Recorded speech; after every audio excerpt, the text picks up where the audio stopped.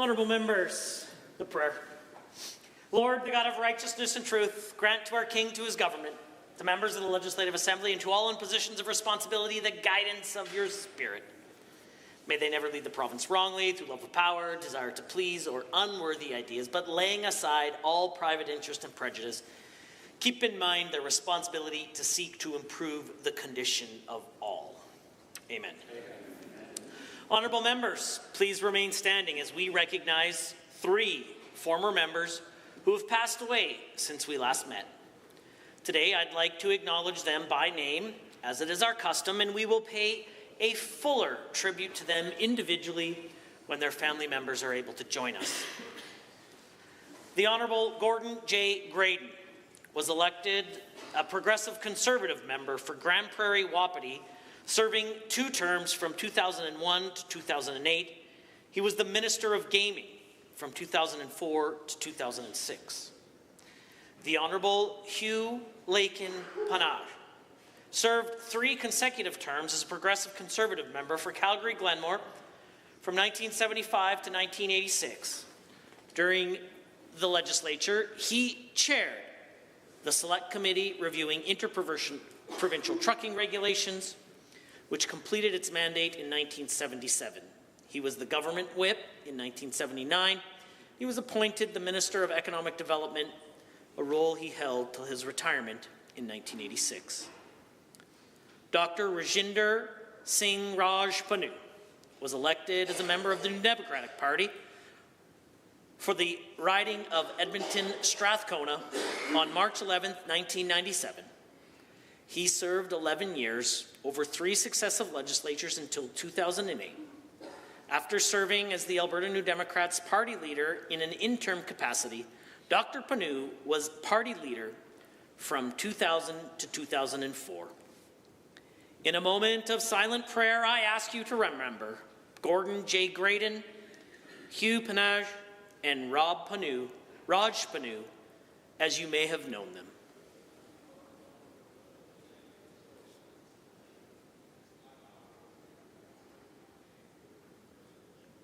Rest eternal, grant unto him, O Lord, and let light perpetual shine upon them. Amen. Honourable members, it being the first sitting day of the week, we will now be led in the singing of our national anthem by Mr. Sidney Manning. I invite you to participate in the language of your choice. O Canada, our home and native land, true patriot love in all of us command. With glowing hearts we see thee rise, the true north, strong and free. From far and wide, O Canada, we stand on guard for thee. God keep our land glorious and free. O Canada, we stand on guard for thee.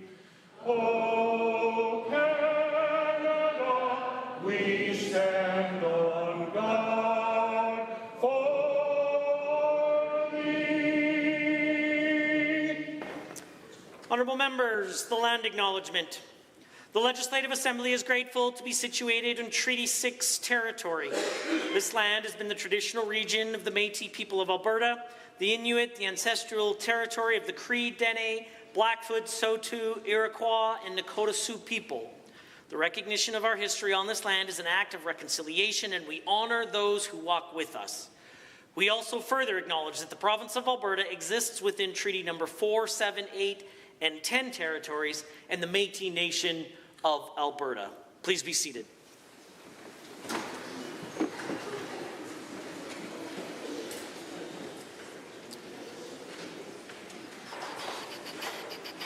Honourable members, I now invite the Honourable Leader of the Official Opposition to proceed to the main chamber doors.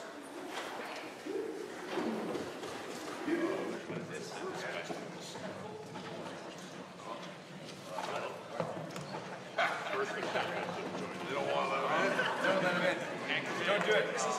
Recount. Recount.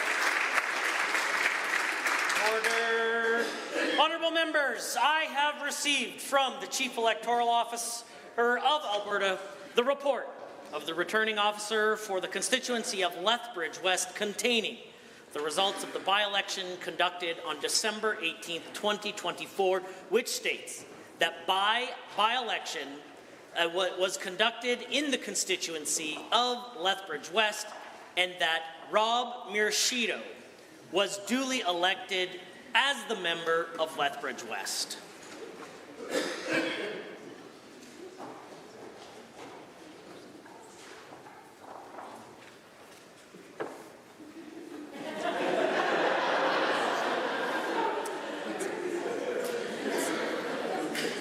It's okay, it's your first day.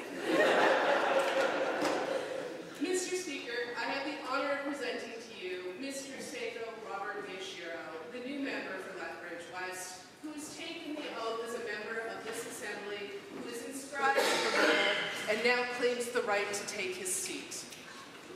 Let the Honourable Member for Lethbridge West take his seat.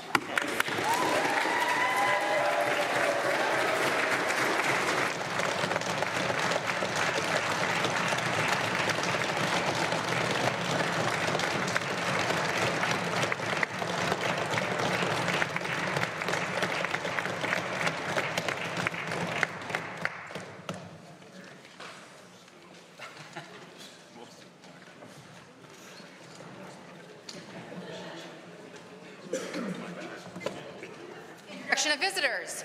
Introduction of guests. The Honourable the Minister of Service Alberta and Red Tape Reduction has a school group, I believe.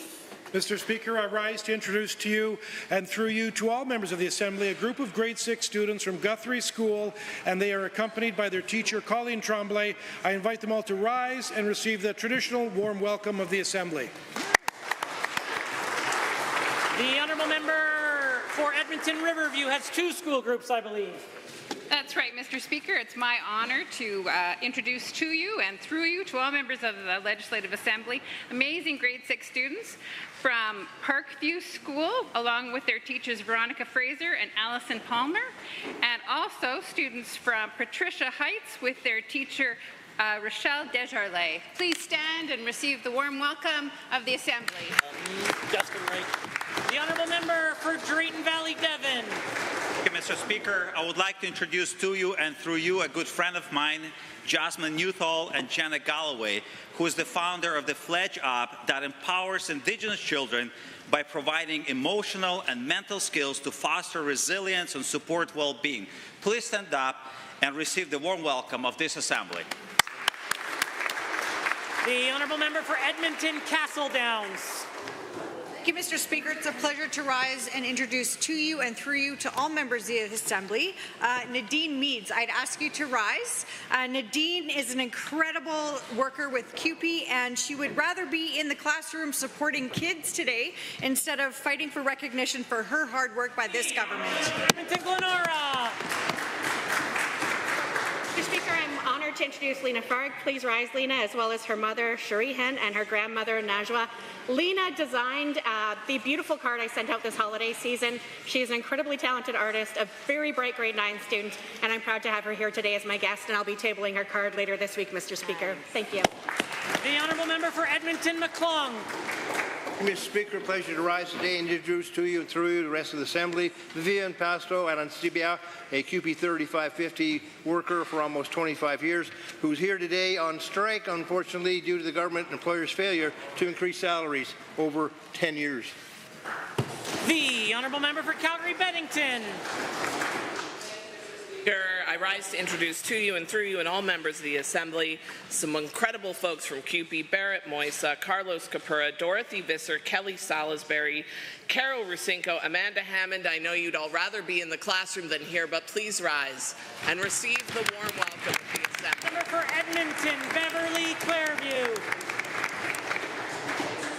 I rise to introduce to you and through you some fabulous constituents and hardworking, deserving educational support staff from QP 3550 who are with us today. Marjorie Marshall, Catherine Speed, and Deanne Ruel. If they could please stand and receive the traditional warm welcome of this House. The Honourable Member for Edmonton, West Henday. Thank you, Mr. Speaker. I rise today to introduce a wonderful QP 3550 member from the great riding of Edmonton West Henday, Wafa Suadi. Please rise and accept the warm welcome of this Assembly. Thank you. The Honourable Member for Edmonton Meadows. Mr. Speaker, it's my pleasure to introduce to you and through you to this Assembly the two incredible individuals and essential workers who are also representing Local 355, Heather Jones and Andrea Americano. I ask please rise and receive traditional warm welcome. The Honourable Member for Edmonton Highlands Norwood. Speaker, I'd like to introduce Teal Littlejohn. She is a fabulous constituent of mine and member of QP Local 3550. Along with many other members, she is fighting for the respect and fair wages that they all deserve. So please rise and receive the warm welcome of the House. The Honourable Member for Edmonton City Centre. Thank you, Mr. Speaker. It's my pleasure to introduce to you and through you my constituent Ella Henry, House Counsel with Canadian Union of Public Employees here in Edmonton. She's here today in support of educational support workers who are fighting for this government to recognize their hard work with a fair wage. Ella, please rise and receive the warm welcome. The Honourable Member for Edmonton Ellerslie. Mr. Speaker, it is an absolute honor for me to introduce Mandy Dibas. She is one of the other members of QP Local 3550, and she's here to express her desire to be treated with respect and get the pay that she deserves from this government. Thank you very much. Please rise and give the warm welcome. The Honourable Minister of Indigenous Relations. It's my pleasure to introduce to you and through you good friends of mine, Stephanie Eagletail and Natalie Poissant. Stephanie is Distinguished Indigenous Designer of Diane and Cree heritage from Tsuut'ina Nation and Saddle Lake Cree Nation. Stephanie infuses her heart and soul into her unique custom-made pieces, each reflecting her identity and serving as a form of intergenerational healing. Please rise and receive the warm welcome of the Assembly. The Honourable Member for Edmonton Goldbar. Thank you, Mr. Speaker. I'm pleased to rise and introduce to you and through you two constituents of mine and also members of QP Local 3550 who are here to fight for fair wages. They would also rather be in the classroom than fighting this government, but I'd like to ask them to rise as I introduce them. Would Karen Shadewasser and Jolene Warlock. The Honourable Member for Edmonton Riverview. The Honourable Member for Cardston Tabor. That too. Mr. Speaker, it's a pleasure to be able to stand and rise and introduce two friends of mine, Jeff and Angie Nelson from my constituency from Sterling. Please rise and receive the warm welcome of this Assembly. The Honourable Member for Edmonton Whitemud. Speaker, she's already been introduced, but I'd like to ask Marjorie Marshall to rise and receive the warm welcome of the House. Not only is she a member of QP 350, but she's also an EA at my kids' school, and they miss her as much as she misses them. Ministerial statements. Member statements. The Honourable Member for Edmonton City Centre has a statement to make. Power tends to corrupt, and absolute power corrupts absolutely. So said British politician Lord Acton. And it seems this government's intent on proving him right, as the Premier's pursuit of absolute power over every aspect of our healthcare system has brought us to the corrupt care scandal.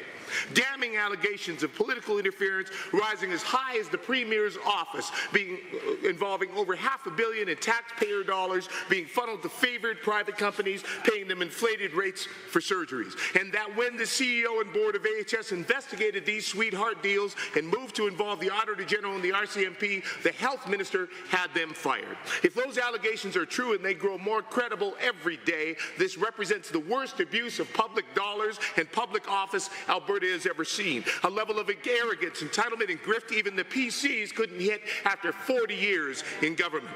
Now, the Premier claims she's innocent. She swears she doesn't know a thing. It's all the fault, she says, of those crafty bureaucrats at AHS. Well, she can try to point the finger, she can try to pick a fight, but we all know where the buck stops in the corrupt care show tonight. Let's be absolutely clear. This Premier, this government has run through 4 CEOs, 4 full boards of AHS, hiring, firing, and hiring again.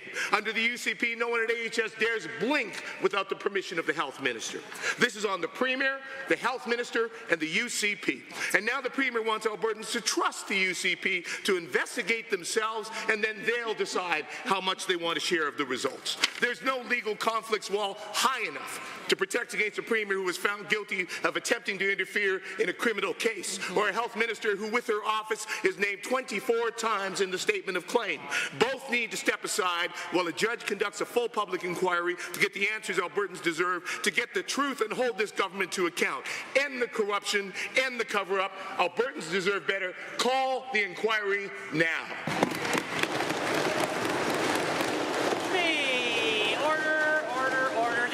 For Chestermere Strathmore has the call. Thank you, Mr. Speaker. Regularly, Albertans and Canadians are reminded of the sad tragedy of addiction on city streets and in family homes. Addiction is a captivating disease that takes over an individual, often at the expense of jobs, relationships, health, and in the most devastating cases, even their life.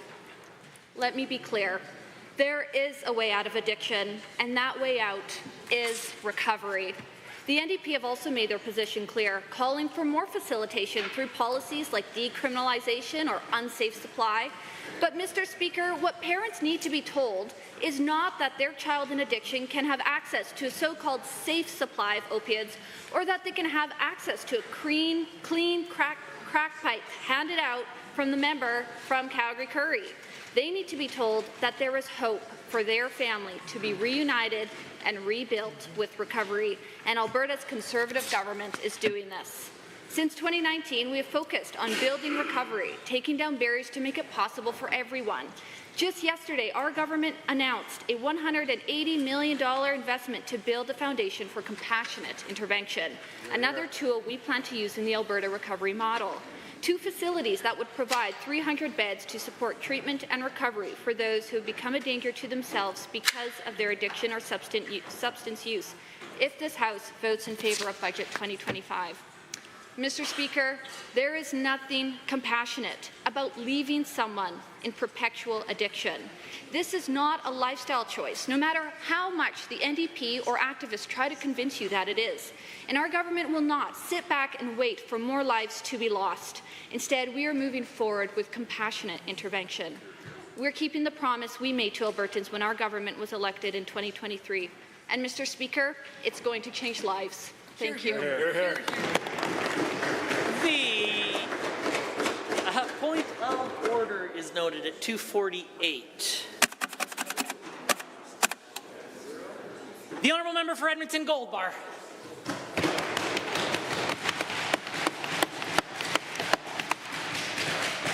Imagine a world where government picks the leadership of an organization under its purview and then blames that same leader when faced with a corruption scandal. That's today's Alberta, and that's the corrupt care scandal. It's unethical, it's incompetent, and it's the kind of corruption that Albertans hate. So many Albertans are left asking one question: how did we get here?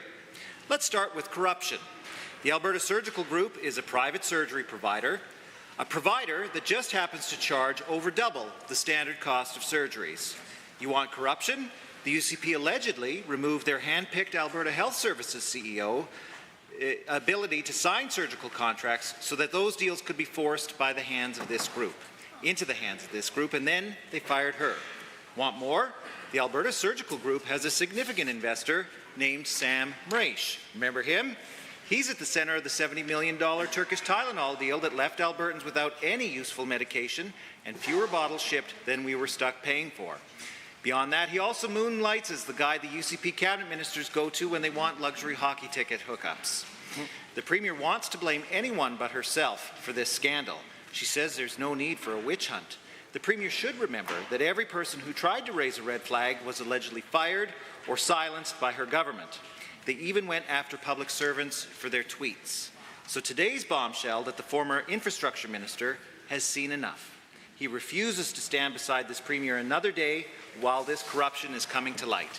He said, quote, "I'm not going to stand by and see potential corruption exist within government and be a part of that," end quote. Every single cabinet minister should be asking themselves what they knew and what they're going to do about it now. Because Albertans deserve answers, they deserve ethical, competent government, and they're not getting it from the UCP.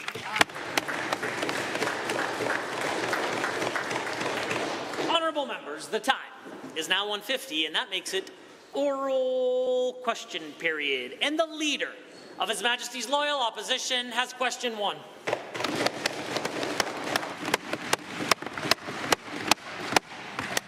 Mr. Speaker, Albertans deserve ethical, competent government, but instead we've had weeks of media coverage, concern and speculation about massive corruption. It's so bad that today the infrastructure minister has now resigned. The Premier and her health minister are facing allegations that there was political interference, that they gave UCP insiders bloated contracts that cost Albertans hundreds of millions of dollars.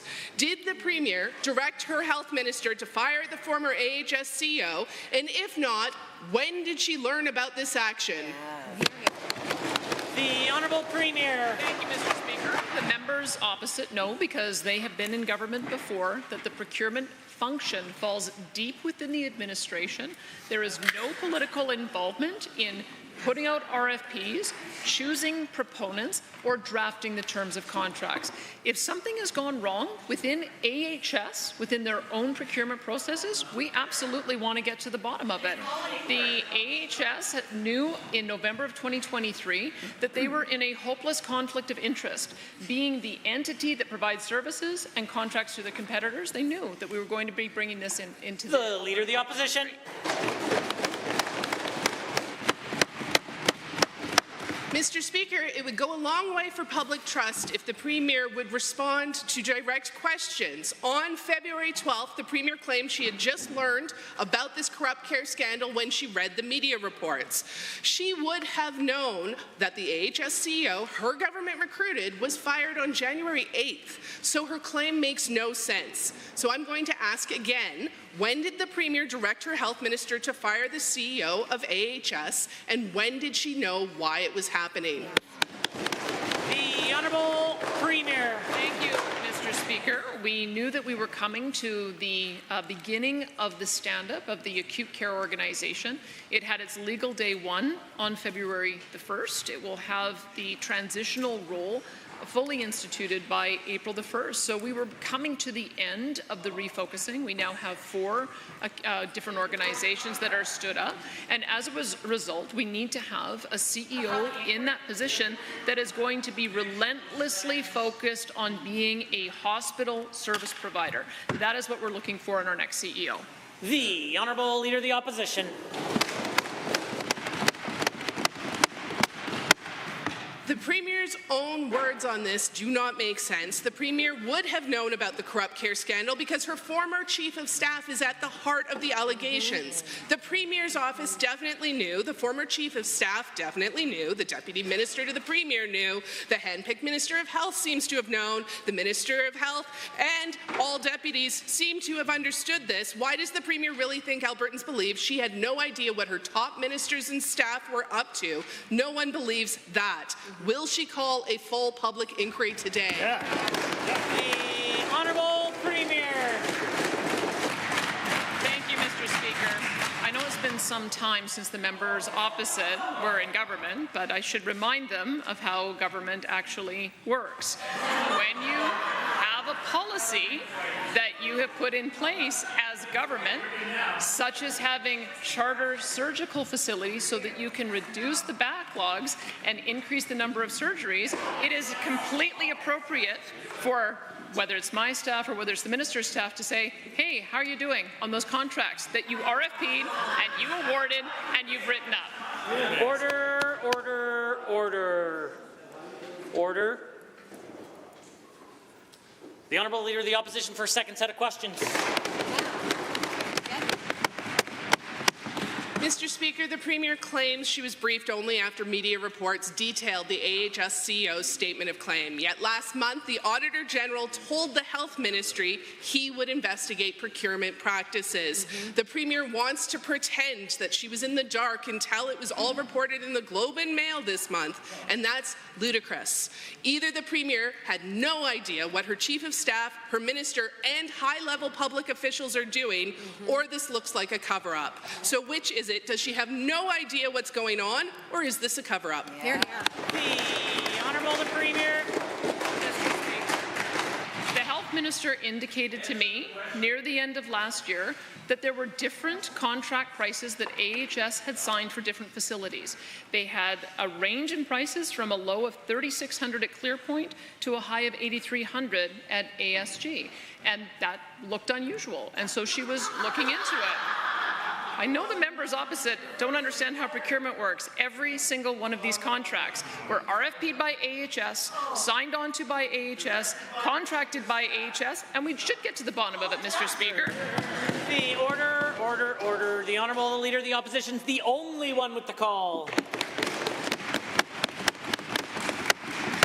Mr. Speaker, what looks unusual is a Premier claiming to have no idea what's going on in her own government. And the government needs to stop misleading Albertans about this. When the Auditor General started investigating the largest ministry in government about unethical procurement practices worth hundreds of millions of dollars, the Premier, any Premier, including this Premier, would have known about it. So why did the Premier say on February 12th, nearly 2 full weeks after the Auditor General's notice of investigation, that she learned about it in the media? No one's buying it. Yeah. The Honourable the Premier.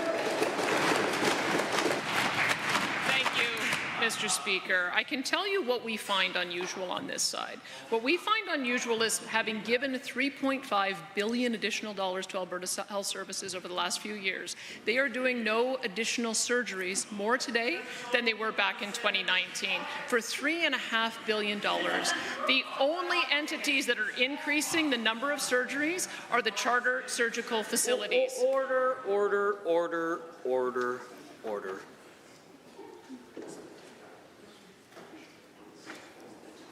The Premier. So, Mr. Speaker, we have to look into whether or not AHS was trying to frustrate government policy by standing in the way of clear direction to contract out to charter surgical facilities, or if there was something wrong with the procurement, and that's what we're going to do. The Honourable Leader of the Official Opposition. Mr. Speaker, the Premier said on February 12th that she knew her Minister of Health had been prodding AHS for information for 8 months. The Premier claims she had no awareness of the scandal, despite her Chief of Staff being alleged to be at the very centre of it, despite the Health Minister asking questions, despite the Premier herself sitting in playoff box seats. I wonder how much that cost. Despite the Auditor General's investigation into procurement practices at AHS, at a certain point, the Premier's claim of total ignorance is either a cover-up or ignorance. How could the Premier, who is doing their job, be in this position? Here, here. The Honourable Premier. Mr. Speaker, the members opposite now understand why we need to have more direct line of sight into what's going on at Alberta Health Services and how they're spending their money.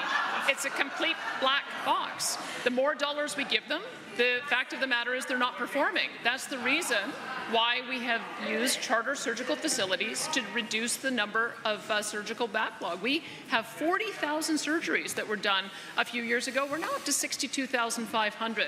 And we're going to keep on using charter surgical facilities because it is the only thing that is reducing the backlogs. It is the way we are going to get good quality care for the citizens of Alberta. Right, here, here. The Honourable Leader of the Official Opposition for a third set of questions. Facilities that cost more and do less. Now, the Premier's hand-picked infrastructure minister recently stated in a confirmed memo that the health minister should be reassigned while this matter is investigated. Albertans deserve to know precisely when Cabinet had this discussion, who else in Cabinet agrees that the Minister of Health should step aside while investigations take place, something that is completely normal. Now, the same minister has quit. Not normal. Will the Premier table this memo? Will she answer today why she refuses to fire her health minister? And what is she worried a new health minister will find? The Honourable Premier. Thank you, Mr. Speaker. The decision to contract to charter first surgical centres was made under the previous administration, under two previous different health ministers. One of the RFPs went out to bid under a health minister from 2 years ago in 2021. The others went out to RFP in October of 2022, before this health minister was in place. If there is a problem with procurement, it is a problem internal to AHS. This health minister is trying to get to the bottom of it. If there are any problems, we are going to correct them, and we're going to make sure that we continue to give the best care to Albertans. The order, the Honourable Leader of the Opposition.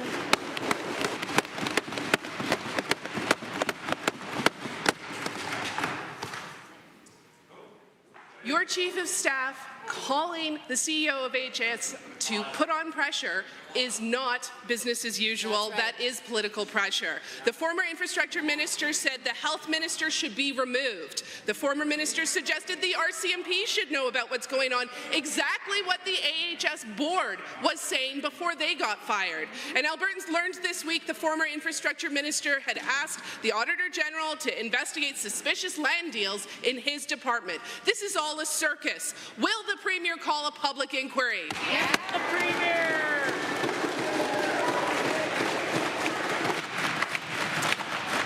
Thank you, Mr. Speaker. I am happy to be fully transparent about the costs. AHS, according to the Canadian Institute for Health Information, charges $10,500 for a hip replacement. At ASG, it was $8,300. At a new negotiation AHS did for Enoch, $6,300. ASG, the new one, $7,400. Clearpoint, $3,600. ASG for Red Deer and Lethbridge, $6,950. So, Mr. Speaker, the highest cost provider is Alberta Health Services. That's what we've got to investigate. The Honourable Leader of the Opposition.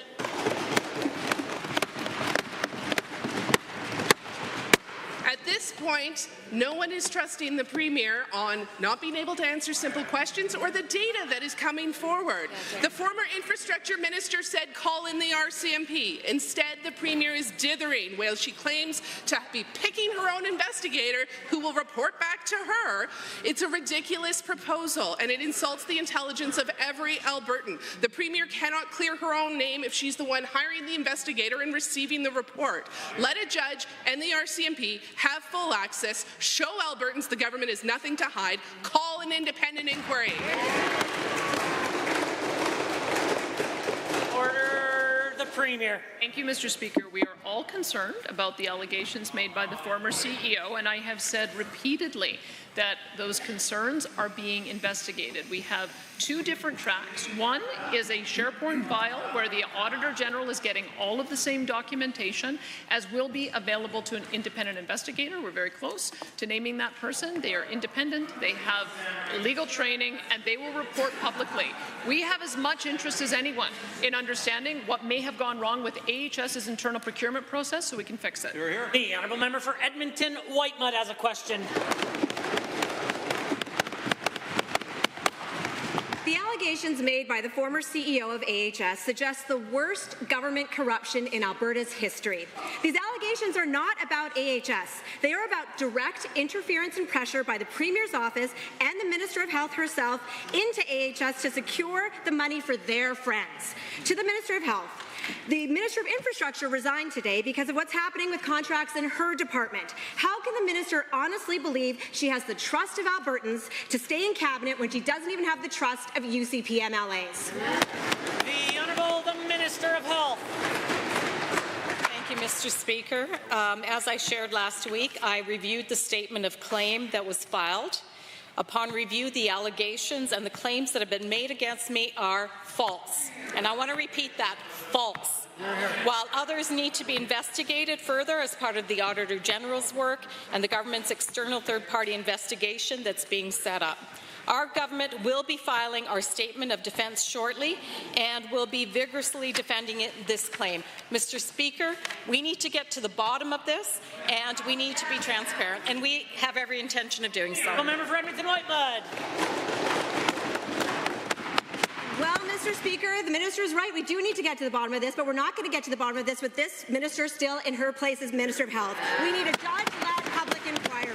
There's never been a government more heavy-handed in AHS than this one. They fired the CEO 4 times, replaced the board twice, tore it apart, created chaos. Not only are the UCP's handprints all over AHS, but now Albertans hear their thumb is on the scale too, but only for their friends and not for Albertans. The minister needs to come clean. The Premier claims she only learned of these allegations in the media, but she knew enough to fire the board a week earlier. So when did the minister actually tell the Premier about the allegations? The Honourable the Minister of Health has risen. Mr. Speaker, this matter is before the courts, and the government statement of defence will be filed shortly. However, let me reiterate in the House that what I've already shared. Since learning of potential concerns with chartered surgical facility procurement, I repeatedly ask AHS for documentation to substantiate those claims, Mr. Speaker. My understanding is that people are innocent unless proven guilty. It was extremely concerning to me that no substantive information was provided to me. And, Mr. Speaker, we're going to get down to the bottom of it. The Honourable Member. The minister just proved why she must be removed from cabinet. Staying in cabinet while refusing to answer questions in this House because she is the subject of the court allegations, that sure seems like a deliberate attempt to cover up what has happened from Albertans. Every single UCP MLA should know that their reputation is now forever tied to that minister. So let's answer some questions in this House, Minister. When she sent her DM to fire the former CEO of AHS, did she do it because the board refused to? And is that the reason why the minister then asked the Premier to fire the board? Time to come clean, Minister.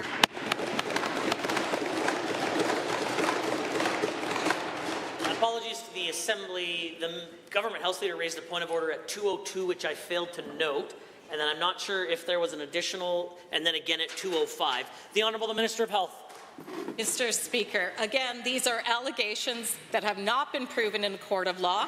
We will be defending against them vigorously, and I can mean vigorously. And I want to share with this group the fact that since I took office, and I want to remind everybody, it was only in June of 2023 that I took office, all of these contracts are pre-me. But again, Mr. Speaker, I want to notify to everyone that I had to submit 18 directives to AHS to get information and cooperation. Order, order, order. The Honourable Member for Calgary, Buller McCall. Mr. Speaker, the UCP cabinet is clearly divided on the allegations of corruption and inflated healthcare contracts. The former Minister of Infrastructure wrote a memo to his cabinet colleagues calling for the health minister to be reassigned. The former minister also called on the Premier to turn any information over that is in criminal nature to the RCMP. And with no action from this Premier, the minister has stepped down. It is clear the Premier didn't take her minister's advice and pass on any information to the RCMP. Question is pretty simple. Why not, Premier? The Honourable the Minister of Justice and the Keeper of the Great Seal of Alberta. Well, thank you very much, Mr. Speaker. As we have said time and again on this side of the Assembly, we want to assure all Albertans that the Premier and this government is taking this, in fact, very seriously. We have committed to our entire support for working with the Auditor General to make sure that he and his office have everything that they need to conduct a thorough analysis. We've also committed to supporting an independent third-party investigation to get to the bottom of this, Mr. Speaker. We will find out the problem and we will deal with it. The Honourable Member for Calgary, Buller McCall. Given that the Premier has not called in the RCMP, and given that this corrupt care scandal is so serious that the former Minister of Infrastructure resigned in disgust, Why did the Premier ignore her cabinet minister's advice who was demanding transparency? And will she appoint a new minister today that will be as transparent about this corruption as the former Minister of Infrastructure? The Honourable Minister of Justice. Mr. Speaker, once again, the Premier has been abundantly clear. We are working with and supporting the Auditor General, and we've even gone so far as the Premier asking for an expedited review and providing everything that Auditor General's office needs to conduct a thorough investigation. We will be supporting an independent third-party investigation as well. All of the answers that this Assembly deserves to know about will come clear in short order, and we will act on it, and we will fix whatever problems we identify. The Honourable Member. Given the former Minister of Infrastructure recommended an RCMP investigation into the corrupt care and the allegations of corruption, and given the former AHS CEO, on the advice of AHS board, was going to turn in the evidence they found of corruption and political interference, and given that the AHS CEO and the entire board was then terminated by this UCP government, will the new Minister of Infrastructure commit to same transparency as the predecessor and turn all problematic contracts over to the Auditor General and the RCMP? The Honourable Minister of Justice. Thank you very much, Mr. Speaker. All members on this side of the Assembly will commit to accountability and transparency. The Honourable Member needs to take yes for an answer. This is the third time I will say it. We are in full support of the Auditor General's investigation. We are in full support of a third-party independent investigation. We do not direct any police organization to do anything, Mr. Speaker. We'll certainly comply with any and all investigations. We will work to fix the problem, and we will ensure that transparency and accountability are foremost in this. The Honourable Member for Grand Prairie has a question to ask. Well, thank you, Mr. Speaker. Every day, families from across Alberta and Canada are painfully dealing with loved ones suffering from the disease of addiction. Too many parents are at a loss for how to help their children who have gone down this destructive path and are now trapped in the deadly disease of addiction. We know addiction not only ruins lives, but it can also end them. To the Minister of Mental Health and Addiction, what is Alberta government doing to support those suffering with addiction? The Honourable Minister of Mental Health and Addiction. Well, thank you, Mr. Speaker, for the question to that member.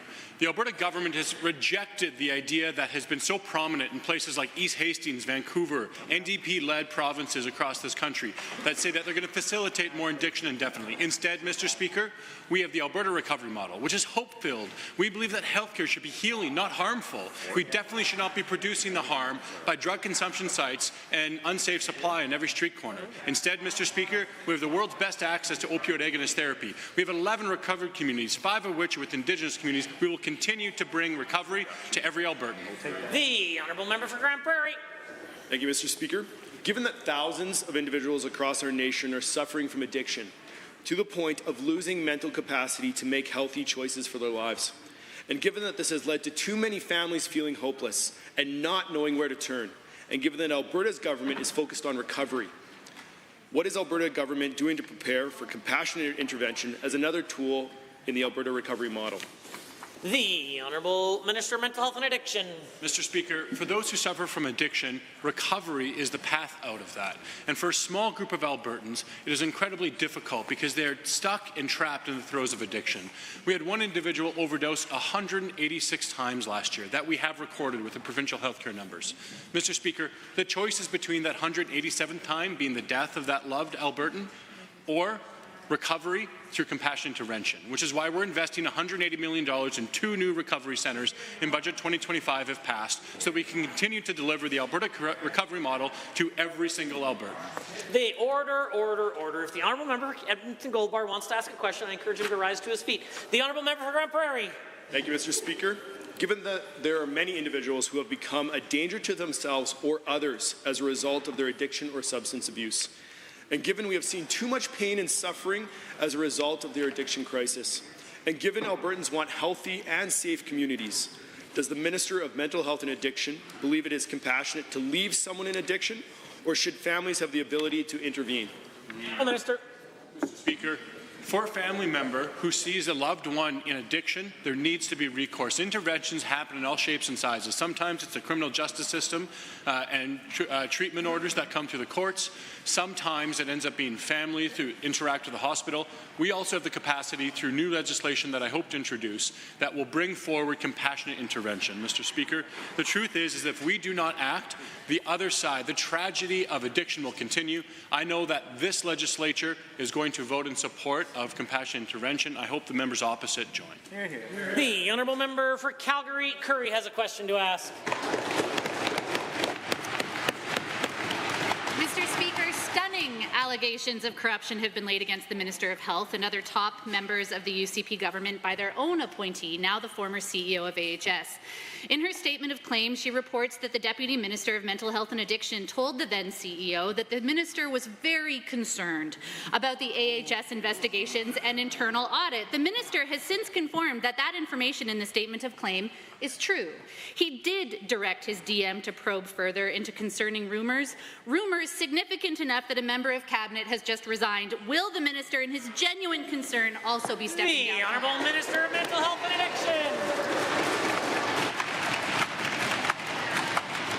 Mr. Speaker, as I've made clear in the public over the last number of days, when I heard rumors that there may be misuse of public funds, the Honourable Minister. Mr. Speaker, as I said in the public over the last number of days, when I heard rumors that there may be misuse of public funds, I did what every minister in this House would have done, which is speak to their officials to see if it was substantive. No substantive evidence was brought back to me around allegations, and so I passed on my concerns to the minister responsible. And I can tell you that minister and the Premier have been abundantly clear. There will be cooperation, complete cooperation with the Office of Auditor General. There will be an independent review, and we take this seriously, Mr. Speaker. Order. The Honourable Member for Calgary Curry. Given that mental health and addiction have opened 3 recovery communities, all operated by private providers, and given that just yesterday the minister announced $180 million in capital contracts, and given that the Premier's former Chief of Staff, also named in the statement of claim multiple times, has been intimately involved and intertwined in the Alberta recovery model, why should Albertans believe that this ministry is not included in the corrupt care scandal? Was the minister only concerned out of self-interest that his own ministry would be implicated? The Honourable Minister of Mental Health and Addiction. Mr. Speaker, yesterday we announced $180 million for compassionate intervention facilities, and I'm happy and proud that we did because this government ran on a mandate to bring forward compassionate intervention, to say that those who are most in the throes of addiction deserve an opportunity at recovery, because recovery is not only possible, it is likely when you provide the opportunity, Mr. Speaker, and I will not be distracted from the laser focus that we have on making sure we deliver exactly what Albertans expect from the election mandate that we received for compassionate intervention and the Alberta recovery model. Do members opposite agree? Will the member opposite agree that compassionate intervention will save lives, that it's necessary, that the public addiction crisis is getting worse and worse? Order. A point of order is noted at 2:17. The Honourable Member for Calgary Curry has the call.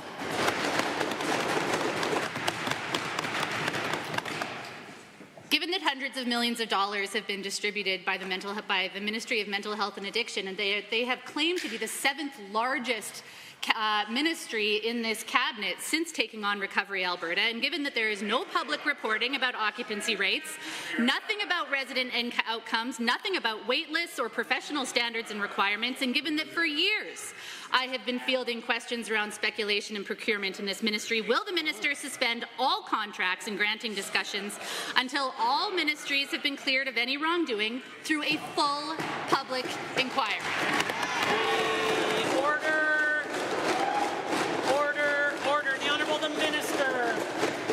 Mr. Speaker, the independent civil service operated all of the procurement that has gone on, and ever since I've been minister, I've been abundantly clear we must continue to be above board. Mr. Speaker, the Premier and the Minister of Health have been abundantly clear that there will be an independent review that will be named soon that will comply with the Office of the Auditor General, who answers to this body, not to government. And Mr. Speaker, yes, we invested $180 million in compassionate intervention. Will the members opposite agree that compassionate intervention is the only path forward to care for those in addiction?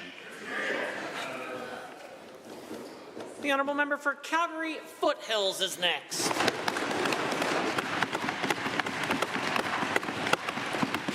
Mr. Speaker, when questioned about accepting playoff hockey tickets, the Finance Minister told Albertans to review his ethics disclosure, a disclosure that has not yet been reviewed or made public.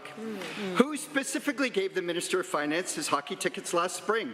And was the Minister aware the company providing the hockey tickets was securing hundreds of millions in bloated contracts for chartered surgical facilities, as well as fleecing the government for tens of millions in Turkish Tylenol that was never delivered? Hear, hear.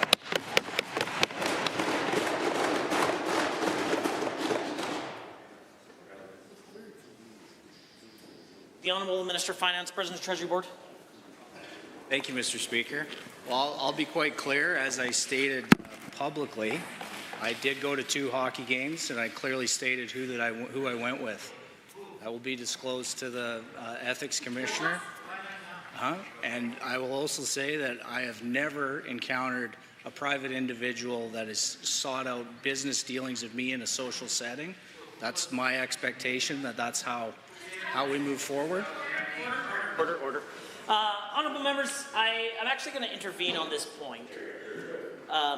It is important to note, and on a number of occasions, the Speaker has intervened on matters that are before the Ethics Commissioner.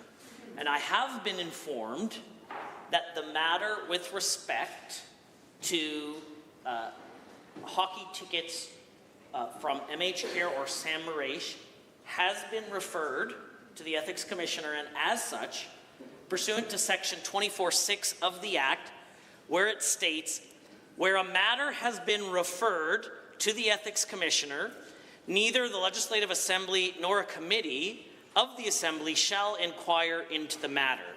Specifically, I reference the ruling from Speaker Kowalski on March 8, 2007, and on December 2nd, 2022, where Speaker Swazdeski on November 20th, 2014, and in 2013, referred to matters that had been referred to the Ethics Commissioner. I have received notice from the Ethics Commissioner that this matter has been referred to him, and as such, questions specifically referring to this matter will not be for the Assembly to consider. If the Honourable Member for Calgary Foothills has a second question, he's welcome to ask it. I can't imagine a scenario where the Leader of the Opposition would be on her feet. Under 13 sub 2. Yeah, we'll hear a point of order at the end of the question period. The Honourable Member for Calgary Foothills, if he has another question.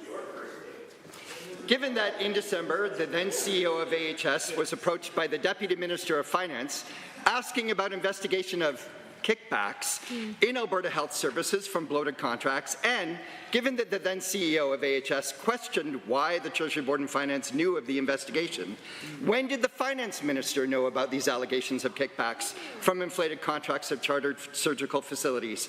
And who else in his ministry knew of these allegations? The Honourable Minister of Finance. Mr. Speaker, not my ministry, the department. I have spoken to my Deputy Minister about this. She sought out the then CEO in a social setting requesting more information. It's my understanding none was given. When I asked her about this, she had heard through the civil service that there was an internal investigation in AHS. She sought out more information. None was given, and it was not brought to me. The Honourable Member for Calgary Foothills. So given that the Minister of Finance and President of Treasury Board is responsible for the budget of this province and the stewardship of the hard-earned taxes paid by Albertans, and given that the Deputy Minister of Finance was concerned about kickbacks with Alberta Health, does the Finance Minister agree that rumours of kickbacks without investigation would constitute a cover-up? And why, upon hearing of allegations of kickbacks, did the Finance Minister not immediately notify the Auditor General or the RCMP? The Honourable Minister of Finance, the President of Treasury Board. Come on, Mr. Speaker. Listen to the answer, pal. I was not informed. I was not informed. Let's be completely clear about this. Allegations, rumor. So I do take this job very seriously. Nobody wants to stretch public dollars further than myself. That's why I'm supporting the 2 paths of investigation. Let's shine light on this. Let's see if there's any impropriety, and then let's act appropriately. That's what I support. I welcome it, frankly. The order, the honourable member for Lloydminster Wainwright. Organizations across our province provide incredible services to meet the needs of members and industries in their communities. In my constituency, this includes supportive services for seniors, schools, and our agricultural sector. Can the Minister of Arts, Culture and Status of Women please tell the House how is our government creating more support for Albertan organizations that contribute to the well-being of our communities? The Honourable the Minister of Arts, Culture and the Status of Women. Well, thank you, Mr. Speaker, and thank you to the member for the question. Our government invests in Alberta's communities with new programs, program enhancements, community events and services for Albertans through our Community Facility Enhancement Program, CFEP, and the Community Initiative Program, CIP. These grants support hundreds of projects that improve the lives of Albertan families. This year, I was pleased to provide over $115,000 to Clandonald Agricultural Society for their multi-use arena and sport facility, and over $24,000 to Vermilion Elementary School for updating signage to be more visible and engaging in their community. Member for Vermilion, Lloydminster Wainwright. Thank you, Mr. Speaker. Given that the government understands the significant role our local services contribute to strengthening our communities in targeted fields, and further given that the Community Facility Enhancement Program has supported hundreds of projects in the past, enabling these organizations to expand their reach and better serve more members and industries in our communities, could the Minister tell the House and my constituents how the CFIP funding has made positive impact in the constituency of Vermilion, Lloydminster Wainwright? The Honourable Minister of Arts and Culture. Thank you, Mr. Speaker. Our government proudly supports nonprofits to lift community spirits, support local economies, and build an even stronger Alberta. Just this year, we provided the Vermilion, Lloydminster Wainwright constituency over $1.7 million in CFEP funding for nonprofits in their communities. Our $1 million grant to the Lloydminster Catholic School creates an outdoor recreation space for children and youth in athletics programs benefiting over 20,000 individuals. We also awarded Wainwright Museum $112,000 to ensure continued delivery of historic and cultural experiences, and $30,000 for the Vermilion Community Playground to add a safe and vibrant space for families in their community. The Honourable Member.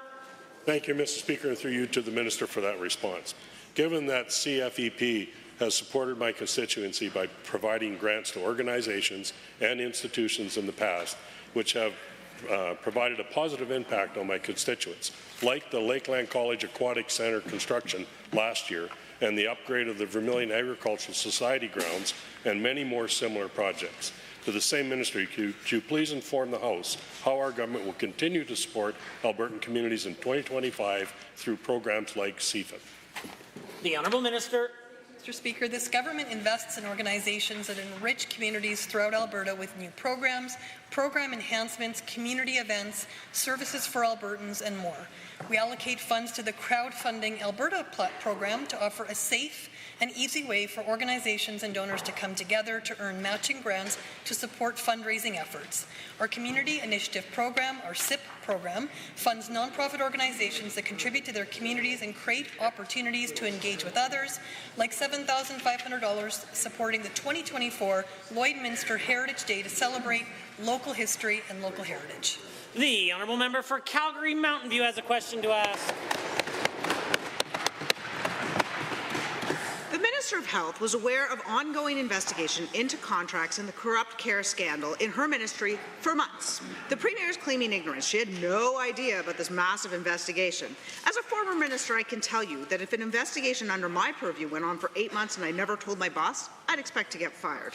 It raises some big questions. Who knew what and when? I would imagine the chief government lawyer would be looped in. So my question is for the Minister of Justice. What did you know about the investigation, and when did you know it? The Honourable the Minister of Justice. Mr. Speaker, thank you for the question. The information came to me like it came to everyone else. I was not advised by anybody. I learned about it. The moment that we did, we met as a cabinet, we met as a caucus, we discussed the strategies going forward. We confirmed that we would work with all of the bodies, the legislative body of this Assembly, the Auditor General, and the Premier has made it very clear that she would support that in every way. In fact, wrote to the Auditor General to ask that it be expedited, and I think that sells volumes. The Honourable Member for Calgary Mountain View. Given that an investigation into government contracts alleged to be inflated would be something that would raise serious legal questions, and given that any termination, let alone a high-profile one, of someone actively investigating allegedly dubious contracts would undoubtedly involve significant legal questions and advice, surely the Minister of Justice would have had some knowledge of what was occurring. So I'll ask again, this time for specifics. What did the Minister of Justice know about the investigation at AHS, and when did he know it? The Honourable Minister of Justice. Mr. Speaker, once again, the investigation was done by AHS. It was not communicated to me at any point in time until after we learned about it as a caucus and as a cabinet.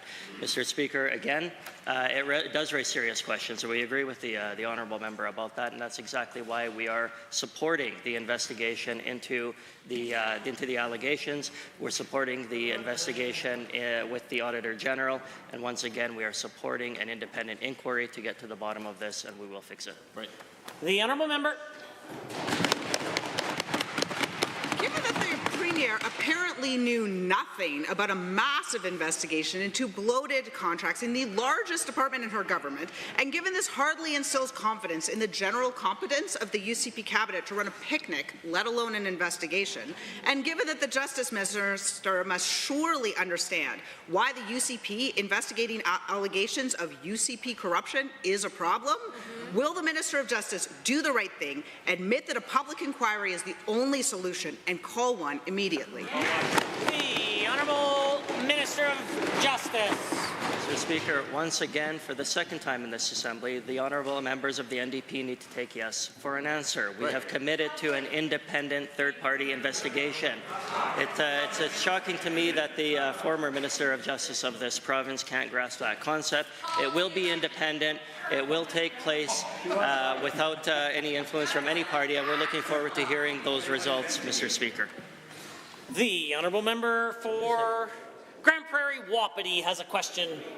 Mr. Speaker, my constituency of Grand Prairie Wapiti is home to many farmers, ranchers, and other value-added businesses that support our agricultural sector. They work hard to put food on our tables, ensuring that Canadians don't face a food security crisis. That's right. Farmers and ranchers are the cornerstone of our province, and we must protect them at all costs. As the United States threatens us with 25% tariffs on all our exports from Canada to their country, could the Minister of Agriculture and Irrigation please explain how these tariffs would affect our agriculture sector?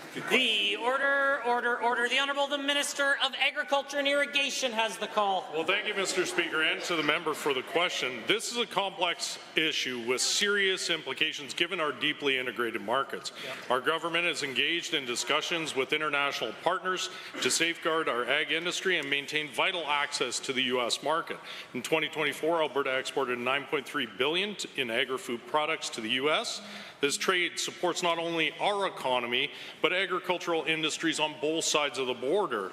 As a result, tariffs would be devastating to Canadian and U.S. agriculture. The U.S. is by far Alberta's most significant trade partner, and this is a relationship that our government is committed to protecting and growing. The Honourable Member for Grand Prairie Wapiti.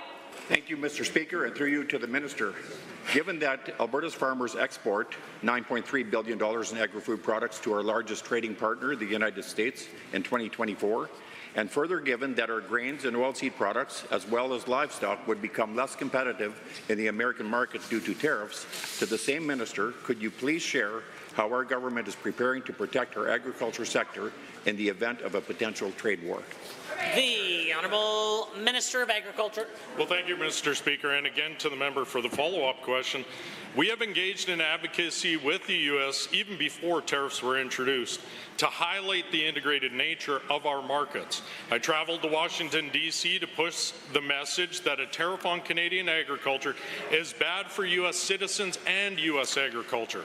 Alberta's government has been working hard to attract investment and diversify our domestic and international markets, and with the support from our 7 international offices, we are expanding markets for our producers.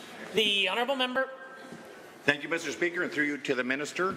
Given that the United States is our largest and longest-standing agri-food trading partner, and further given that the increasing uncertainty due to tariffs and trade barriers under the current administration, could the same minister inform the House of the government's plan to expand and diversify our trade in the agri-food sector? The Minister of Agriculture. Well, thank you, Mr. Speaker. Alberta's government continues to strike new agreements with other countries. We're working with industry to increase access to new countries and countries where we already have free trade agreements in place. We're also working directly with exporters to help them explore new options, prepare to enter new markets, and make connections with new buyers. Finally, we're committed to reducing trade barriers to make our provincial and Canadian markets more resilient. The honourable member for Calgary Edgemont.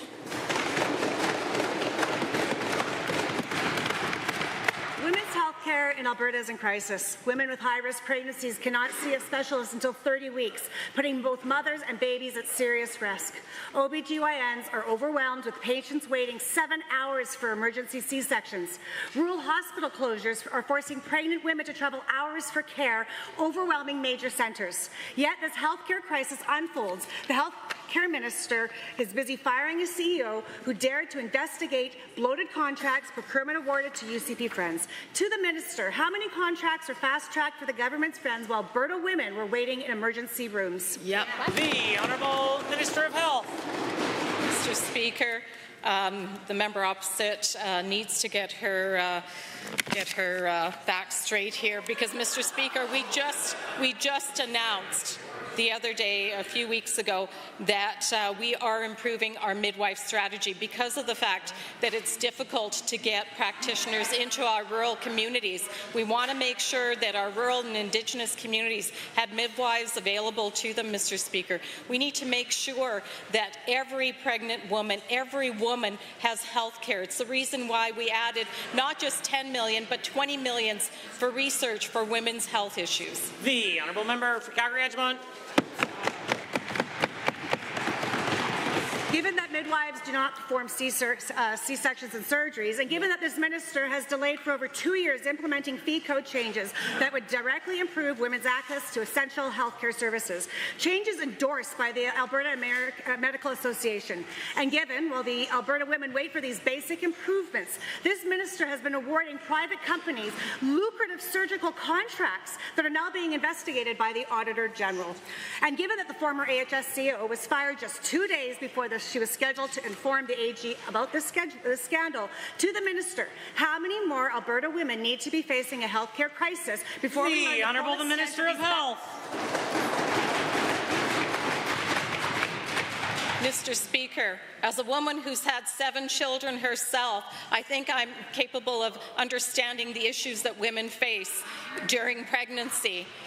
Mr. Speaker, we are working very diligently to make sure that we improve services right across the province, particularly to our rural, remote, including Indigenous communities, where they say they have lack of services. Mr. Speaker, it's the reason why we're upgrading our midwifery program. In fact, Mr. Speaker, we have more midwives now than we've ever had, and we're going to continue to recruit more surgeons as well. The honourable member.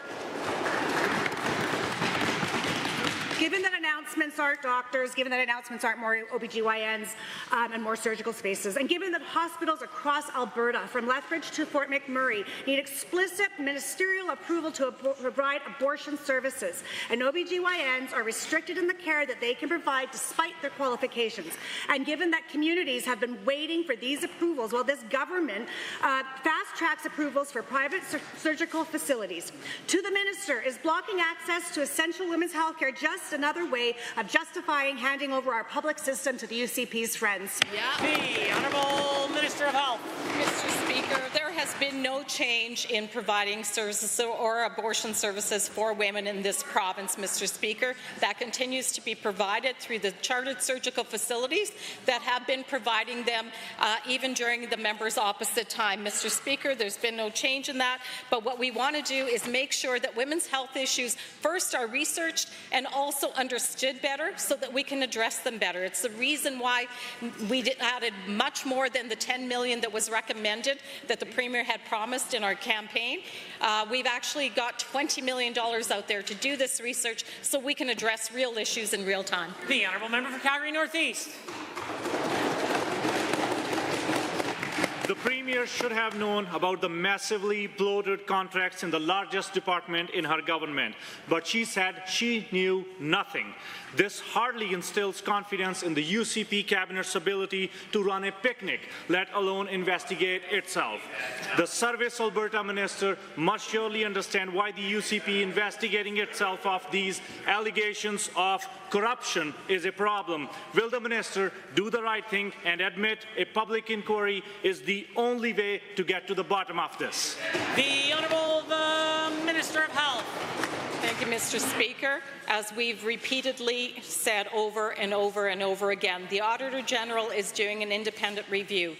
There will be a third-party independent investigation as well. We want to get down to the bottom of this just as much as everyone else does, Mr. Speaker.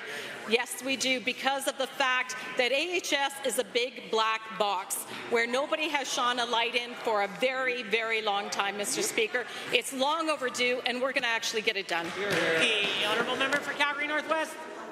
Given that the minister refuses to do what the infrastructure minister has done and called into question these serious allegations, given he must understand that history will not be kind to this government for standing by while the RCMP, the Auditor General and the Ethics Commissioner look into the most serious allegations of corruption this government has ever faced, did the minister ask his own department to review all contracts for the same alleged corruption being spilled into other ministries? The Honourable Minister of Justice. Mr. Speaker, I don't know where the Honourable Member has been for the past question period, but I want to assure all Albertans that we take this incredibly seriously. All of these allegations that have been put forward, we are taking seriously. That is exactly why the Premier has called on the Auditor General to conduct an expedited report. That is why, once again, to the Honourable Member, we are supporting an independent third-party investigation. Take yes for an answer. We agree. The Honourable Member.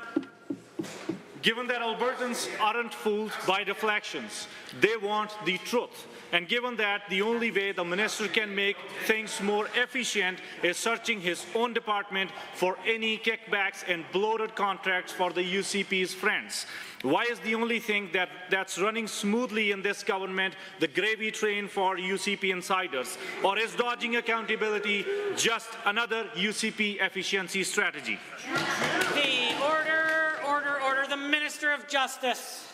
Mr. Speaker, again, the Honourable Member needs to learn how to pivot. When he gets the answer that he's looking for, he needs to be able to ask appropriate questions. We've answered the question time and again, Mr. Speaker. I'll answer it one last time for the Honourable Members on the other side of this House. Yes, we are supporting the Auditor General's investigation. Yes, Mr. Speaker, we are supporting an independent third-party review. And yes, Mr. Speaker, we will find the problems and we will fix it on this side of the House. Thank you. Order. Honourable Members, that concludes the allotted time for oral question period. In 30 seconds or less, we will continue to the remainder of the daily routine.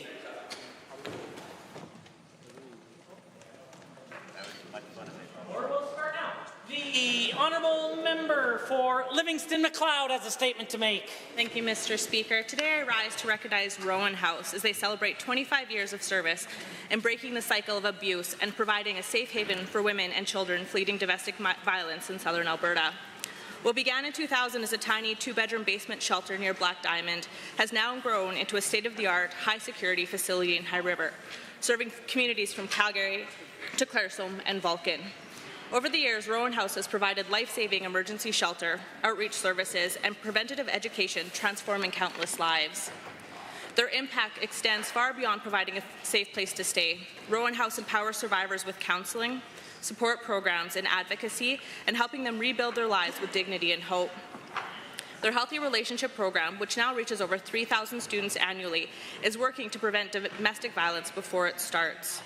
This program plays an essential role in creating a future where families can live free from the fear of violence and teaching young people vital lessons about respect, safety, and kindness.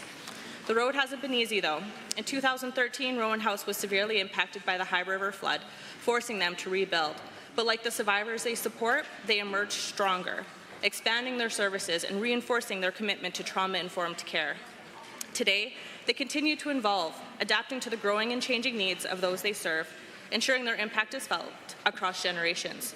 Mr. Speaker, this milestone is a testament to the dedicated staff, volunteers, and community supporters who make Rowan House work possible.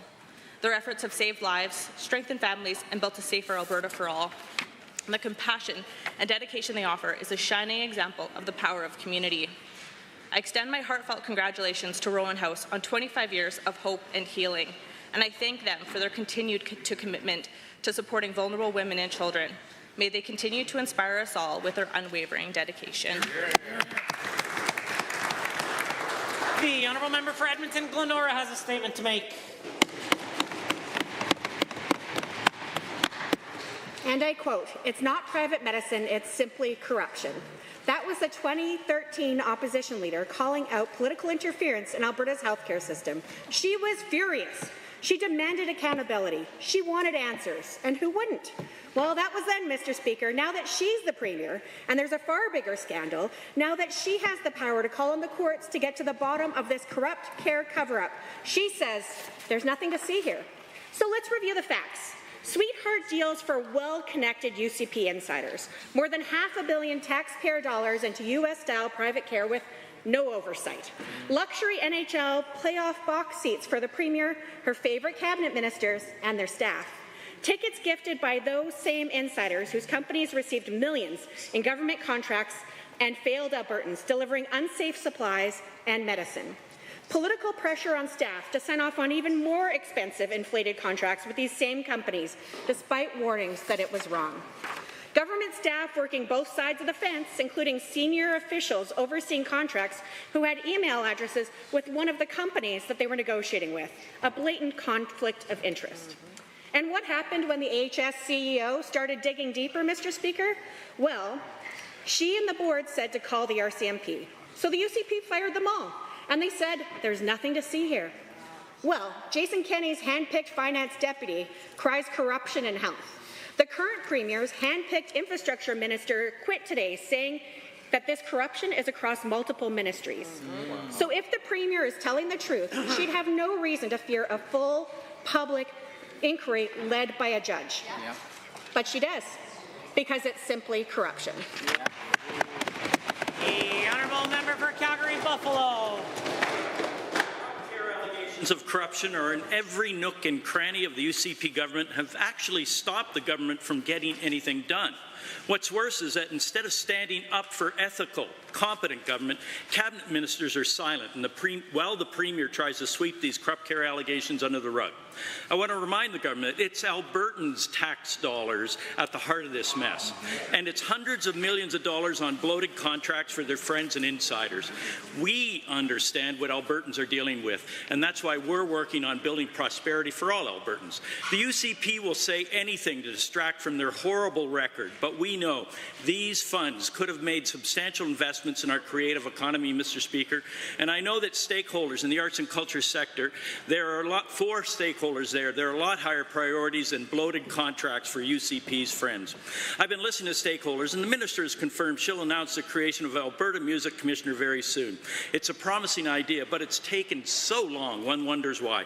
Perhaps it's because the government has failed to invest in the priorities of Albertans, like ensuring diverse arts economy and thriving arts scene.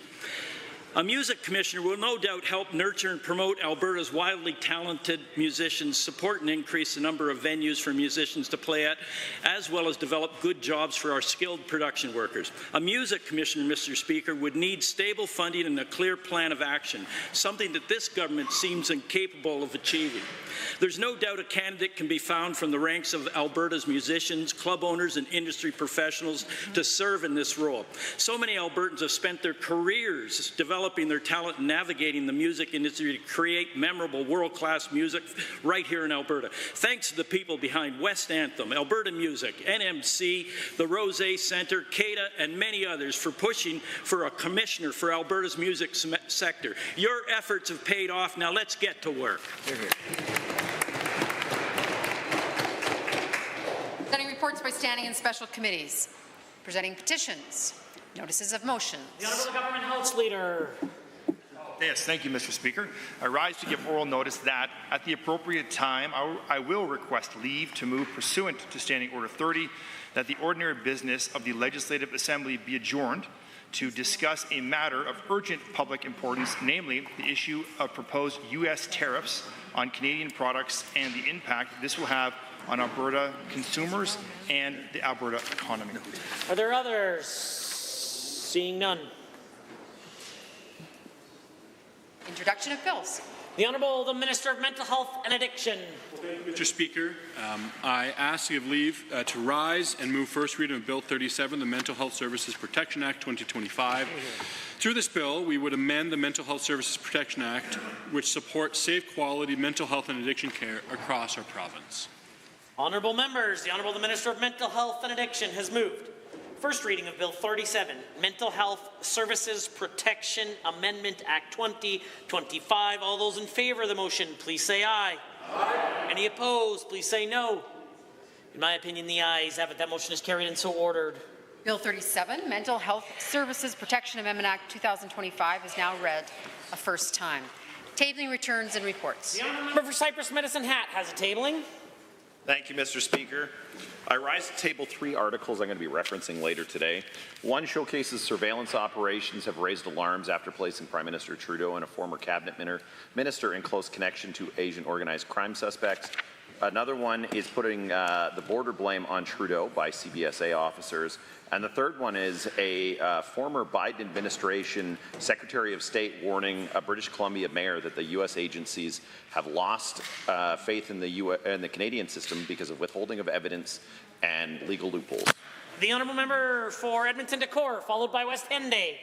Mr. Speaker, I received a ton of emails from educational assistants across the province, and I would like to table a copy from Virginia Hartley, educational assistant who lives in my riding, who has expressed the current situation that educational assistants are facing across the province. Member for Edmonton West Henday. Thank you, Mr. Speaker. I rise to table the requisite copies of an opinion piece in Sherwood Park News by the Minister of Tech and Innovation, where he admitted that his office has been helping O'Leary Ventures and his Wonder Valley AI data center. The Member for Calgary Beddington. Mr. Speaker, I rise to table the requisite number of copies. A letter from an Alberta mom whose dyslexic child isn't able to attend school while the EA can't be present. She calls on this government to properly fund our education system so her child can return to school. There are others. The Honourable Member for St. Albert. 5 copies from the St. Albert Gazette, February 20th, written by Tristan Oram. Town hall attendees want more detail on new disability program. Honourable Member for Edmonton McClung. Thank you, Mr. Speaker. I rise to table today 5 requisite copies of an email I received in my office from Vivian Fasto and Antibia, who is currently taking job action as a result of the government employers' failure to increase their salaries for over 10 years, QP 3550. There are others. Seeing none. I do have a tabling. It's very handy. Honourable members, Member Services, at its January 9th, 2025 meeting of the Special Committee on Member Services directed me as its chair to table the requisite number of copies of the final report of the Members' Compensation Benefits Allowances Subcommittee for the benefit of all members. The report is also available publicly on the Legislative Assembly website. Tablings to the clerk. I wish to advise the Assembly that the following documents were deposited with the Office of the Clerk on behalf of Honourable Minister Lagrange, Minister of Health, pursuant to the Health Professions Act, College of Chiropractors of Alberta 2023-24 Annual Report, College of Registered Psychiatric Nurses of Alberta 2023-24 Annual Report, Alberta College of Paramedics 2023-24 Annual Report, College of Respiratory Therapists of Alberta 2023-24 Annual Report. On behalf of Honourable Mr. Nixon, Minister of Seniors, Community and Social Services, pursuant to the Advocate for Persons with Disabilities Act, Advocate for Persons with Disabilities 2023-24 Annual Report. Honourable Government House Leaders, seeing a number of points of order before the Assembly and the requirement to move to an SO30, perhaps you might entertain the opportunity to extend the daily routine? That is good advice, Mr. Speaker, and I do wish to advise the Assembly that, pursuant to Standing Order 7-8, the daily routine may continue past 3 p.m. Honourable members, we are at points of order, and at 1:48, the official opposition leader and the official opposition House Leader rose on a point of order. Thank you very much, Mr. Speaker. Mr. Speaker, I rise under 23HI and J, as well as House of Commons Procedures and Parliamentary Practice, specifically on page 619. At the time, the member for Chestermere Strathmore was delivering a member statement, and we do not typically call points of order during member statements, Mr. Speaker, but with the benefit of the Blues, I believe you will confirm that the member said, what parents need to be told is not that their child in addiction can have access to so-called safe supply of opioids or have access to a clean crack pipe handed out by the member from Calgary-Curry. Mr. Speaker, this is a disgusting comment, and I would draw all members' attention to Speaker Kowalski's ruling December 1, 2010, where he made comments about points of orders during member statements and needing to use language responsibly. But more specifically, Mr. Speaker, your memo sent days ago, wherein you said, I would like to remind all members of the rules respecting member statements. Although a great deal of latitude is provided to members in what they choose for the content of their statements, member statements may not be used for personal attacks, nor may member statements use language that may cause disruption or disorder. It has also been a tradition that no comments be made by others during these statements. The idea of accusing a member of this Legislative Assembly of handing crack pipes out, something that is demonstrably false, has never taken place, is completely inappropriate, is an insult to this member, should be apologized for and withdrawn with no question, in my opinion. I will say that the member in question did join a street outreach team as part of her job as Shadow Minister for Mental Health and Addiction. Has the Minister ever considered doing the same?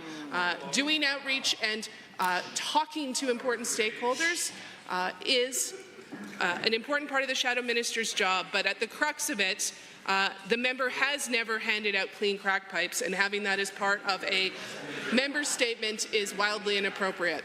Yeah. The Deputy Government House Leader. Well, Mr. Speaker, this is going to be slightly awkward for the members opposite.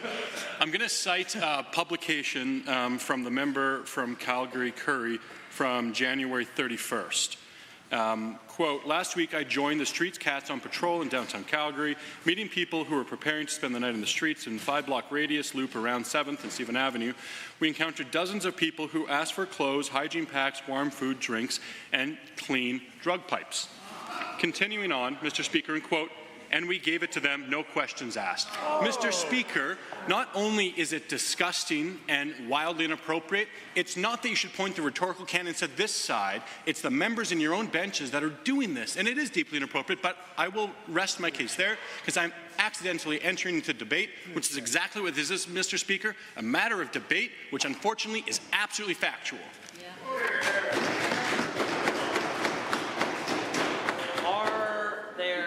Others. Order, order, order. Offered the opportunity, if there were others to provide comment, you're welcome to do so. If you don't want to do so publicly, perhaps you can refrain from doing such. Honourable members, I do have the benefit of the Blues, and I am prepared to rule. The statement that the Leader of the Official Opposition made with respect to what the Honourable Member for Chestermere Strathmore said is in fact accurate, and the words that they both are reported are the words that were used in the Assembly. I do want to point out that in that ruling from December 1st, 2010, Speaker Kowalski went on to say, I'll repeat what I've said before, civility, decorum, respect are very important. This isn't an opportunity to attack someone personally or someone else. If it is, I'd strongly recommend that members of the Assembly eliminate member statements from the routine. I would stand up as Speaker and say that, and he proceeded to remind members about civility, decorum, policy, not personality, and things work well here. Well, I can accept that this is a matter of debate with respect to the conduct of a member of the Assembly. I might draw the attention of all members of the Assembly to, say, the statement made by the member for Livingston-McLeod. At no point in time will we ever have a point of order if... Order. Perhaps the member's not listening. I was suggesting that if you referenced that member's statement, you would see that there was no level of personal attack and merely celebrating things that happen in our constituency, and done so in a very civil manner.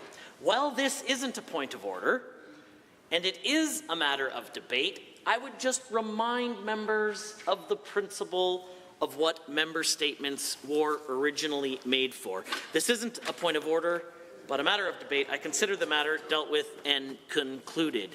At 2:02, the Government House Leader rose on a point of order. Thank you, Mr. Speaker. I do have a couple of points of order here, so I'll try to be quick. At the time noted, the Premier was answering a question from the members opposite, and while answering the question about AHS procurement, the member from Edmonton Gold Bar was heard saying, "How much did you get paid?" This is clearly language that would cause disorder. This is a point of order under 23HI&J, and I'll leave it in your hands, Mr. Speaker. The Official Opposition House Leader. Thank you very much, Mr. Speaker. Mr. Speaker, I do not have the benefit of the blues, and I was not able to hear that heckle, so I cannot speak to this item. I do have the benefit of the blues, and the Honourable Premier was outlining payments made to surgical centres. AHS did for Enoch, 6,300. ASG, the new one, 7,400. Clearpoint, 3,600. ASG for Red Deer and Lethbridge, 6,950. And the Blues report, where is the money going? How much did you make off this deal? I would suggest, and I'll admit to the Assembly, well, it's often very easy to hear the Honourable Member for Edmonton Gold Bar. On this occasion, I didn't hear exactly what he said. I do have a report of it. It sounds different from which the Government House Leader provided comment on. What I will say is that the Honourable Member for Edmonton Gold Bar can't make accusations from a sedentary position, nor can he from a standing position, and I have the sense that we may be here on a number of occasions over the next number of weeks, and I'll encourage him today that perhaps we can curb our enthusiasm and stick to the matters at hand as opposed to make accusations. I won't consider this particular point of order one, but certainly we'll hope that the member will conduct himself accordingly in the future. I consider this matter dealt with and concluded. The Honourable Member at 2:06 also called the point of order. Thank you, Mr. Speaker. At the time noted, the Minister of Health was answering a question again in the same vein, and as the member was sitting down, the member from Edmonton Glenora clearly shouted, "You sound guilty." Mr. Speaker, that is again language that would create disorder in this chamber. It imputes false motives against the member. So under 23HI&J, I do believe this to be a point of order. The Honourable Official Opposition House Leader and the Leader of the Official Opposition. Thank you very much, Mr. Speaker. Again, without the benefit of the Blues, I did not hear that point of order that has been raised around the quote, "you sound guilty," but it does sound like a matter of debate to me, Mr. Speaker. Are there others? Seeing and hearing none, I do have the benefit of the Blues. And the Honourable Minister of Health was saying, my understanding is that people are innocent until proven guilty. It's extremely concerning to me that no substantive information was provided to me, and the Honourable Member for Edmonton Glenora did say, you sound guilty, and I can confirm that the Speaker also heard those words uttered. I might say, well, this language is wildly unhelpful and certainly could raise to the point of order if the Honourable Member had have made the accusation that she is guilty. That 100% would be a point of order. You sound guilty may be a matter of debate, and for today, I won't consider this a point of order. I consider the matter dealt with and concluded. At 2:17, the Honourable Government House Leader rose on a point of order.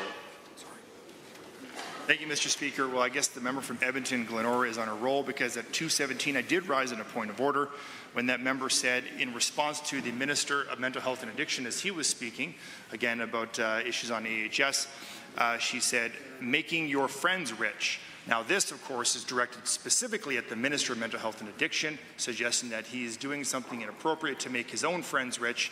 That, of course, I think would be imputing false motives against a specific member, a minister of the Crown and a member of the Government House. So, Mr. Speaker, I do suggest this is a point of order on 23HI&J. The Official Opposition House Leader. Thank you very much, Mr. Speaker. Mr. Speaker, I did hear this particular heckle, and I agree with the Government House Leader that accusations to individual members are unparliamentary. It should be making UCP friends rich, not an individual member. On behalf of that member, I will apologize and withdraw. Yeah. I do agree. That was a point of order, and I accept the apology, consider the matter dealt with and concluded. At 2:23, the Leader of the Official Opposition rolls on a point of order. Thank you, Mr. Speaker. It was under 13 sub 2 because something was happening in the House that is certainly not of normal practice, and I just wanted to ask some clarifying questions because you were informing the House that the Ethics Commissioner is investigating perhaps hockey tickets, and as such, under the legislation, I believe you quoted 24 sub 6, that this item could no longer be discussed in the legislature. And my quick 13 sub 2 to you, Mr. Speaker, is will the correspondence be tabled so that all members, including the official opposition, can understand the limits to this? Does it apply, because the question was about ethics disclosures of members, or is it specific to playoff box tickets from MH Care? If there are other tickets, are those off limits? Again, we need to understand what we are being prevented from asking about in this chamber and in committees. I can't imagine a scenario where anyone else would have comments to be made. Here's what I will confirm, that the Speaker never confirmed that a matter was under investigation by the Ethics Commissioner.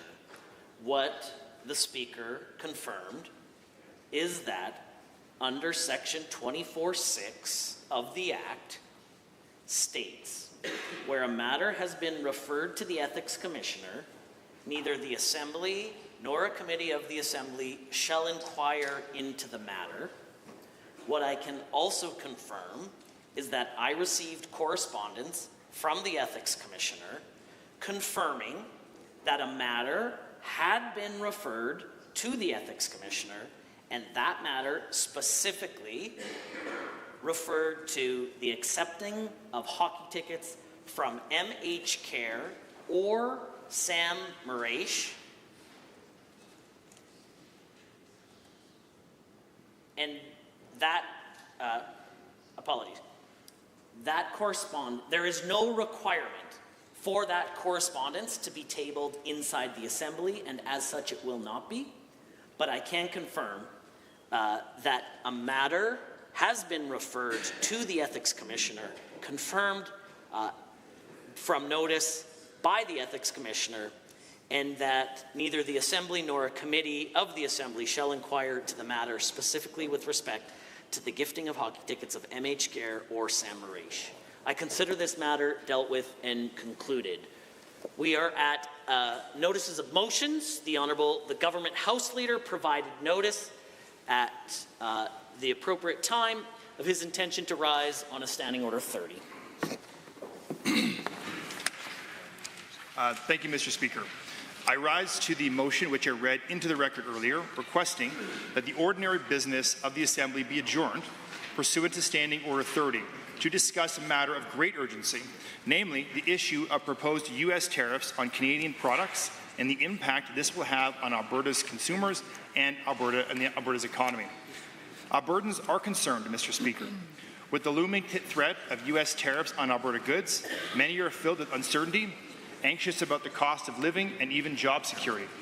As elected representatives, our primary concerns are those of Albertans. It is our responsibility and a privilege to address and discuss their worries, and as such, we owe it to Albertans to have this debate. They need to know that their representatives understand the impacts of this situation that we face as a province.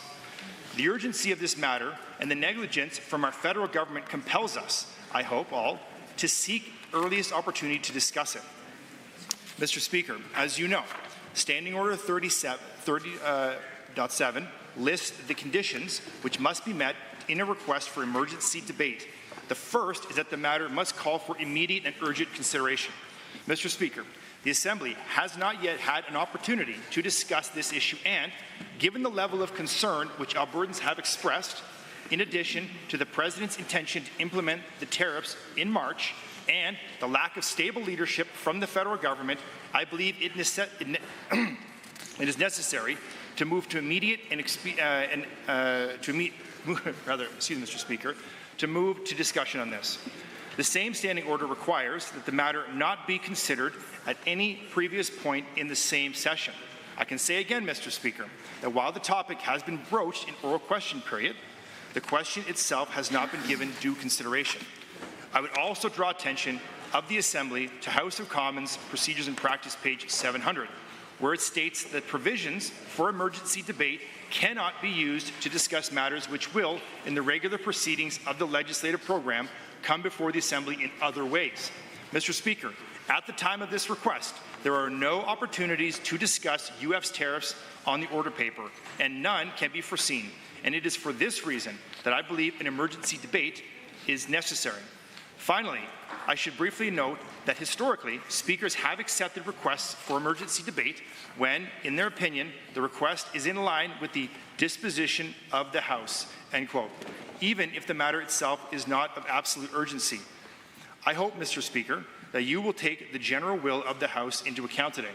I ask you to consider this request, Mr. Speaker, and should you decide it be in order, I urge all members to take into account the anxieties of Albertans and support this request for emergency debate. Thank you.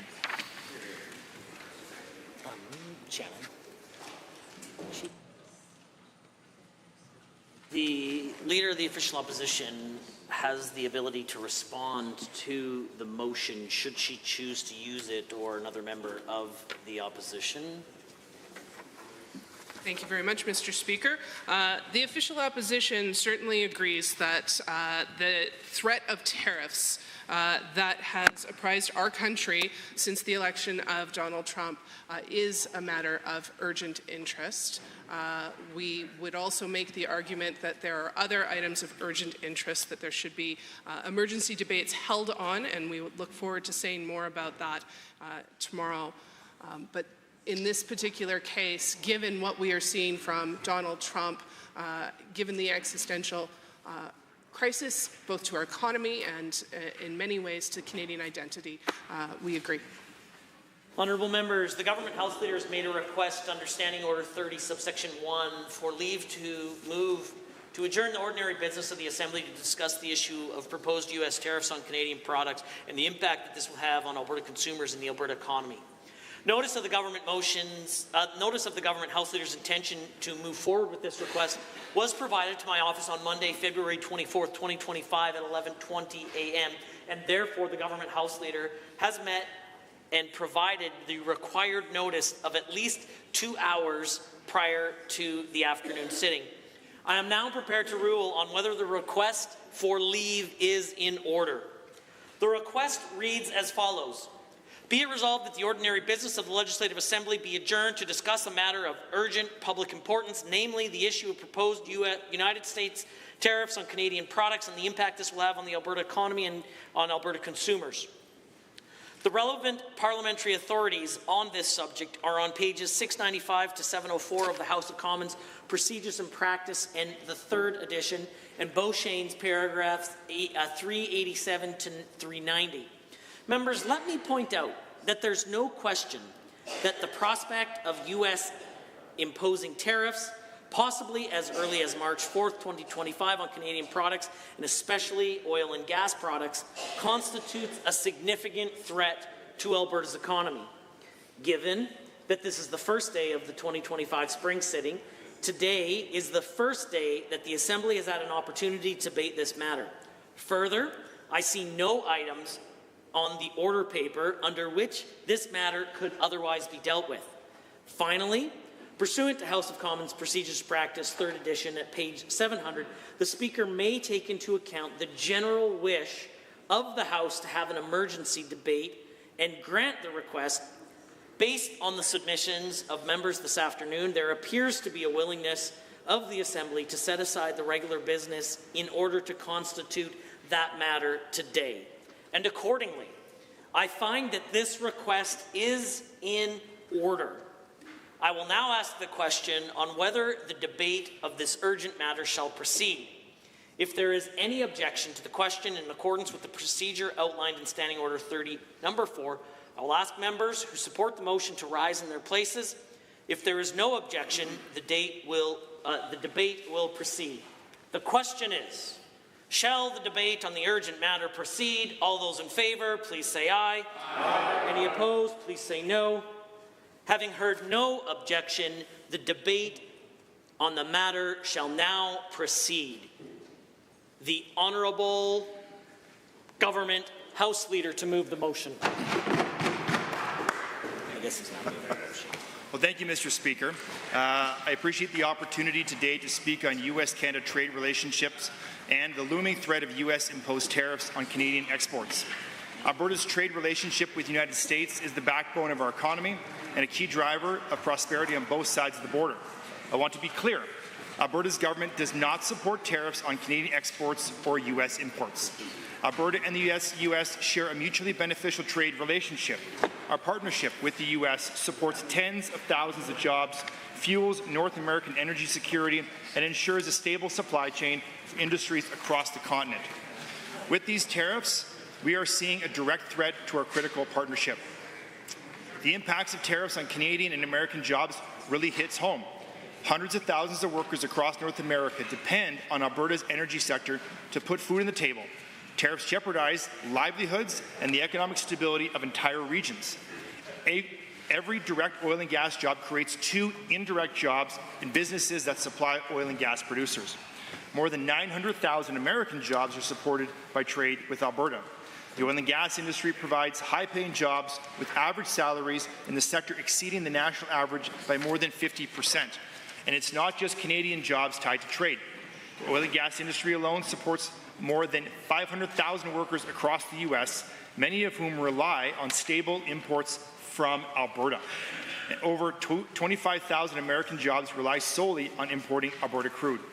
The United States has approximately 130 refineries, many of which are dependent on Canadian oil to keep their operations running and their workers employed. The jobs linked to the U.S.-Canada trade aren't just statistics. They represent real people and families who feel the direct weight of every tariff imposed. The consequences of tariffs hit home, not just for workers, but for every consumer whose daily life depends on affordable goods made from these essential materials. The U.S.-Canada trade and security relationship is the definition of mutually beneficial. The increasing energy market access between the U.S. and Alberta would strengthen the U.S. energy leadership globally, reduce reliance on hostile regimes, stabilize global energy markets, and expand North American influence. Canada buys more from the U.S. than Germany, Italy, France, the U.K., and Vietnam combined. When our oil and gas is excluded, the U.S. trade actually has a U.S. $58 billion trade surplus with Canada. And the oil and gas is already sold at a discount to U.S. refineries, where over 1 million American workers triple its value by turning that oil and gas into fuel, plastics, and other products that the U.S. companies sell around the world. Alberta's energy exports are essential to the North American economy. In 2024, Alberta's total exports to the U.S. reached $162 billion, with energy products alone accounting for $133 billion. Canada is the largest foreign producer, or rather the largest foreign supplier of oil to the United States, with Alberta providing roughly 86% of that crude. More than 3.5 million barrels of Alberta crude oil are exported to the U.S. every single day. The U.S. Midwest and Gulf Coast refining sectors are specifically designed to process heavier crude like that from Alberta, ensuring cost-effective and efficient refining processes. The U.S. is Alberta's largest trading partner, and Alberta is the second largest provincial exporter to the U.S. Beyond oil and gas, Alberta plays a critical role in North American industries. In 2024, Alberta exported $815 million worth of iron and steel and $239 Canadian million worth of aluminum to the U.S. These industries alone employ approximately 5,000 Albertans. Tariffs on these essential materials would disrupt supply chains, increase costs for manufacturers, and threaten jobs in both Canada and the U.S. The Canadian energy sector contributed approximately 10% of Canada's total GDP in 2023. Canada's oil and gas industry generated over $13 billion in revenues for governments across the country, funding critical public services. Alberta's energy sector accounts for roughly 75% of Canada's total energy exports. And Alberta's diverse industries fuel North America's economy, from steel to petrochemicals, creating jobs and boosting productivity for businesses. Tariffs on Canadian goods would make life more expensive for both Canadians and Americans. Tariffs don't just raise prices. They threaten the livelihoods of families, disrupt communities, and undermine the very stability that makes North American trade a success.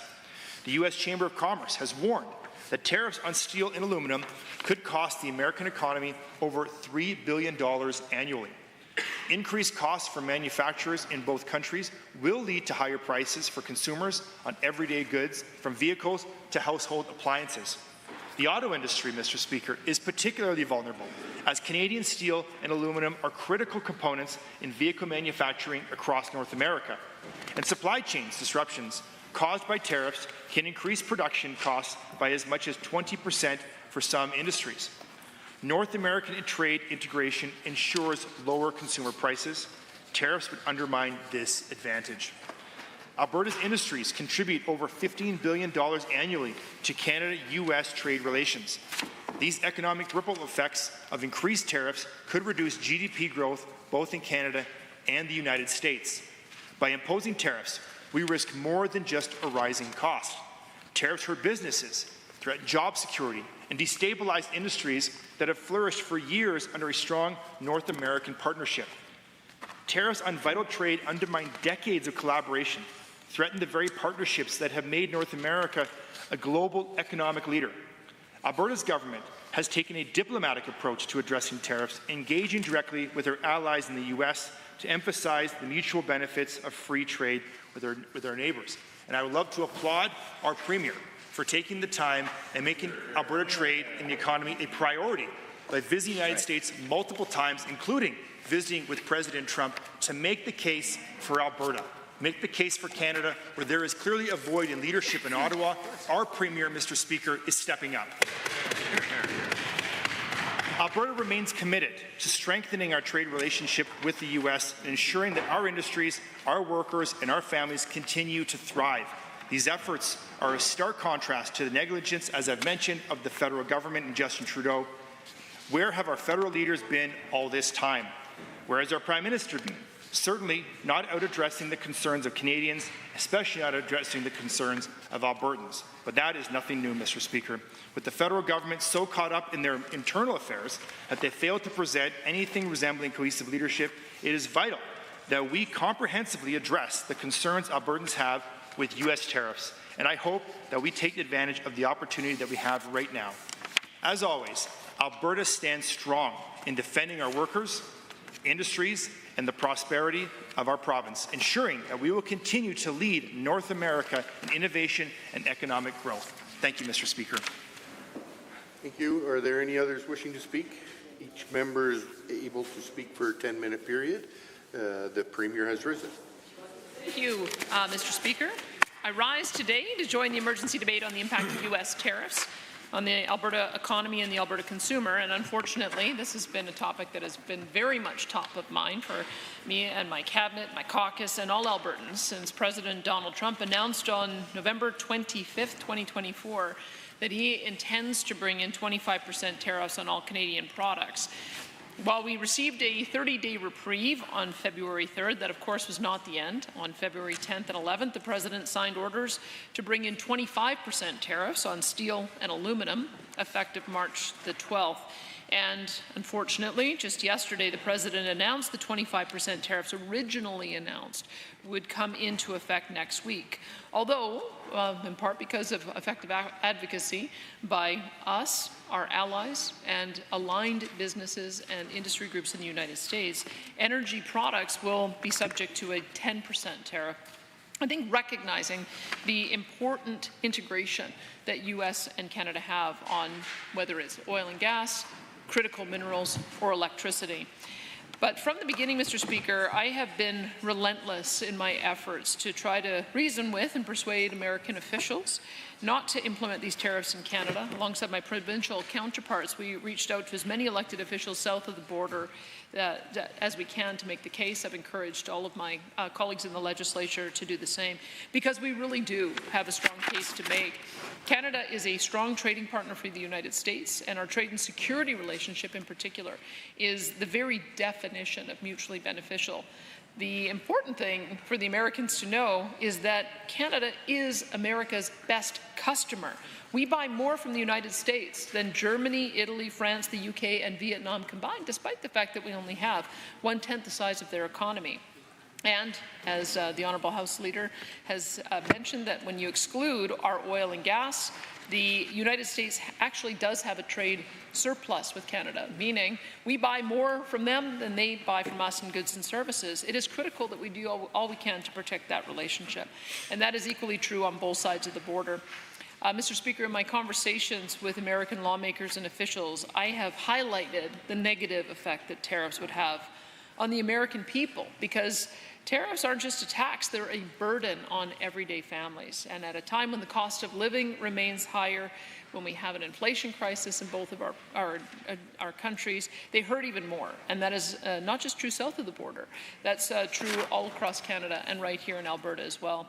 In fact, the Conference Board of Canada issued a report on February the 11th that stated that the most impacted jurisdiction in Canada would be St. John, New Brunswick, and second to them would be Calgary as the second most impacted jurisdiction in the country at 81.6%. Lethbridge as well rounds out the top 10 most negatively impacted Canadian cities, and that is a distinction that nobody wants. A follow-up piece from February 19th states that, and I quote, Alberta would be one of the hardest hit provinces on tariffs, end quote. The Bank of Canada, in a January 2025 monetary policy report, highlights through general examples how tariffs would impact both Canadians and Americans. In short, Mr. Speaker, U.S. tariffs would make our exports less competitive, which would lead to a decline in exports. Lower demand would result in lower production and job losses. That job loss would result in less discretionary spending, so less shopping, less dining out, and fewer extras. GDP would decline, inflation would increase, all of which hurts investors, job creators, workers, families, and consumers. We cannot afford U.S. tariffs. And I know that my finance minister will have more to say about this. It's been very much on his mind as he's been putting the budget together, which will be presented on February the 29th. Just to give you an example of the impact that these tariffs will have on the first case of aluminum and steel, 25% tariffs. In 2024, Alberta exported $815 million worth of steel and steel products to the United States and $239 million worth of aluminum. In 2024, that meant that there were approximately 5,000 people employed in Alberta steel and aluminum manufacturing sectors. Those jobs could potentially be at risk. Another huge impact on agriculture and cattle. Alberta ships more than 300,000 head of cattle and 600 million pounds of beef to the United States every year. That's about 2 pounds of beef for every American, or about 3% of the U.S. beef supply. U.S. cattle inventory is the smallest since 1951, and U.S. consumers still eat about 60 pounds of beef each year. Industry-wide, a 25% tariff would cause operators to lose about $1,000 on each head of cattle that they have. To give you an example, for dryland feeders in Warner, Alberta, a 25% tariff could cost them $16 million. This would bankrupt their business, potentially put 36 employees out of work. And being the largest employer in the area, it would have a ripple effect throughout the whole community. Same story on potatoes. Alberta exports more than 600 million pounds of processed potato products to the United States each year. That's nearly 2 pounds of potatoes for every American, 8% of their supply, or 1 in 10 French fries. If you go into looking at timber, we also have a Western Artrib and Northland Forest products that have been operating in Alberta for decades, with 3 manufacturing facilities, a team of over 130 skilled Albertans. They've contributed to over 1,000 U.S. projects, including catalyst building in Spokane, Washington, and the Fastenal headquarters in Winona, Minnesota, built with Alberta spruce. Manufacturing as well. Propac, located in Airdrie, Alberta, is one of the largest engineering and fabrication businesses in Canada. They employ 1,500 skilled professionals and tradespeople. They're a trusted partner of U.S. energy developers with recent and ongoing projects in Alaska, North Dakota, Wyoming, Montana, Oklahoma, Kentucky, West Virginia, and Florida. They also buy tens of millions of dollars worth of U.S. equipment from suppliers like Caterpillar Engines, Solar Turbines, Aerial Compressors, Emerson, Rockwell Automation, and other national brands, just going to the integration of our two economies. And I will just make note, Mr. Speaker, that part of the reason why we absolutely stood firm on opposing export tariffs or cutting off oil to the United States is because in the 1980s, when former Prime Minister Pierre Elliott Trudeau imposed an export tax on Alberta energy, it crippled Alberta's economy and destroyed lives. Unemployment quadrupled, home values plummeted, thousands lost their jobs, bankruptcies rose over 150%, and tens of thousands were left in a province, plunging us into multi-year recession. We believe we lost somewhere in the order of $50 to $100 billion. So we are not going to support a ban on these types of products. I should also mention, of course, that Alberta crude and U.S. refineries, it is the largest export product Canada has. There are approximately 130 refineries in the U.S. At least 25 of these rely on Alberta crude on a consistent basis. And this is part of the reason how we can use oil and gas as a point of leverage. You may have seen the U.S. president talked about how unfair it was that Keystone XL got canceled, and he wants to now have a conversation about how we might be able to restart a conversation on pipelines. That is the conversation we should be having with the United States. And finally, Mr. Speaker, I should just say we were relentless in also pointing out that we had to meet the U.S. president in areas of mutual interest, especially when it came to border security. We know that that is the reason for these 25% tariffs. That's why we introduced a $29 million border plan to combat drug smuggling, gun trafficking, and other illegal activities. We've added a new interdiction patrol team with Alberta Sheriffs, 4 canine patrol teams, 10 weather surveillance drones, and 4 narcotics analyzers to test for illicit drugs. We're also pleased that the federal government has named a fentanyl czar on top of a $1.3 billion border security plan. These are actions that have to be continued on. And I do want to repeat that I and my government will not stand idly by when illegal activity puts Albertans' lives and livelihoods at risk. We will not stand by as Alberta consumers and families, as job creators and investors are faced by uncertainty around increasing costs and job insecurity because of tariffs.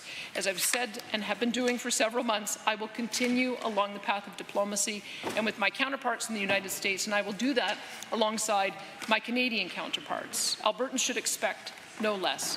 Mr. Speaker, for decades, Alberta has been the economic engine of Canada, and I will do everything in my power to keep it that way. Thank you, Mr. Speaker. Hear, hear.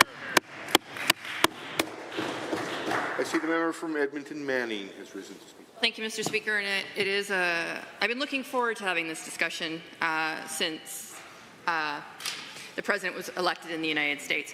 And I want to start off by acknowledging that although I appreciate what the Premier has said opposite about why it is that the President has decided to discuss and try to implement these tariffs, it is flawed. For the President to say, well, the reason that these tariffs have to come in is because of border security and all of those things is not actually the reality of what is happening on our borders. These tariffs existed when the President was elected the first time. Tariffs on aluminum and steel were implemented when he was President last time. Regulation changes on our agriculture industry and being able to get agriculture across the border was impacted the last time that President Trump was the President. These are not new initiatives by this President. So for the Premier to stand and say, well, the reason he's doing it is because of border security and therefore we must negotiate, is a flawed argument to be talking about how we protect the Alberta economy. Let's be very clear.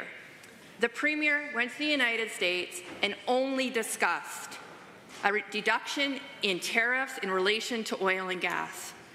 And there will be a 10%, and it will be less than 25%. And sure, we can say that's a win. The reality of it is we're already selling our product to the United States at a discounted price, where then it is being upgraded and sold to other countries at a higher price. We're already behind when it comes to oil and gas.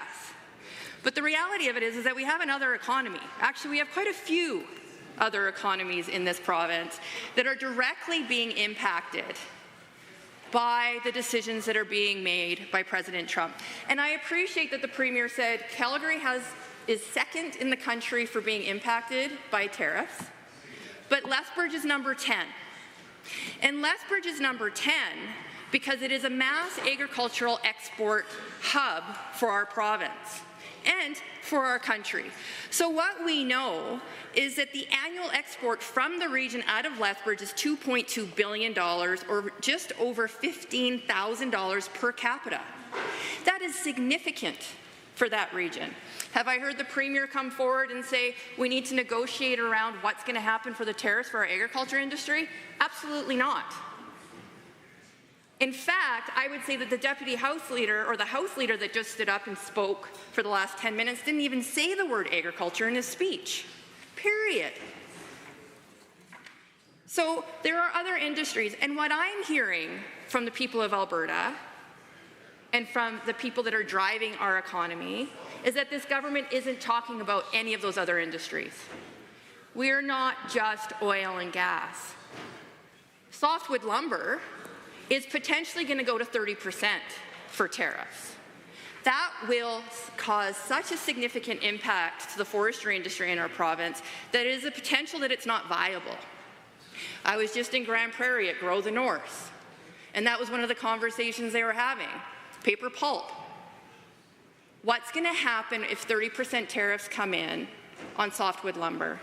19,000 people in this province are employed in the lumber industry, with an additional offset of, we have about an additional 5,000, maybe so, which are also secondary to the economy, and another 24,700 people that have secondary industries that are attached to the forestry industry. Those are huge rural jobs. Huge. Agriculture, significant. We saw when the President was in last time that the regulatory changes about trying to get beef across the border became significantly impactful. It wasn't just about tariffs. It was about whether or not the regulatory changes were making it so that the inspection requirements were different at the border, whether or not things could go to different market, what did it look like in relation to auctioneering and different things like that. Those things were happening before. What I don't understand is that we know that this is coming in a week. We know the budget is coming on Thursday. We know the GDP is going to be significantly impacted. We know our general revenue is going to be significantly impacted, and yet we haven't seen a signal from this government whatsoever about what's the plan. I wrote to the Minister of Agriculture and I offered to him that we could work together on both sides of this House to address this very issue. Because it is a serious issue. It is an issue that addresses all Albertans and it addresses the future of our province. And there are things that can be done. We should be looking at diversifying our markets. I heard from both speakers on the government side so far that we are overly reliant on our U.S. export markets and that there's no other market that makes up for it. But yet, there hasn't been any major announcements of any new export markets being opened up. There hasn't been any conversations about diversification and investment. These are all conversations that have been encouraged to happen, value add, all of these different things. The government will talk about oil and gas, but they don't talk about biofuel or biodiesel and the opportunity of using our agriculture industry to create fuel. By increasing even a simple regulatory change in Alberta and allowing more biodiesel in our mixed fuel would drive our economy locally, would diversify our economy, and would support our agriculture industry. It's an easy fix. Minister, I have ideas. We should talk. Like, there's opportunities here where we can be working across the aisle, where I'm hearing from the same people as the minister is and as the government is, about opportunities that exist. There are opportunities here from what is going to happen in the next week or so that the government can embrace and help drive our economy. Localized diversification, looking at technology and innovation, looking at working with our other partners to be able to use the innovative entrepreneurial spirit that Albertans have to be able to diversify our local economies and become less reliant on having to worry about doing more value-add manufacturing in the United States. And so I recognize there's many speakers that want to speak to this issue, but I would encourage the government. It's not just oil and gas. And I know the ministers are hearing it from their stakeholders. It is not just oil and gas. The forestry industry needs help. They need to know what's going to happen. They need to know how this government is going to advocate for them. The agriculture industry needs to understand, what is this government going to do to advocate for them? And I will tell you, Albertans want to make sure that this government doesn't use the 25% tariffs to start slashing services in the next budget on Thursday. It's not an excuse to not provide services. It is not an excuse to not fund education. It is not an excuse to not fund healthcare and to provide the services to Albertans that they deserve. So I would expect that on Thursday, the assumptions that this government is making about the impact to our economy over the next 12 months does not include how do we slash services that we don't believe we should pay for because now we have to be able to do it under the guise of a 25% tariff. Education needs to be funded, healthcare needs to be funded, and all the supports and services that Albertans deserve needs to be funded. Thank you. Minister for Public Safety and Emergency Services, followed by the Edmonton Gold Bar. Well, thank you very much, Mr. Speaker. I appreciate it. Thank the members who have contributed already and those who are going to contribute for the remainder of this debate. I would say I would agree. It is not just oil and gas, and I know the Minister of Agriculture and other ministers within this House, I'm sure, are happy to speak because they have been dealing with this and trying to help with their stakeholders. This is certainly a concern that we as Canadians are facing right across this country. I can tell you I appreciate, and I'm sure most, if not all, Albertans appreciate the advocacy of our Premier to defend not just Alberta, but be there at the forefront trying to defend Canada and trying to ensure that we don't get tariffs, and working collaboratively with our neighbours right across this country. I also think that we should not ignore the fact that the President of the United States has, I think we have to take him at his word for this, that fentanyl is an issue, that fentanyl is a crisis, that the borders need to be secure. And we should never minimize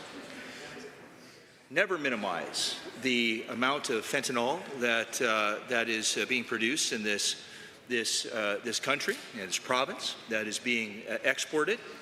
And so when the President made this announcement, as the Premier noted, on I think it was November 24, 2024, it's something that we take very seriously. As the RCMP have actually confirmed, there are over 4,000, let me say this again, there are over 4,000 organized crime groups here in Canada right now. That's a concern, and that should be a concern for everyone in this country.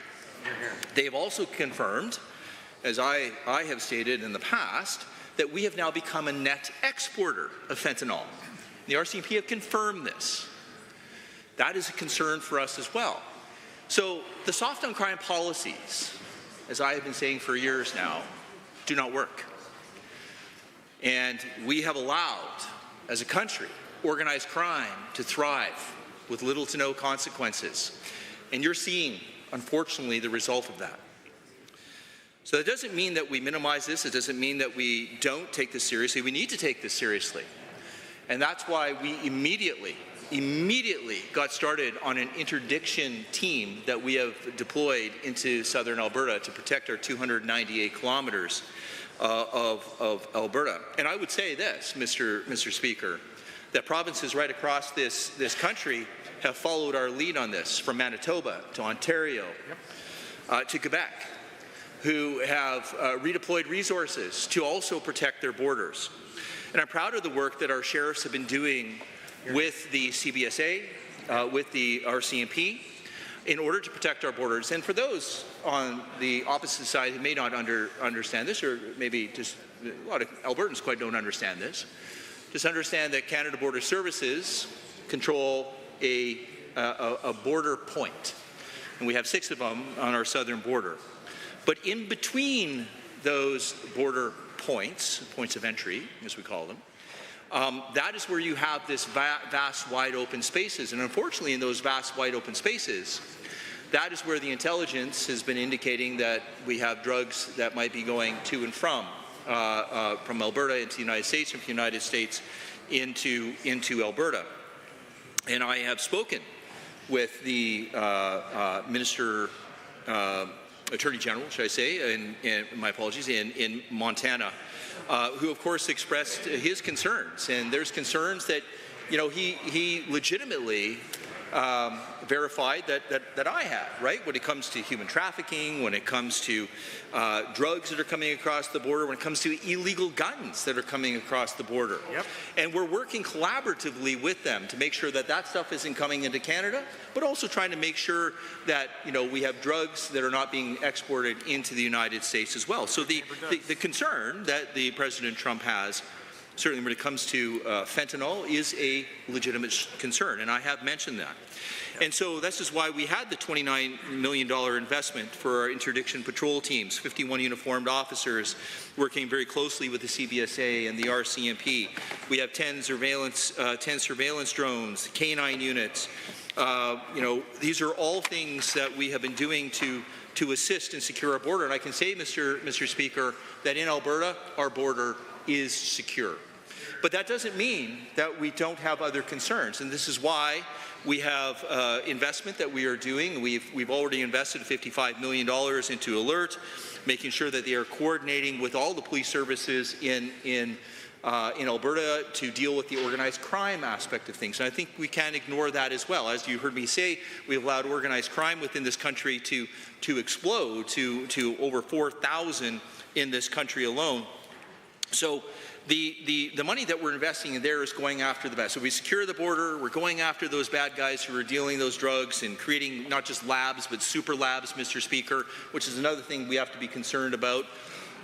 The super labs that are being produced right here in Alberta, quite frankly, and I'm proud of the work that those officers are doing. And I can tell you, Mr. Speaker, in October 2024, Alert actually shut down the largest ever fentanyl super lab near Valley View, seizing more than 300 million, including 7 kilograms of processed fentanyl and 4,200 precursor chemicals, as well as equipment. But, Mr. Speaker, we also have to concern ourselves with those who are afflicted with the illness of addiction as well, which is why we are going to be making an announcement very shortly, but making sure that we are collaborating in a team candidate approach with our municipalities so that we deal with social and civil disorder. That doesn't mean that we're putting handcuffs on people, Mr. Speaker. That means we're helping people with the illness of addiction. So think about this, Mr. Speaker, all the work that we're doing, making sure we're securing the border. We have secured the border, making sure that we're putting cartels and organized crime members in jail. Mr. Speaker, we have evidence that our great law enforcement community are doing that as well. And then working with our municipalities to make sure that we are dealing with the social and civil disorder, to make sure those who are afflicted with the illness of addiction are actually getting the help that they need, Mr. Speaker.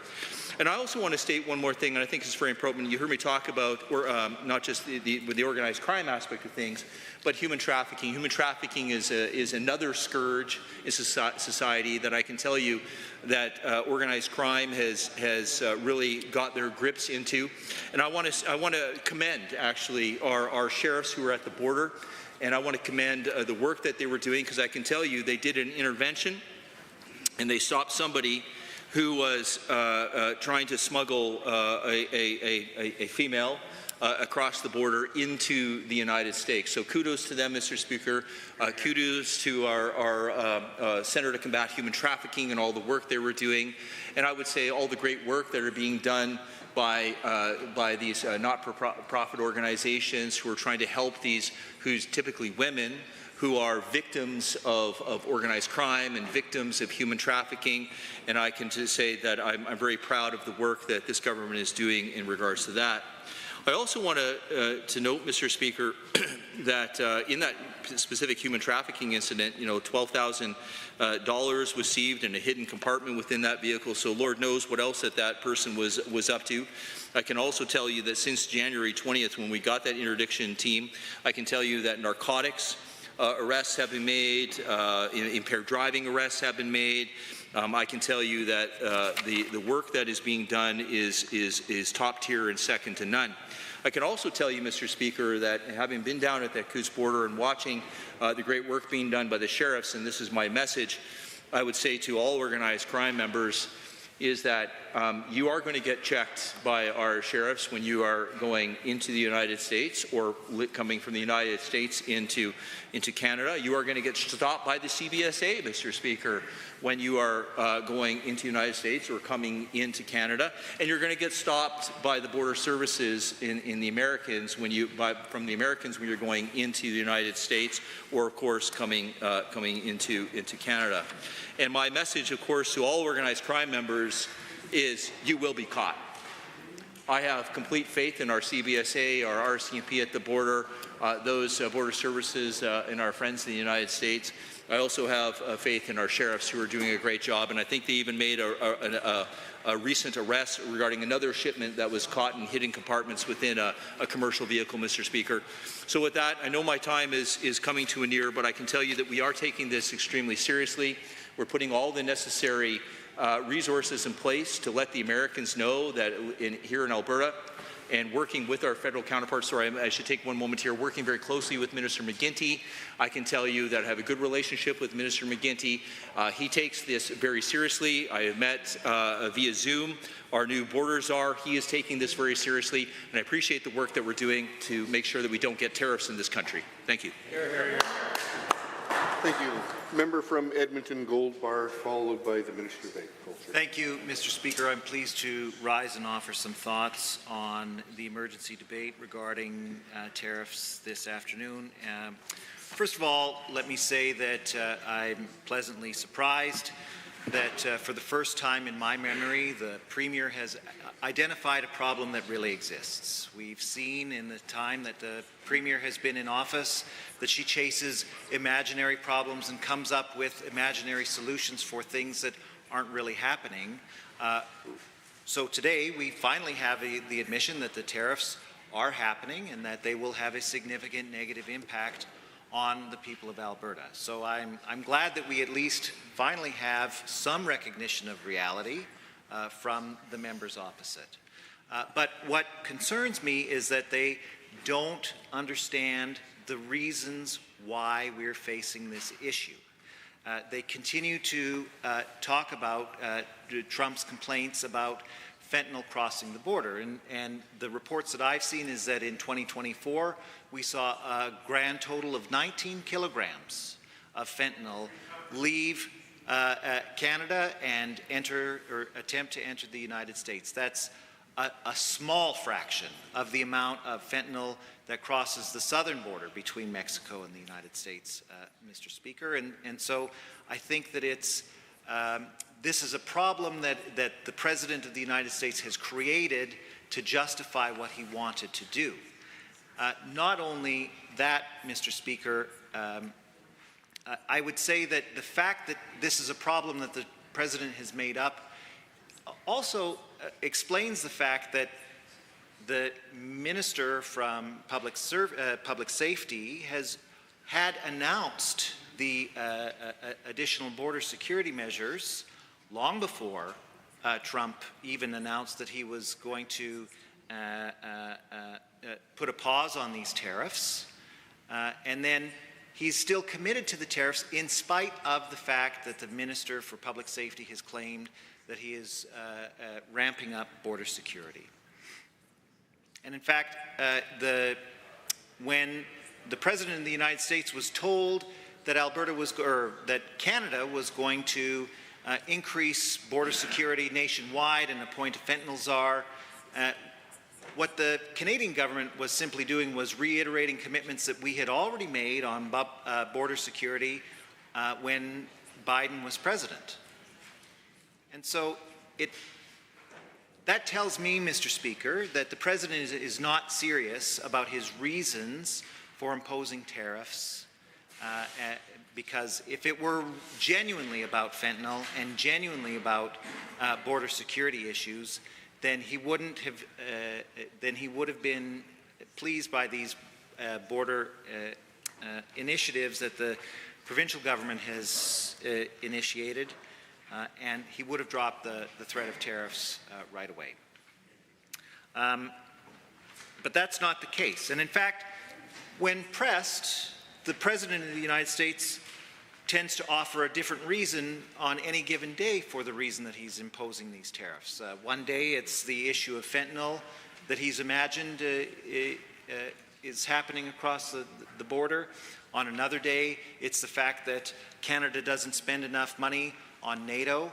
And I'm surprised that the government hasn't taken that fake problem seriously and written a check on behalf of the government of Alberta to NATO. Maybe we'll see that in the near future. Maybe it'll be in the budget. You know, on a different day, the Trump administration says that the American people are tired of subsidizing the people of Canada, but of course, as the Premier herself pointed out, that's not a real problem. That the United States actually has a trade surplus with Canada. The one thing that the President of the United States has been consistent about is his desire to make Canada the 51st state of the United States. That is something that he has said consistently since the time that he is elected. And we have to take that threat seriously, Mr. Speaker. This isn't about fentanyl.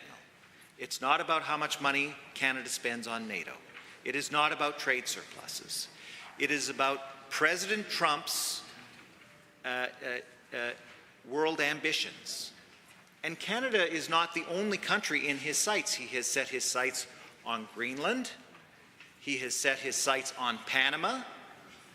And he's also set his sights on the Gaza Strip. So if we are to respond to this issue of tariffs, then we need to understand clearly the reasons why.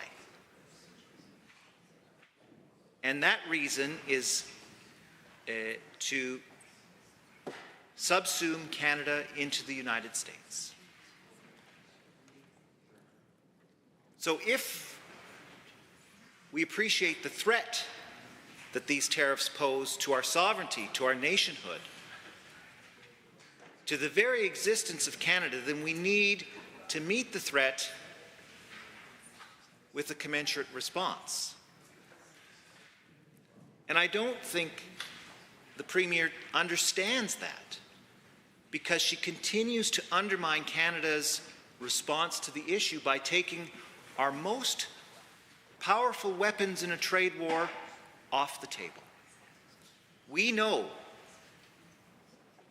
that energy exports are going to be a significant hit to the Americans if we respond appropriately with measures designed to punish the Americans for the tariffs that they impose on us. But the Premier has said no, we cannot do that. So right from the beginning, she's tying our hands behind our back and making it even more likely that Canada lose this trade war and potentially lose our sovereignty. Now, I know that the Premier is not a big fan of the Government of Canada. And maybe the issue of sovereignty isn't one that's important to her. I don't know. But it is very important to the constituents of Edmonton Gold Bar. And they want a Premier and a Cabinet that is willing to stand up in defense of Canada and do everything possible to defend our sovereignty. And they are disgusted that the Premier continues to hamstring the Canadians' efforts to fight this existential threat. Now, Mr. Speaker,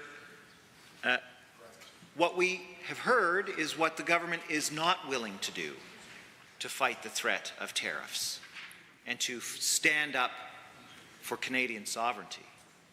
What we haven't heard from any members is what the government is willing to do. We have heard no solutions or proposals for fighting and winning this trade war, Mr. Speaker. And there are plenty to be had. You know, a lot of people, including the current Premier's predecessor, Jason Kenney, has talked about improving Alberta's access to Canadian markets by reducing interprovincial trade barriers. That's something that the Premier maybe should spend her time talking more about with her colleagues, rather than alienating them by throwing them under the bus and trying to curry favor with the President of the United States.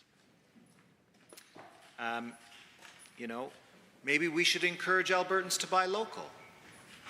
And it has been interesting to me to see that other premiers across Canada are jumping on the buy local bandwagon. We've seen the Premier of Ontario pull American-made liquor products from government-owned liquor stores in that province. We also saw the Premier of British Columbia pull American-owned products from their liquor stores.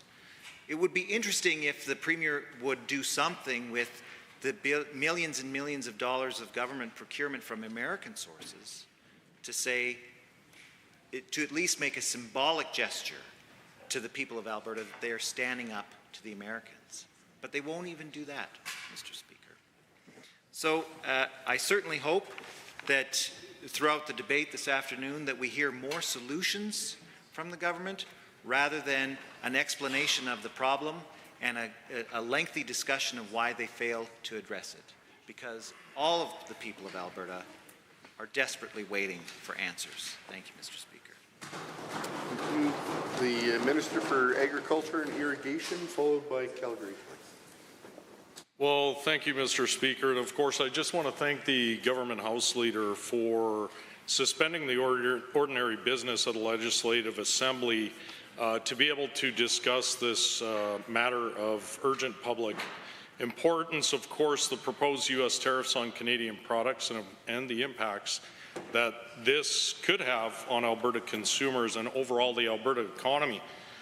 Now, Mr. Speaker, it doesn't surprise me that when I hear a bit of the debate happening on the other side of the aisle from the opposition that they seem to want to defend the current Liberal government and Trudeau over the past 9 years. I will tell you how I feel and what I hear broadly traveling across this province, that it's more than obvious that the broad-based 25 and 10 tariff is a result of the poor policies of the current federal Liberal government and the complete and utter lack of leadership over the last 9 years. Now, of course, I'm very proud of our Premier because in the void of that leadership, she has stepped up.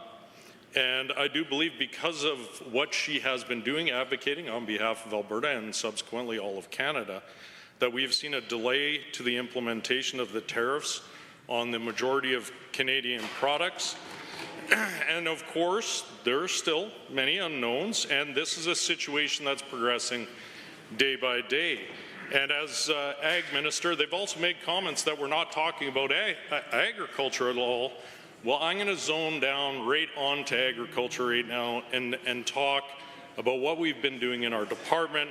I can assure Albertans that my entire department is fully engaged in ongoing discussions with federal and international partners to safeguard Alberta's agricultural industry and preserve our vital access to the U.S. market, while also looking at opportunities through this to diversify our markets.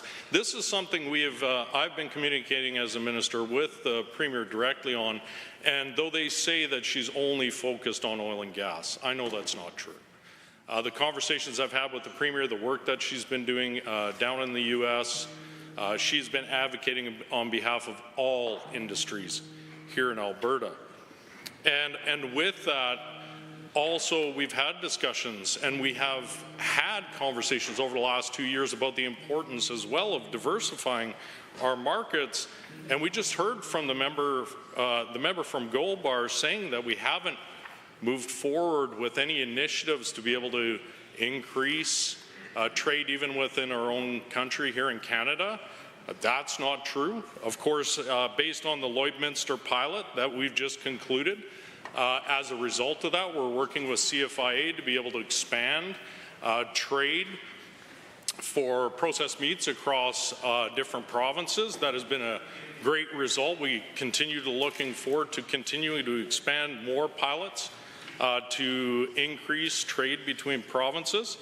And also, when it comes to being proud Albertans, our ag department as well has the Made in Alberta labeling system and program in which Made in Alberta products can get labeling so that people here know that they're buying products that are made and sourced locally here in the province.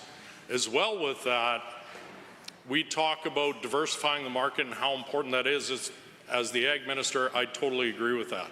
This is why this government has been advocating for more pipelines. That may not seem like it is a benefit to agriculture, but as we continue to advocate for more pipelines in our country, that provides more rail access to our agricultural industry to get more of their commodities to ports so they can ship internationally.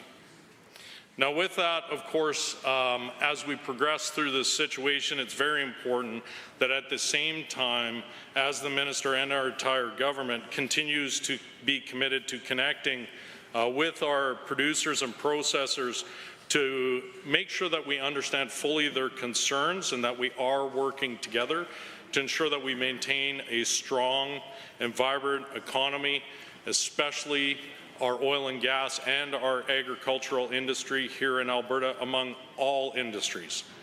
Now, as we look at the broader context, we can't overstate how important it is to continue to have strong trade relations with the United States, more especially as it relates to agriculture. The U.S., of course, is Alberta's most important trading partner as it relates to agriculture. They are a friend and ally. This is a relationship that we are committed to protecting and something we know we want to continue to grow. In 2024, Alberta exported $9.3 billion in agri-food products to the U.S., including cattle, beef, canola, processed potatoes. You heard the Premier talk a little bit about how much is happening in processed potatoes in the agricultural space, among other commodities. This is just a fraction, though, of the total value of trade between our two regions, and it underscores the deep integration of our agricultural industries. Agriculture itself, I would state, when it comes, when you look at the Canada-U.S. relations, it is probably one of our most integrated industries in North America. Now, the benefits of this mutually beneficial relationship go beyond just these simple trade statistics. Of course, cattle from Alberta help keep U.S. beef processing plants operational, and as well with that, they support American jobs. Similarly, U.S. dairy farmers rely on Alberta's canola meal to enhance milk production. A 25% tariff, of course, on Alberta canola meal would directly raise the cost of milk for American consumers. Now, these are just some examples of the interwoven nature of our industries and the direct impact tariffs would have on both sides of the border.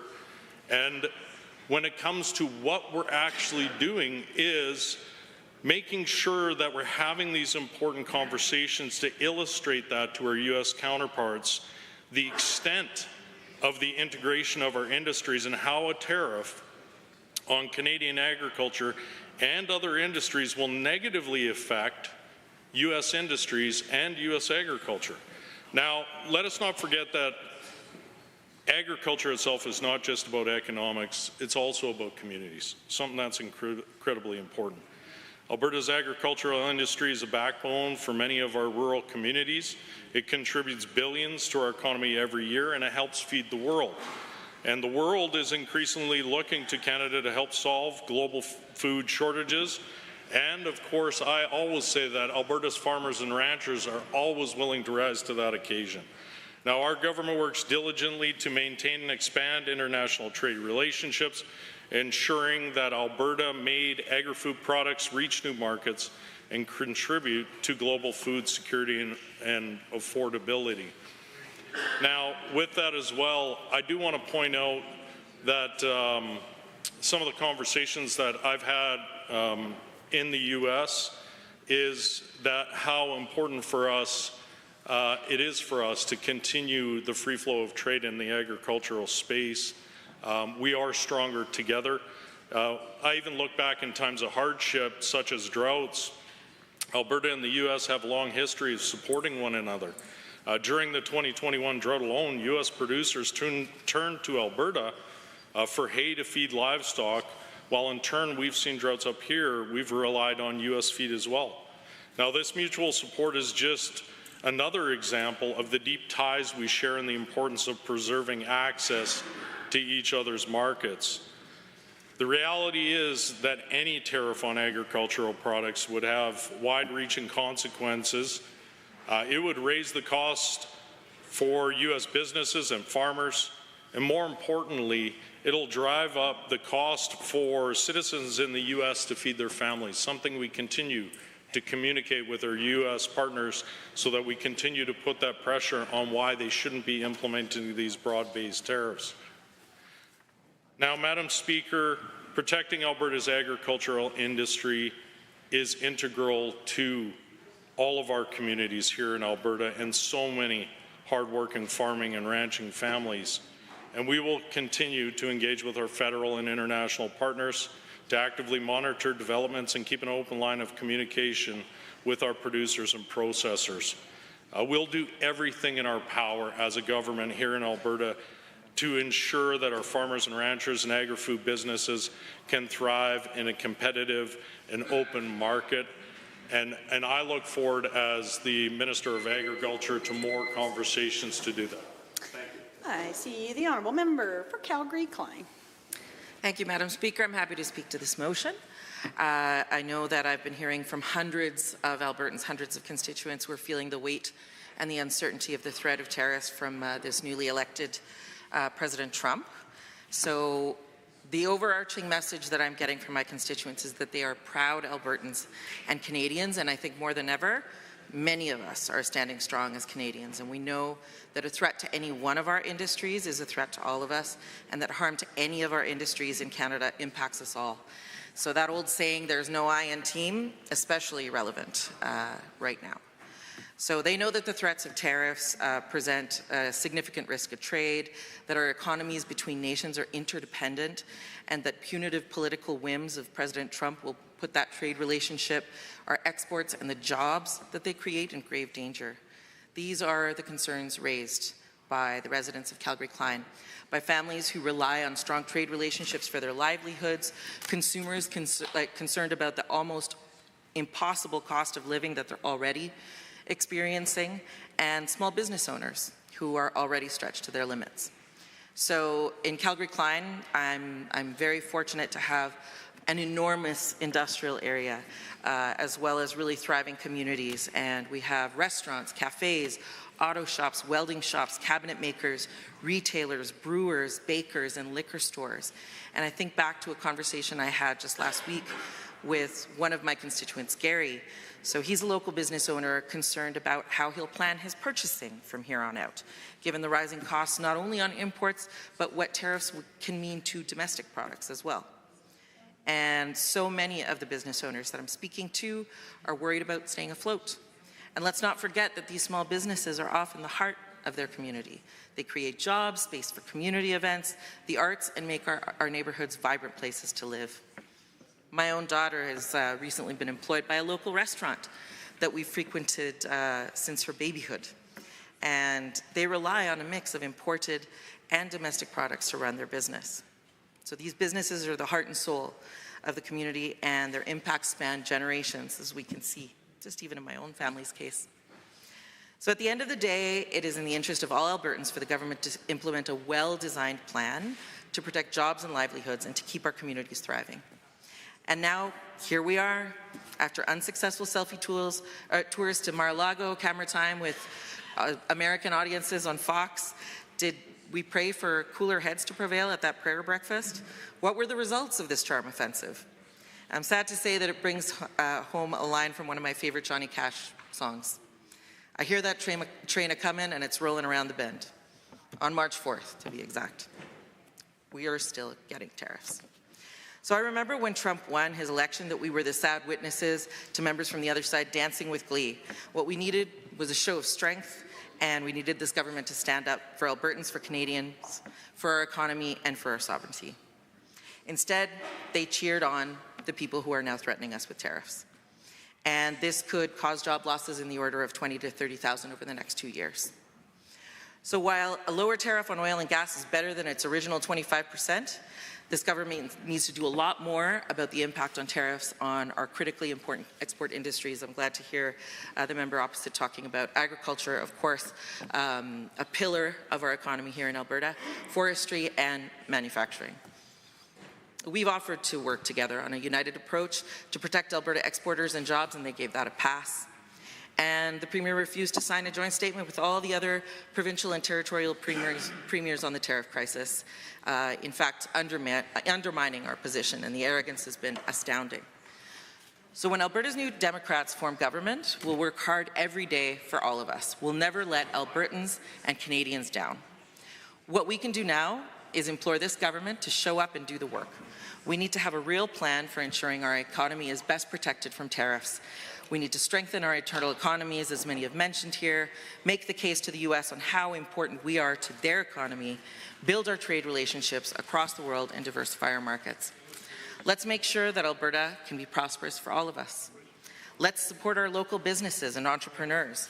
They need to be top of mind when it comes to procurement plans, not the UCP's friends and insiders. Above all, let's take notes from our recent hockey win and take a Team Canada approach. Thank you. The honourable member for Livingston-McLeod. Thank you, Madam Speaker. We stand at a pivotal moment in our province's history. It's not just important, it's essential that we acknowledge Alberta's undeniable role in driving not only our provincial economy, but the prosperity of our entire nation. Let's be clear, Alberta is the energy engine of Canada. Hear, hear. Without us, the lights go out, the machines stop running, and the economy grinds to a halt. Alberta's oil, gas, and other energy products don't just heat our homes and power our industries. They are the backbone of Canada's international trade relationships. Specifically, Alberta's energy fuels the United States. In 2023 alone, we exported $127.5 billion in energy to one of our largest trading partners. Without Alberta, the U.S. would be forced to rely on less reliable and less responsible nations to meet its energy needs. The message is simple. Alberta is North America's energy security.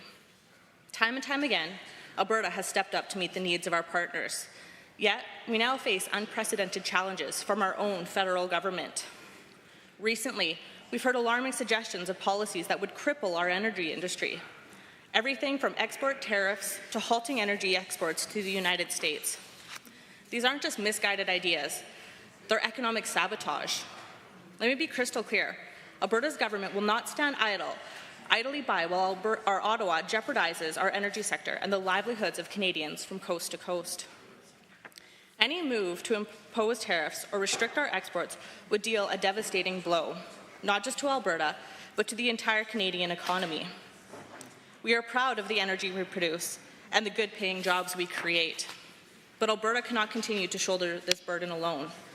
The time has come for the federal government to stop undermining our industry and start standing shoulder to shoulder with us, defending our resources, our jobs, and our way of life. In 2023, Alberta supplied approximately 56% of U.S.'s crude oil imports. But let's face it, relying so heavily on a single customer is a risk we can no longer afford. With a shifting political landscape in the United States, we must diversify our trading partnerships, expand our energy exports, and ensure Alberta's energy is never held hostage by external threats. And to my colleagues in Ottawa, particularly the Liberal members of Parliament, it's time to do your homework. I recently met with 2 Liberal MPs who had no idea just how much Alberta contributes to Canada's energy exports. That level of ignorance is not only unacceptable, it's a slap in the face to every Canadian whose livelihood depends on the sector. So here's a lesson. Alberta is not the problem. Alberta is the solution. So Ottawa, before you propose policies that threaten our industry, take the time to understand the facts. We're not just asking for favors, we're demanding informed leadership. Looking ahead, we must prioritize infrastructure development, pipelines, export terminals, and transportation networks that will allow us to access global markets and deliver on our energy responsibilities. It's time to fast-track approvals for projects like Northern Gateway and Energy East, ensuring our resources can reach Tidewater and compete on the global stage. Let's stop tying Alberta's hands and start empowering our province to reach its full economic potential. Alberta is committed to being a reliable and responsible energy supplier for Canada and the rest of the world. But we need the federal government to get on board, to support policies that protect our resources, our economy, and our future. The era of division must end. Let's work together to build the infrastructure, trade relationships, and policies that will secure prosperity for generations to come. The new honourable member for Lethbridge West.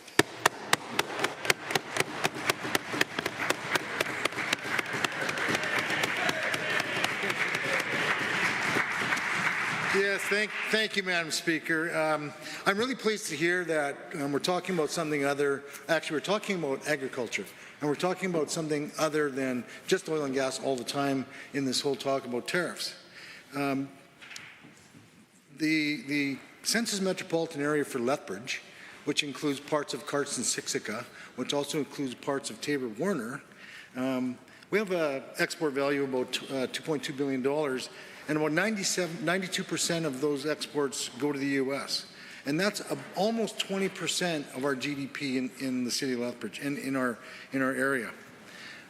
What's problematic about that for us is that we don't have a plan, and we haven't seen a plan from this government to deal with that prior to this week, a few days before the tariffs are going to be implemented. We're in a position in southern Alberta where not only are we in a vulnerable position with these tariffs, but if these tariffs go through and our fresh water is contaminated by coal mining in the eastern slopes, our agri-food production in southern Alberta will be decimated. So it's not just about tariffs, and I want to tie this in to the ongoing fight about coal mining in the eastern slopes, because it's existential for us in southern Alberta. And this affects not just Lethbridge West or Lethbridge East. This affects Livingston, McLeod. This affects Brooks, Medicine Hat. This affects Cypress, Medicine Hat. This affects Tabor, Warner. And we need to really protect our resources and protect what we have. Southern Alberta is known as Canada's agri-food corridor, and it stretches all the way from just outside Lethbridge right to Medicine Hat. And we have the most high density of food production in Canada, and we need to protect that at all costs. This government has dragged its feet on talking about tariffs and what we're going to do to protect our jobs in Alberta, and we need to do that. We need to have a plan right away to protect Alberta jobs and to protect Alberta's goods. The other thing is to stop coal mining in the eastern slopes now and allow us to flourish as an agri-food processor. This government needs a plan, and we need a plan now. Actually, we needed a plan last month.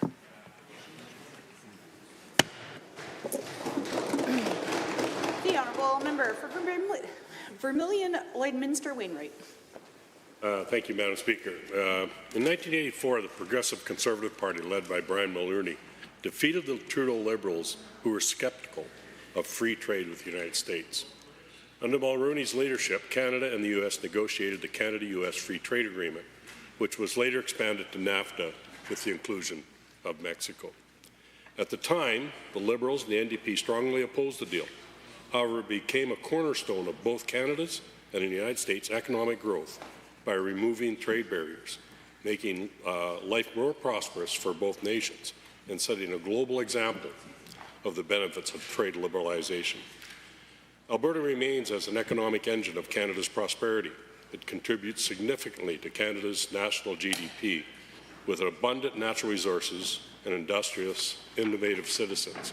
Our province plays a critical role in our nation's economic growth. The energy sector alone accounts for a substantial portion of Canada's total output, producing about 84% of Canada's oil in 2023. This dominance not only fuels our industries, but also supports tens of thousands of jobs, builds communities across Alberta, and supplies 4.3 million barrels of oil daily to the United States, contributing to approximately 52% of the crude exports or imports that the Americans take. Alberta's economy continues to diversify and grow. It has a big impact, contributing to prosperity nationally and globally, especially to our neighbours in the south. However, Madam Speaker, recent actions by the United States administration pose a significant threat to our economic stability. After over 40 years of free trade, the U.S. President has demanded that our federal government intensify efforts to stop the flow of fentanyl into their country, under the threat of imposing a 25% tariff on Canadian exports. It's concerning that the new U.S. President felt the need to threaten his closest ally. However, his concerns over border security are reasonable. Ensuring the safety of citizens and maintaining the integrity of our border has always been a fundamental responsibility of the federal government. Alberta, as the nation's economic engine, would be the most directly and negatively impacted province by any tariffs imposed by the U.S. administration or retaliatory tariffs proposed by our own federal government. Industries like energy and agriculture are dependent on free trade and U.S. markets. A 25% tariff on either side would not only disrupt trade, but also jeopardize thousands of jobs and livelihoods of Albertans. I just wanted to interject here. I'm one of the members on the Pacific Northwest Economic Region, and every January we go down and do capital visits. And myself personally, this year I went to Montana State Capitol and Washington State Capitol. And while we were in Montana, we met with the Director of Agriculture. And he said, you know, everything is where it is because that's where it should be over 150 years. We've determined that we should produce calves in Montana, ship them up to Alberta, fatten them up there, we'll buy their fats, bring them down and slaughter them in our only plant. As a matter of fact, 50% of their volume that goes through their plant comes from Alberta. Well, if tariffs and stuff like that disrupted that trade and they didn't get that 50%, that plant's no longer viable. They're afraid, in their case, that they might lose their slaughtering plant because of tariffs imposed by the United States. So this is why our Premier has advocated for measured and diplomatic response, emphasizing collaboration over confrontation. As early as November last year, when the then President-elect announced potential tariffs on Canadian imports, our Premier urged the federal government to take immediate action to secure our borders. Recognizing the urgency of the matter, our provincial leadership made clear calls for implementing robust measures to prevent illegal drug trafficking and enhancing border security.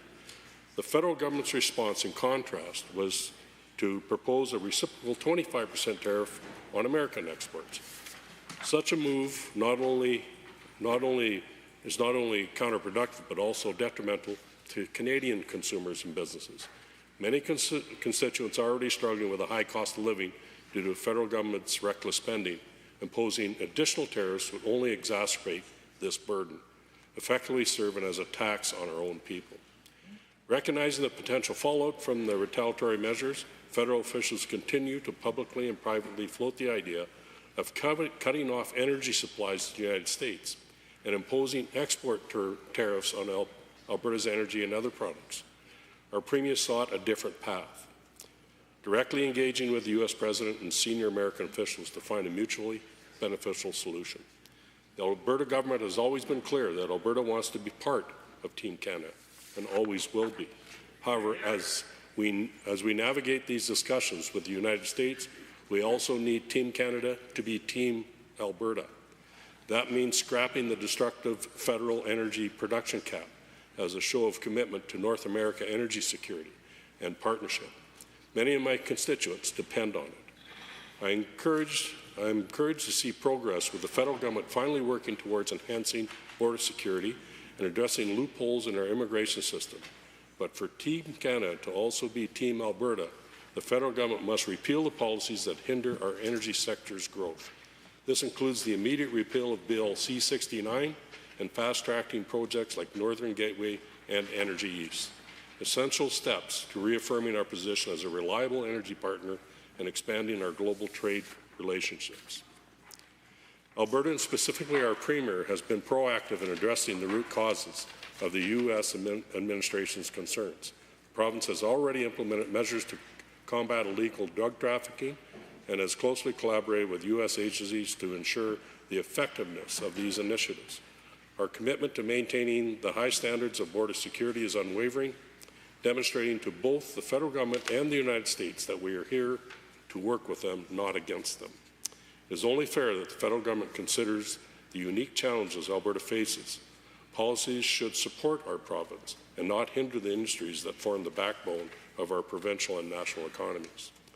Madam Speaker, Alberta will remain committed to being Team Canada. We urge the federal government to adopt an approach that prioritizes diplomatic economic stability and the well-being of all Canadians, just as our Premier has shown, to get us through this unprecedented time. Thank you. The honourable member for Edmonton Southwest. Thank you, Madam Speaker. I rise today to speak to Motion Standing Order 30, and it's my pleasure to offer some of my thoughts. I think there's consensus in this chamber that we are in a critical moment in this province's history where we're not only under significant tariff threats from an American president with autocratic leanings, but our very sovereignty is at stake. In fact, probably the most serious threat to our sovereignty in over 100 years. And make no mistake, as we all agree, U.S. tariffs will be devastating to Albertans, all Canadians, and frankly, the economies on both sides of the border. And in fact, it's already having an impact, sending chills across major industries. And according to a recent CBC interview, for example, Greg Mordew, a former auto industry executive and associate professor at McMaster University, he remarks, and it's a very interesting quote, he says, I quote, "Whether or not they are ever put into place, the damage is done. He continues, Trump's threats have already changed the landscape, whether he goes ahead with the tariffs or not, or whether he carves out specific exemptions, the threat alone will drive investment out of Canada and into the U.S., end quote. And so, Madam Speaker, really for the next 4 years, according to many industry experts, there will be no serious investment in the Canadian automotive industry, as well as other sectors. And we're certainly seeing impacts on the construction industry, the energy sector, agriculture, small businesses, all vital to Alberta's economy. And so, in this particular moment, I want to actually talk about leadership. Because instead of strong, decisive leadership from the Premier at a moment where leadership matters, where unity matters, the Premier decides to engage in freelance diplomacy, continues to appeal to her base, who largely supports Trump, and naively believe that a brief meeting with President Trump would effectively solve the problem. Well, the truth is, and I think Albertans see through it, her advocacy hasn't worked. All the while, this UCP government has taken a fragmented approach. At a moment when it is crucial to stand proud as Canadian, defend our sovereignty, and take a Team Canada approach, the Premier in this government has taken a go-it-alone approach. That has not only weakened Canada's position, but it has also weakened Alberta's position. In fact, the Premier refused to sign a joint statement with all other provincial and territorial premiers on a coordinated Team Canada response to the tariff crisis. And according to Canada's former chief negotiator, she significantly undermined Canada's bargaining position. Madam Speaker, the Premier talks about, in some cases, and I find this troubling, acquiescing to President Trump's demands, whether it's on border security or other matters. But what she doesn't talk about is a cohesive strategy that leverages our relationships and friendships with other provinces within the Federation. In our own country, we only hear about grievances. And that's the difference between members on this side of the House and the UCP government. On this side of the House, Madam Speaker, we are proud Albertans and proud Canadians. We've heard from government members who say, you know, they're on Team Canada, but their actions reflect otherwise. The Premier and those close to her seem at times to give a nod to separatism. I think we all are aware that her own Deputy Chief of Staff has flirted with separatism in tweets that he has since deleted. But I should also mention that this government has been largely silent about the impact of tariffs on... The Honourable Deputy Government House Leader, point of order. Thank you, Madam Speaker. I rise only on a point of order on 23H, concerning allegations made another member, specifically pointed out the Premier flirting with separation. That is drawing into question her intentions of whether or not she is a proud Canadian and whether or not she's loyal to the oath she has sworn to His Majesty. These are inappropriate comments to level against another member of this legislature. The Premier has both publicly in her recent comments said that she's a proud Canadian and wants to see a strong United Canada, and also in her oath that she took when she took office, committed to this country loyally. To question that is questioning the reputation and the commitment of a member of the legislature in a way that is completely inappropriate. I appreciate the point the member is making. I ask him to withdraw and please make it in a way that doesn't draw into question the loyalty of any member of this House to our great country of Canada and His Majesty the King. The Honourable Member for Calgary-Buller-McCall. Thank you, Madam Speaker. I think what my colleague was saying, if I heard him correctly, he was saying that Premier's own Deputy Chief of Staff was flirting with separatists. And he referred to a tweet that's now been deleted. But in any event, it's a matter of debate. That somebody has sympathies for separatism, as shown through their tweets, their behavior. It's a matter of debate. It's not a point of order. Honourable members, I'll admit I never heard the members specifically making allegations against the Premier. I also heard the members speak against the Deputy Chief of Staff. I apologize if I misheard. In any event, while we're having a lovely debate here on behalf of our constituents in this House, it's a good time to remind all members to be careful with the words that we say in this House while we're representing our constituents. And I know the honourable member who is speaking certainly knows that. I will not find a point of order at this time, but my caution has been given. The honourable member, you may proceed. Thank you, Madam Speaker. I just want to continue by mentioning that the government has largely been silent on the impact of tariffs on many critically important export industries, including agriculture, forestry, and manufacturing. And I should add that other than currying favor with Trump, which has not worked, does not work, and actually puts us at further risk, this government doesn't seem to have a cohesive plan. As my colleagues have already mentioned, on this side of the House, we're willing to actually work with the government to collaboratively come up with proactive solutions. And so I'd actually like to continue the debate with a series of questions, if I may, Madam Speaker. And I want to really ask the government, what have they done since the tariffs were announced by President Trump to focus on strengthening our internal economy?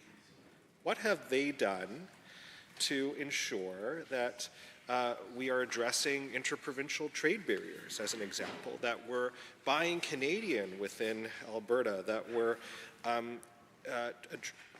implementing perhaps buy Canadian procurement policies within the government of Alberta?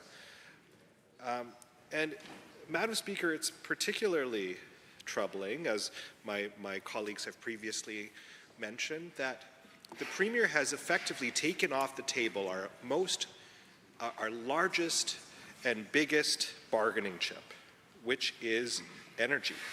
She has effectively said on more than one occasion that we will not use energy as a bargaining chip. And that not only reveals our negotiation hand, but it effectively undermines any sort of leverage we might have as a province and as a country. And that's troubling, Madam Speaker.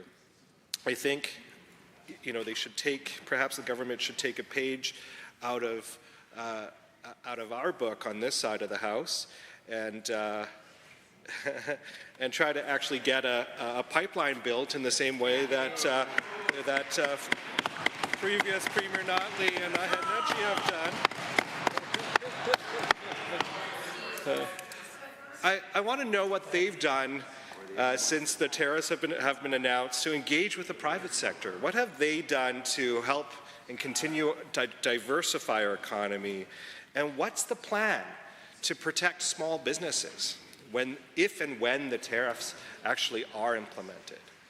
This is a moment where we need actual tangible results from this government, not just rhetoric. And all we have heard are in fact mixed signals and confusing rhetoric from the Premier. It clearly shows that there is no plan. And Madam Speaker, Albertans are watching. We expect more from Alberta's government. Thank you. The honourable member for Cypress Medicine Hat. Thank you, Madam Speaker. This is an unprecedented issue, and I appreciate that we're having this conversation, though I find it incredibly frustrating that this Assembly is rising to speak to this matter before our prorogued federal government does. We've had, quite the interesting ride here these last few months in Ottawa and Washington, so I thought I'd put a bit of a whimsical approach and sum up this whole situation with a story. Now, I know Christmas is over, but our story is going to sound a little bit like a Christmas classic, although it derails rather quickly. It's the week before tariffs, and all through the country, the federal government isn't stirring, not even the Prime Minister remotely. With the border concerns hung by the fireplace with care, the Prime Minister throws his hands up in the air. I don't care if I gave my word to meet the border concerns or meet the minimum military spendings. I'm a post-national leader. These things are below me, cries Trudeau.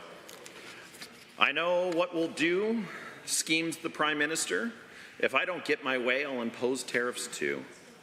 With all the premiers gathered, Trudeau, the great creator of this nation's failings, begins to sell the idea that nothing is wrong with his plan and his failings. Diplomacy won't be used. We'll use counter tariffs. That'll work.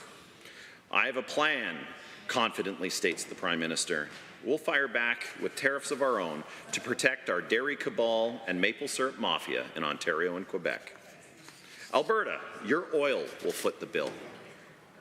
To ensure Canadians go along with this plan, I'm proposing pandemic-level inflation-creating spending to continue to grow and protect our economy.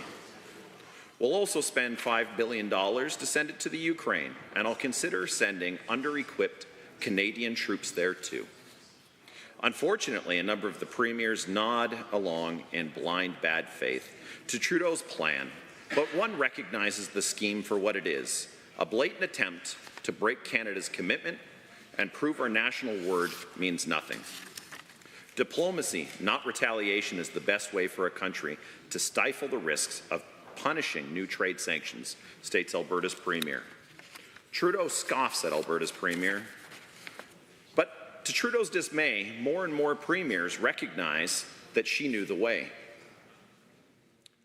Canada's commitment is what is needed, and that's why a full court press of premiers were down in Washington.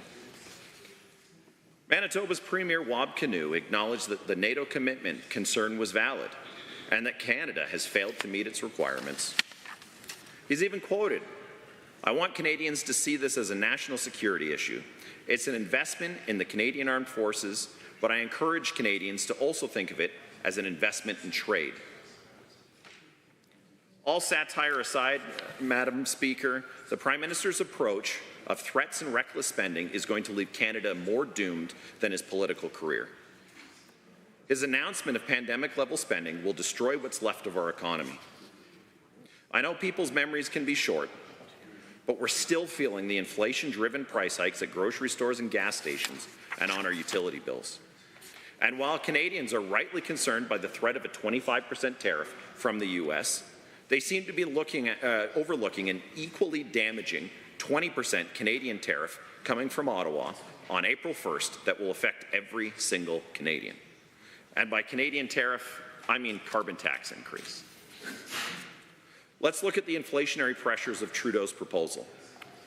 Pandemic-level spendings. Well, during the pandemic, month over month, inflation soared to astronomical 6.5%, 7.7%, and a terrifying 8.1% month over month. And if we look at the span of 2020 to 2022, there was nearly 34% increase in inflation over this time period, leading to the economic mess that we as a nation are still struggling to clean up. And now, all of this just to support a frail ego of a failing Prime Minister. Inflation spending will not stave off tariff effects. It will just make things worse. But let's change gears a bit and talk about drugs and organized crime. This is another issue raised by the U.S. President, as well as state representatives and senators. Yet many Canadians seem to overlook or question whether it's even a problem. Well, the answer is yes. Drugs and organized crime are a problem in Canada. The term super lab has been surfacing frequently, and even most recently by the Deputy Premier. What exactly are they, and do they exist in Canada? Well, the Deputy Premier mentioned one right here in Alberta, but there's another one. See, these super labs manufacture fentanyl on an industrial scale, and the RCMP just dismantled one in Falklands, BC in October. A $485 million criminal organization containing 54 kilograms of fentanyl, 390 kilograms of meth, 35 kilograms of cocaine, 15 kilograms of MDMA, 6 kilograms of cannabis, precursor chemicals, or also the ingredients to make these drugs, submachine guns, explosive devices, and $500,000 in cash. Assistant Commissioner David Taboul, head of the RCMP in BC, states, the precursor chemicals in combination with the finished fentanyl products seized at this location could have amounted to 95 million potential lethal doses of fentanyl from entering communities and markets abroad. And by markets abroad, we should really say the U.S. He continued that the 95 million potential lethal doses of fentanyl that were seized could have taken the lives of every single Canadian twice over. So, these super labs are a big deal. They highlight the risks these cartels and triads pose to North American communities. They underscore the need to enforce our laws, scrap the broken catch and release bail system, deport non-citizens who break our laws, and reclaim our country from criminal elites and their federal enablers.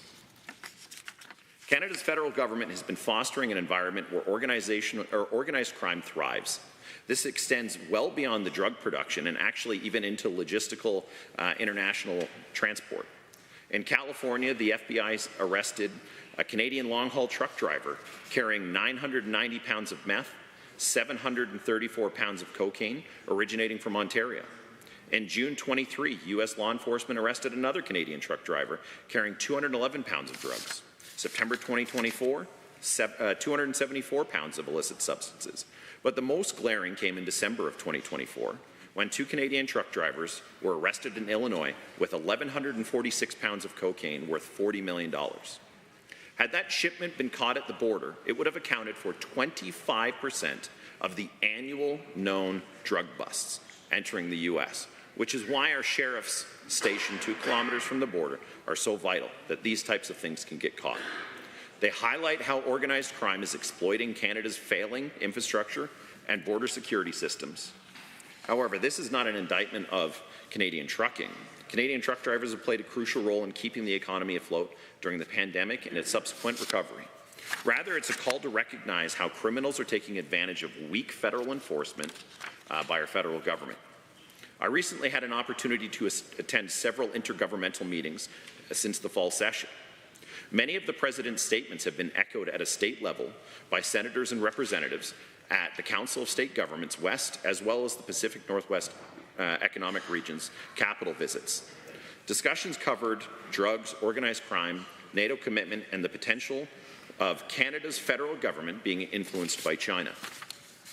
It was a Colorado state rep who encouraged me to go watch the testimony of a former CSIS intelligence officer who stated, every government from Mr. Mulroney to Mr. Trudeau has been compromised by Communist China.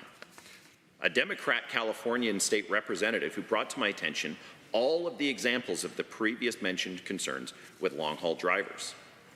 Many state elected officials have also brought up concerns about the Vancouver model of money laundering, and that's where organized crime uses the casinos in British Columbia to launder their money. Mr. Speaker, Madam Speaker, I should say, it goes much further. And honestly, when we move past President Trump's bravado and troll approach, the core issue remains. He demands that Canada take action and responsibility for what is happening in its own backyard. Diplomacy and hardline stance on drugs and organized crime are the only way out of this tariff situation we find ourselves in.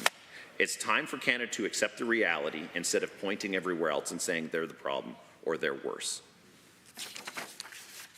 If Trudeau, the great creator of Canadian destruction, truly wanted to help Canadians, he would use diplomacy, take responsibility for the border, drug, and crime issue he created, and he'd abandon his thick-witted post-national mentality. Trudeau needs to listen to his own Bank of Canada, which warns tariff war with Trump would obliterate what remains of the Canadian economy. Thank you, Madam Speaker. The honourable member for Sherwood Park. Thank you, Madam Speaker. You know, Madam Speaker, this debate, I'm glad it's been brought up. It begs the question we need to ask the government, do you get the assignment? Albertans get the assignment, Madam Speaker. President Trump has been speaking of annexing Canada. He's been speaking about it since he was elected.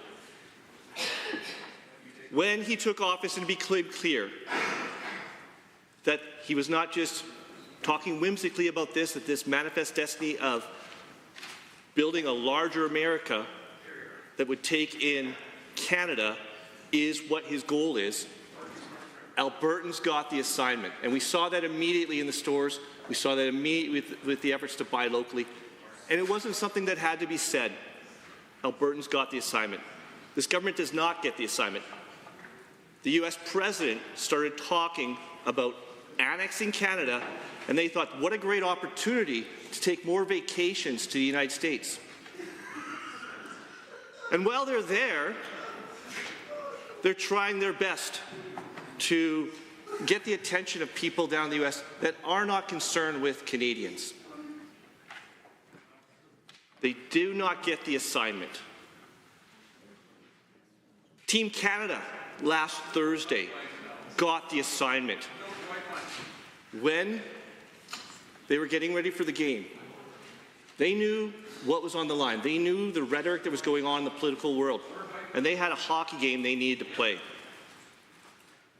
And it was a magnificent hockey game, Madam Speaker. And so indulge me for a little while I just show how important it is to get the assignment, where we had a team captain from Cole Harbour, Nova Scotia, backed by an outstanding goaltender from Ontario, from the same place as the outstanding Connor McDavid, Richmond Hill. And the game started out with an amazing shot from Nathan McKinnon from Halifax, Nova Scotia, to get us the lead. And then two inconsequential American hockey players scored some goals. But then, with an amazing effort from a former Calgary Flame, Sam Bennett from Hollands Landing, Ontario, tied the game, which took us into overtime. And our goaltender from Ontario did an amazing job, and he kept us in the game. And then Cale McCarr from Calgary caught the puck at the point. He passed it along the boards to Mitch Marner from Richmond Hill, Ontario, who immediately passed it to Connor McDavid and put it in the back of the net. And everyone in Canada felt the great joy, because together as a united nation, we felt immense pride in our team that was playing for our nation. Team Canada's hockey team got the assignment. It's so important to bring this up, Madam Speaker, even though it's a wonderful story, because what Albertans want right now is a well-designed plan to protect the jobs and livelihoods of workers, of every single Albertan. And Albertans want us to emerge from this threat better than ever. So, you want to get rich? Do you want to build wealth and prosperity here in Alberta? Let's produce things. Let's create things. Let's grow things. Let's develop things made locally in Alberta. And let's develop a plan. Let's develop a plan, Madam Speaker, that knows the government has the assignment and they get the assignment. Because right now, this government thinks that this existential threat of tariffs is an opportunity to rag against the federal government. There is no Canadian government that has done anything that has led to the situation we're in. If the people across the way are going to try to imagine that Aaron O'Toole or Andrew Scheer would have put us in a better position than we're in right now, that is a foolish idea. Canada must stand together as a nation and be united, and we need to work. So when I hear the Premier and the House Leader talking about allies, I want you to think about our allies that are inside Canada. I am so happy when the member from Medicine Hat, Cypress Medicine Hat, talked about the best Premier in Canada, Wab Kinew, and his statements, because he is doing an amazing job representing his province. He gets the assignment. And so many times I think in this legislature, the members across the way have a failure to understand what is our job as a province and what is the role of the government of Canada.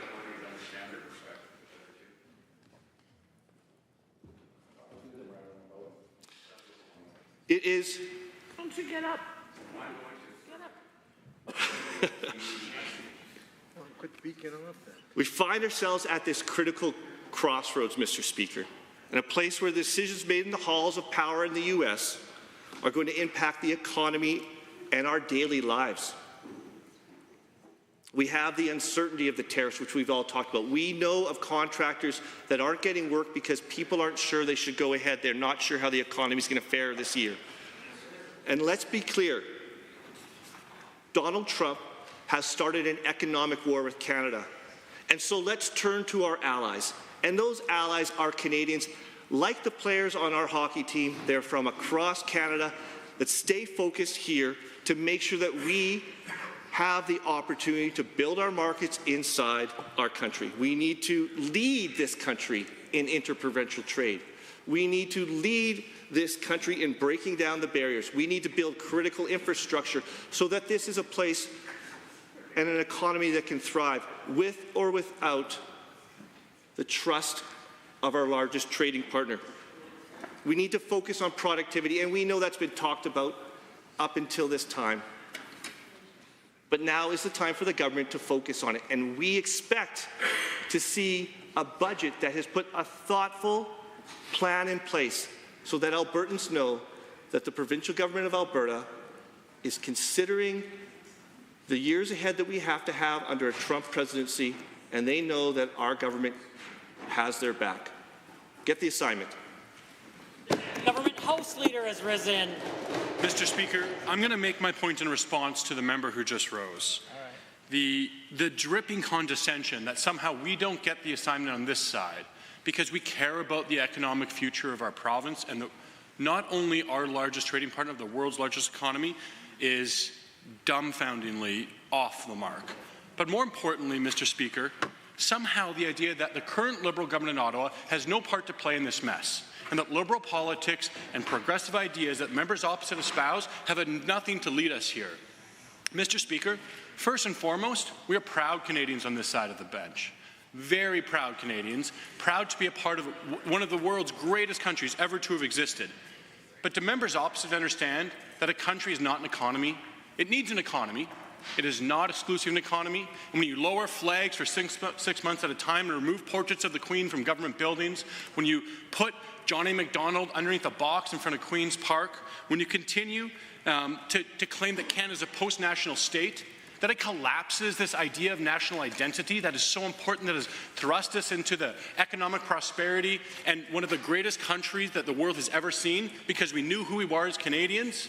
And members opposite did not stand at any point and oppose any of this happening. In fact, they cheered it along, Mr. Speaker. And the collapse of the idea of Canada as a nation starts in the progressive policies. And any times you've seen nation building in this country, you've seen it under Conservatives from coast to coast, Mr. Speaker.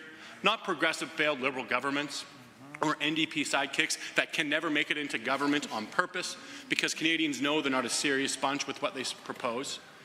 These trite condescensions that somehow federal politics don't at all matter around crafting an identity. Before we address the question of what we are as an economic union, ask who we are as a people. What was handed down to us by our parents and grandparents who came before us? Are we proud of who we are? Or should we self-flagellate for decades ad infinitum because we're imperfect as a country, but still the greatest country this world has ever seen?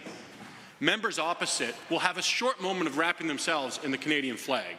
Soon after, Mr. Speaker, they will return to their attack on who we are, our inheritance, and what we received as Canadians and Albertans. I ask the members of the public, the Albertans who get it as the members opposite, to remember this moment and this conversation we had, because it will not be short order before we see members opposite again condescendingly telling us that we are horrible Albertans, that we have this heritage that we ought to be ashamed of, that we ourselves should not stand because we are somehow not worthy because of the sins of forefathers. Mr. Speaker, I think that the dripping condescension of that speech is exactly what articulates the lack of trust that Canadians have in progressive politics today. Why we'll see Pierre Poilievre, truly a nation builder, get elected federally, and why we will see continually Premier Daniel Smith, a premier of this province, I withdraw, pardon me, the premier of this province continue, Mr. Speaker, to not only succeed in her work of trying to create interprovincial relationships, but international relationships where we see nothing but attacks of our own country coming out of the Prime Minister's office currently. Mr. Speaker, if members opposite want to care about our economy, they should care about the national identity first. A country is more than its economy. And members opposite need to appreciate that if you attack every aspect of who we are for decades on end, at some point your voters and wider Canadians might take you seriously. And that, Mr. Speaker, is why we're here today. Are there others? The Honourable Minister of Municipal Affairs, followed by Banff Kananaskis. Okay, well, thanks, Mr. Speaker. And I've heard some of the comments from across the way, and my colleague just did a great job of dispelling some of what was said. The folks over there talked about missing the assignment. I would say, what assignment did we miss? Because I can tell you, the folks that are not in tune with Canadians, not in tune with Albertans in particular, not in tune with making this province better and successful within Canada, are the folks across the aisle. Hear, hear. I heard folks say, well, you went down there and took a vacation, nothing happened. Well, I don't know, Mr. Speaker. Here's for the folks across there that like to throw stones but don't pay attention to the details. I would say the leadership in the U.S. a week ago was saying we don't need anything from Canada. And they may say that again, because they're not completely consistent. However, as a sign that our message is getting through, yesterday they said, the President said, we need Keystone XL. Well, who do you think brought that up? It wouldn't be our Premier. Yes, it probably was. I'm sure it was. Listen, the fact is, Mr. Speaker, our message is getting through. There's no guarantee we're going to win, but the folks over there won't even fight. They'll just take it. They're just not interested in even making an effort. Right from the beginning, when the Premier went down there and spent time with the President and other influencers in the U.S., all of a sudden there was a 25% tariff for Canada and 10% on energy. That wasn't everything we wanted, but that wasn't the end of the fight. That was the start of the fight. So we've gone from that to now from not needing anything from Canada to acknowledging the President himself saying, you know what we need is Keystone XL. Well, that's pretty far from saying we don't need anything from Canada. That's billions of dollars apart. And let me remind the NDP, that's hundreds of thousands of jobs apart. And how do I know it's hundreds of thousands of jobs apart? Because the NDP drove 200,000 jobs out of this province in the energy industry in a short period of time when they had when the only chance that they had in government. And while we're on that topic, the only government in the long history of Alberta to be fired after one term. The only one-and-done government in the history of Alberta is represented with what's left behind the other side of the aisle, Mr. Speaker. So they shouldn't try to lecture anybody on getting the assignment. When they had an assignment, they messed it up so bad that they didn't get a second chance. The only time in history that Albertans didn't give their government a second chance was when the folks over there were in charge. Because whatever they think that the previous government did over 40 years to get fired, they did it in 4 years. So they're overachievers that way. In terms of making Albertans happy, it took the previous government 44 years to make Albertans that mad. It took the folks over there less than 4. So, Mr. Speaker,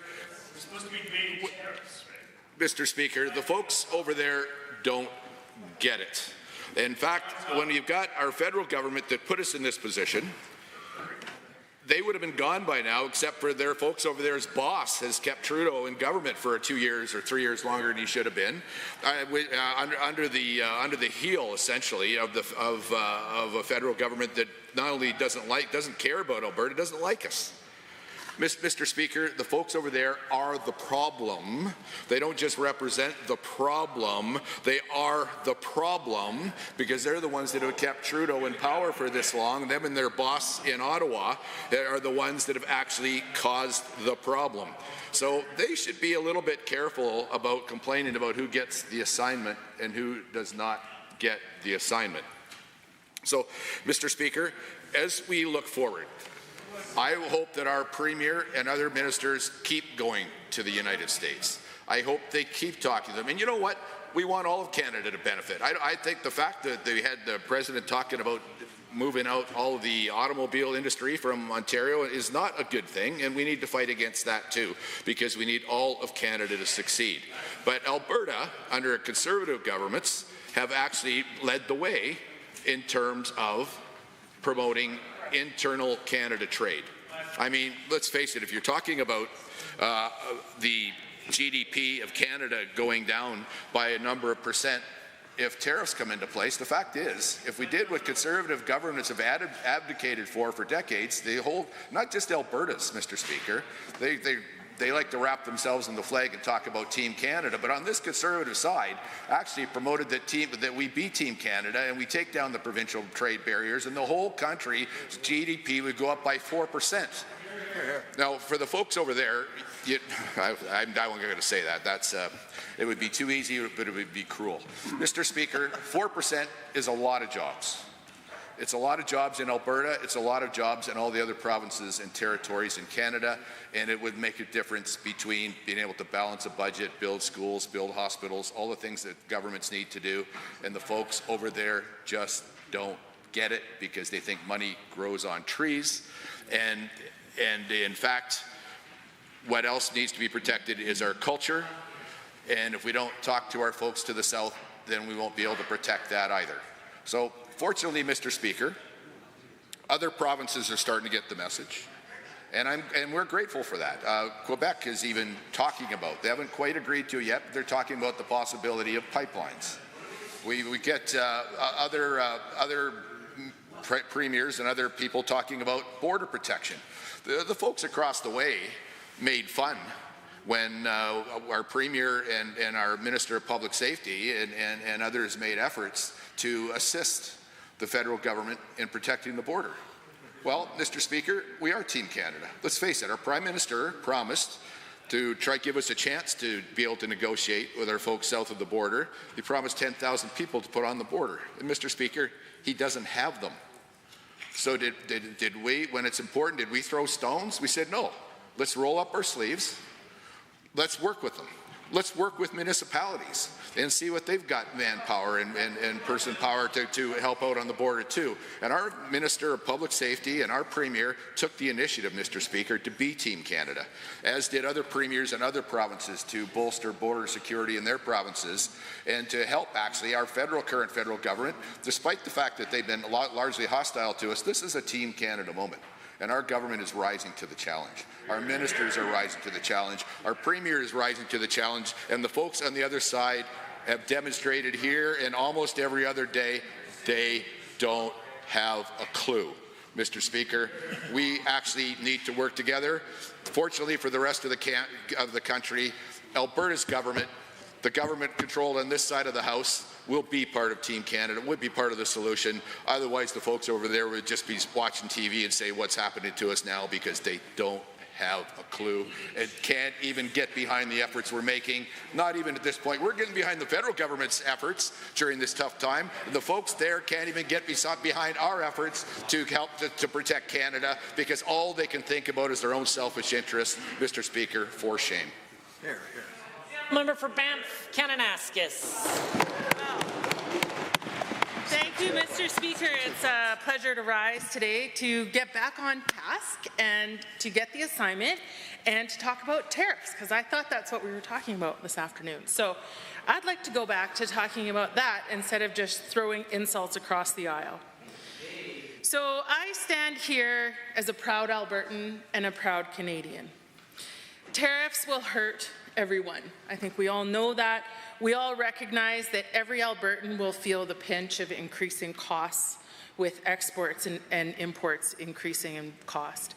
And this is coming at a time of an affordability crisis where we're already feeling that pinch. And so, of course, we should advocate for Alberta's industries and impacts to Albertans in the face of these tariffs. And we need to work together collaboratively to find solutions that will benefit Albertans and their businesses. Trade is critical to our economy.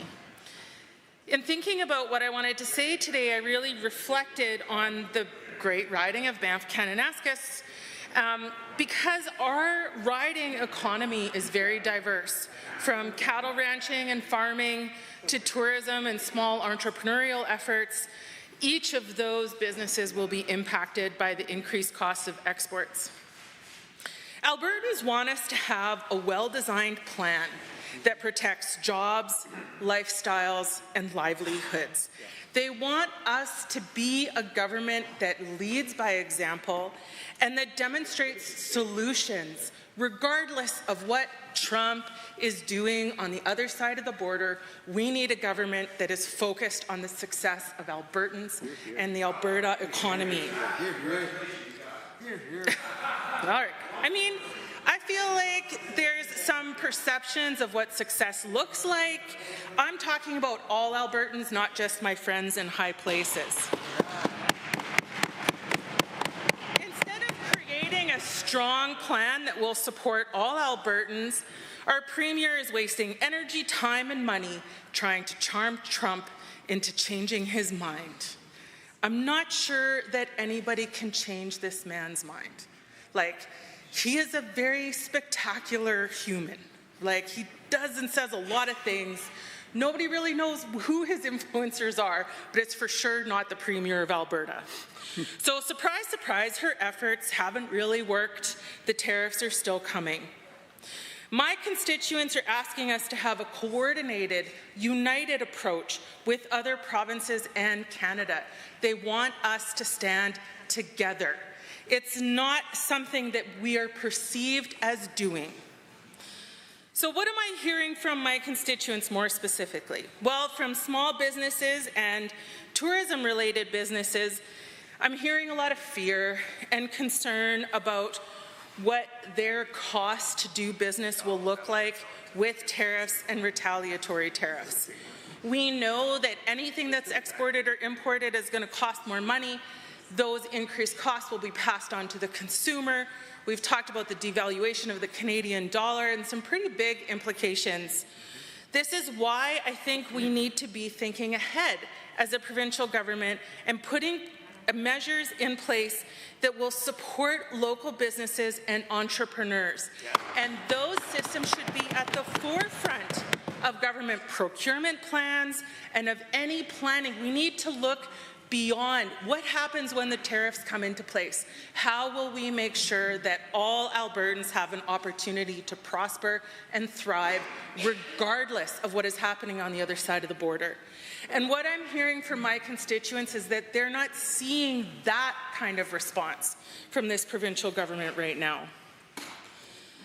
People always think Banff Kananaskis is about tourism and mountain biking, and there's certainly a lot of that happening. But we do have 3 large industry players in the Bow Valley: Lafarge, Baymag, and Greymont. Lafarge produces, you might not know this, but Lafarge is the largest cement producer in Canada, and 80% of the buildings in Western Canada are built with Lafarge cement. They're kind of a big deal.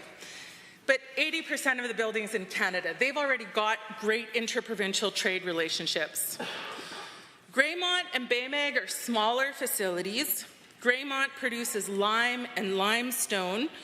And these calcium-based solutions are important for operational infrastructure support, vital industrial construction, agricultural processes and requirements. Their applications include air and water purification, extraction and processing of critical minerals, and they have locations across North America. If the tariffs come into place and it becomes cheaper for them to do business at those other locations, I'm worried about what that will mean for the Greymont plant in Exshaw, where hundreds of people currently work. So those jobs are at risk in my riding with these tariffs. I've also had pretty significant conversations with Baymag, who supplies magnesium oxide, essential to industries that feed, empower, and ensure clean water across Canada and the US. Basically, Baymag mines magnesium carbonate in BC and then refines that in Exshaw to become magnesium oxide. It is the only operation of its kind in Canada, and the magnesium oxide that it produces is of such high quality that it is renowned across North America. It is a critical component for industries treating water in oil and gas productions, nutrient supplement and animal feed for beef and dairy, and it's cleaning water in key municipalities' wastewater treatments across North America. Their ability to meet growing demand and investment will be impacted by these tariffs, And so BAMAG is asking for magnesium oxide to be considered as being included in the list of critical minerals in this trade discussion.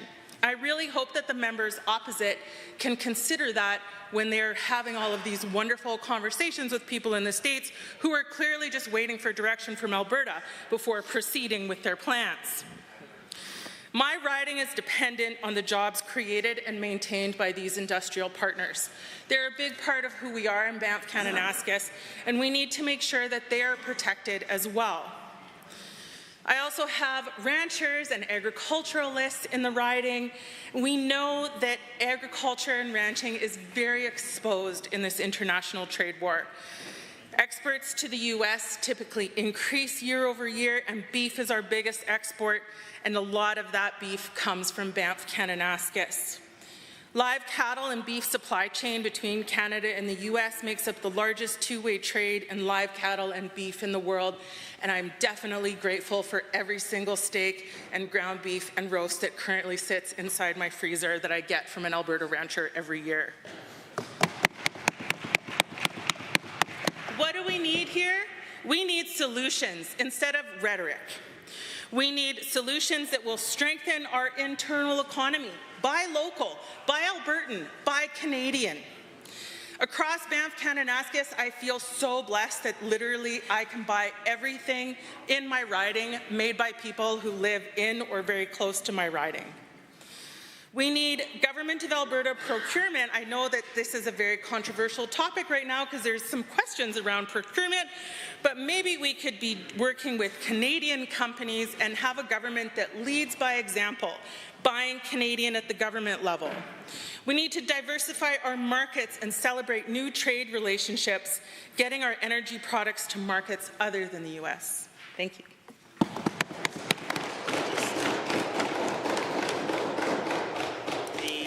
Honourable member for Lexington and Parkland. Thank you, Mr. Speaker, and thanks for everybody who's offered comments today on this very important file. When it comes down to our #1 trading partner, longest standing ally, border friends, neighbours, family members across the border on either side. There's been some comments from across the aisle, Mr. Speaker, talking about sojourns and these trips that we're taking, vacations down to the States to talk to our U.S. colleagues. There's a really weird concept, and I know the members opposite may struggle a little bit with it. It's simply, if you have an issue, you talk to somebody about it. This gets nothing more simpler than good old-fashioned kitchen table diplomacy. We're fortunate enough to have the #1 trading partner right across our border. We share a border with Montana, obviously. We're also very fortunate enough, a number of us as MLAs, to be part of the transboundary groups, so the National Council of State Governments, state legislators, I should say, the Council of State Governments, the Pacific Northwest Economic Region, the Energy Council, just to name a few. And it's not just because of the trade issues or the intonations currently of the new administration come in. We've been talking to these folks for years. Heck, MLAs out in my area, former ministers, were also part of the Energy Council. This is nothing new. These are the relationships we've built up over the years, and we have to continue to build these relationships up. You know, there's an old saying, when the elephants dance, get off the floor. Part of that is to make sure that you know your place and when you can talk to folks and do that. So when you've got a new administration coming in from the States, as an example with President Trump, and you have an outgoing lame duck prime minister, as in Prime Minister, thank goodness he's done Trudeau, this is nothing new with that relationship. We've seen this conversation behind that for a long time. Now, Mr. Speaker, I know full well that there was only a number of folks that were fortunate enough to make it down to the inauguration in the States, and I was one of them. The reason why I was there was at the request, at the behest of a Michigan state senator who came up and visited Alberta last year, part of these Council of State Governments, of why we can have these conversations and why we can continue to have these. The other person that he invited, to the member from Gold Bar, if he wants to listen rather than talking, because that way his ears will work a bit better here. The other person that he invited was a member of the Legislative Assembly for Ontario. The reason why he invited two of us there was to make sure that we could continue this collaboration, to make sure that we could talk out the issues. And to his point, to have that conversation at the least political venue as possible. Because of those inroads were made, he counted on both of us to have the conversation about what was happening in our respective provinces. They wanted a line of sight through the administration, the incoming administration, as to what was really going on. Not what was out in the media, not what was being hijacked. They wanted to be able to talk to us. I can tell you full well, the congressmen and the senators and the representatives we met down there wanted to talk directly to us. It was a personal item. And because of those conversations, because they could look us in the eyes, because we could have a cup of coffee and talk about those things, it was reciprocated on both sides. The week prior to that, I was down in Montana. When I drove down there, Mr. Speaker, the trucks ahead of me crossing the border. Order, order, order, order. Remind members, if they would like to join in the debate, they're welcome to do so, but debate should be through the chair, not across the aisle. The honourable member for Lexington and Parkland has the call. Thank you, Mr. Speaker. And the week prior to that, as I was saying, was down in Montana. Now, the trucks that were ahead of me were our forest fire guys heading down there to help out in California. I took a couple pictures, safely obviously pulled over on the side of the road and parked. Took a couple pictures of that. And also when I was driving down there, it's the first Special Forces highway. So the Devil's Brigade was put together of Canada and US troops. Look it up. This is the granddaddy of all special forces. They trained in Helena, Montana. When we arrived there, Mr. Speaker, there was a few of us that were there. I had a CTV reporter that wanted to talk to me and find out what the perception was. I spent half an hour on the phone with this lady. None of this made the news, by the way, because, I don't know, speculation, it didn't fit the narrative. She asked how I knew we were being received well. Well, I told her you could look at the Montana State Legislature because they record it same as we do here, and when they mentioned Alberta that was being in the room, they stand up and gave us a standing ovation, Mr. Speaker. Further to that, we were invited, I was invited to speak at 4 Senate committees to talk about our relationships. It was afforded to us through their Energy, Technology, and Intergovernmental Relations Committee to put forward a resolution at the state level. They will take this on our behalf the week after the inauguration. Down in Oregon, again through Penwar, meeting at their state capitol, with members from both sides of the aisle. They were telling us emphatically that their drug program they put in place was killing kids. They had to do a 180 on their drug program. They also talked about being essentially a refugee state for any of the illegal immigrants that are coming in. They told us emphatically the things that were happening in their communities where you had crime being set up and you had kids, a 13-year-old kid. Literally the neighbor of one of the representatives was found dead in a fentanyl overdose. This is personal to them. So when you have these conversations, Mr. Speaker, you realize that it's more than about the rhetoric and the politics. It's more than looking at your vote count going up. It's talking about the issues. And these issues, Mr. Speaker, are not new. They want us to deal with the border issues. They want to deal with human trafficking. They want to make sure that we're dealing with the fentanyl crisis and we stop pouring it across. I heard members from the other party talking it was only a 20-kilogram bust of fentanyl. That's enough to overdose 2 million people. Like, the potency of this. I also had members from the NDP party out in British Columbia with us. Now, here was something pretty wild, and I heard some of this here today. The member over there, as did the member from Sherwood Park, started intonating about building infrastructure, started talking about building all this stuff and making things here. Well, welcome to 2009. It's like deja vu all over again.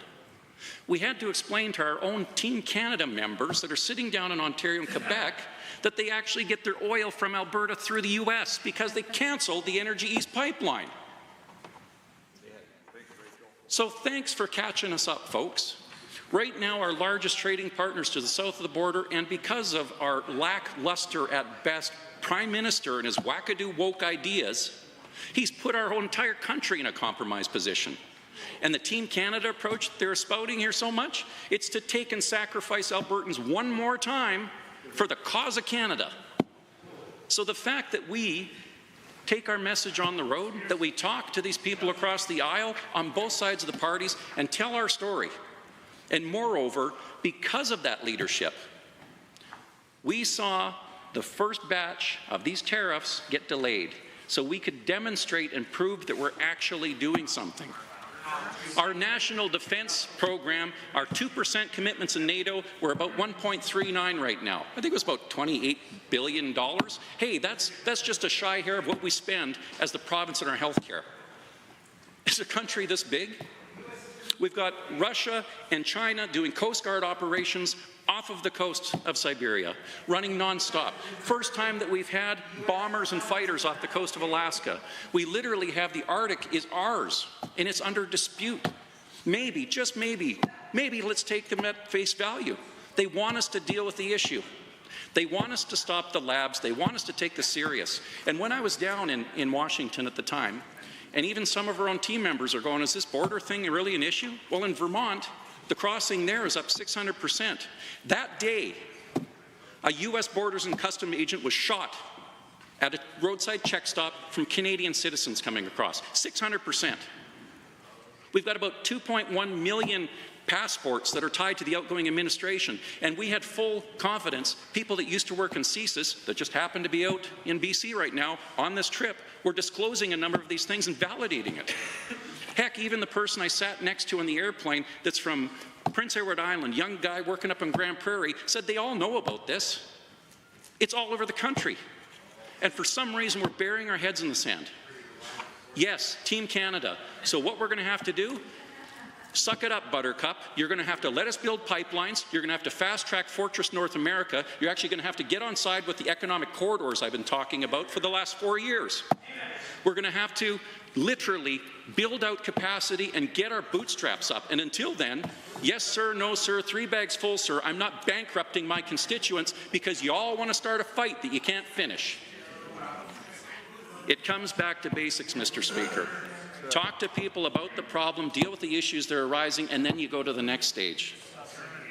If you got to drop the gloves, drop the gloves. But don't do it because you're wanting popularity points, and that's all I can see. All I can see is the easy one to pick on right now is to talk back every time they do it is against the U.S. administration. Well, that is one of the silliest things you ever want to do. Let's talk about doing the right thing for Albertans and for our country. Oh, order, order, order, order. The order, the honourable member for Calgary Foothills. Well, yes, I think we've all agreed, Mr. Speaker, this is indeed an important matter to debate. The potential fallout from tariffs is considerable. Albertans expect us to both understand the issue and to propose tangible solutions. Albertans expect their elected representatives to work together across this country to provide them with some sense of security that we are taking actions to support them when faced with the uncertainty like we haven't seen for quite some time. There is considerable information about how these tariffs might affect our economy. The Governor of the Bank of Canada, if we're to believe a federal source, estimates that tariffs could knock off 3 percentage points from economic growth in the next 2 years. Given that Canadian growth is expected to be 1.8% in 25 and 26, tariffs could result in Canada experiencing no economic growth in the next 2 years. Worse, the Governor suggests if tariffs are in place for a longer period of time, we risk a structural change to our economy that we cannot recover from, a future where economic growth is permanently stalled. Taking the long-term view increases the gravity of the situation. Businesses may permanently shutter or relocate and not return or open operations and generate employment for our citizens. Alberta is at considerable risk. We have an economy that is heavily dependent on exports. Exports comprise almost 40% of our provincial GDP. And to be clear, people are behind those exports. People will feel the harm and the fallout and the blow to our economy. And while the Premier has spent all of her time working to defend our largest industry, which she should, against potential tariffs, the energy industry is not the only industry to be impacted. Our agricultural sector exports almost $18 billion worth of products each year, and half of those exports go to the United States. Those products include beef, wheat, and canola seed. Those 3 products alone account for $8.3 billion worth of goods. It goes without saying that the brunt of these impacts will be felt on rural communities.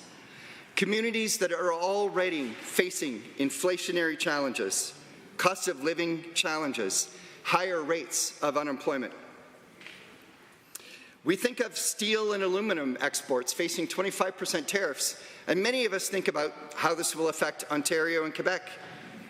But there's $1 billion worth of exports from Alberta, steel, aluminum, into the United States. 25% tariff on this industry would be devastating. The last time tariffs were imposed by President Trump on these industries, their output fell by half, with subsequent fall in employment. And it isn't just about what is directly made and exported from Alberta. Alberta is an integral part of this country. 3% of our workforce is employed by companies that make products for companies based in other provinces that in turn export to the United States. So yes, we need to think about Ontario's exports and Quebec's exports because Albertans work for those companies right here in Alberta. But this government has been caught flat-footed with this threat. I was in this House when members from the side opposite did a victory dance when Trump won the election. We've all seen the photos of members opposite wearing their MAGA hats. The opposite side of the House cheered Trump's victory. A president that daily tells us we should be the 51st state. They didn't see this coming. And since the Premier and this government are taking the wrong approach to this challenge, they still believe that it is about the border. Should we be working to reduce crime and the production and trafficking of drugs? Absolutely yes. But this will not prevent the President from imposing tariffs. We know that because we have seen both Canada and the provinces announce and begin to initiate actions to protect the border and stop the flow of drugs. And what was the result? Trump has reinforced his message that tariffs will be imposed.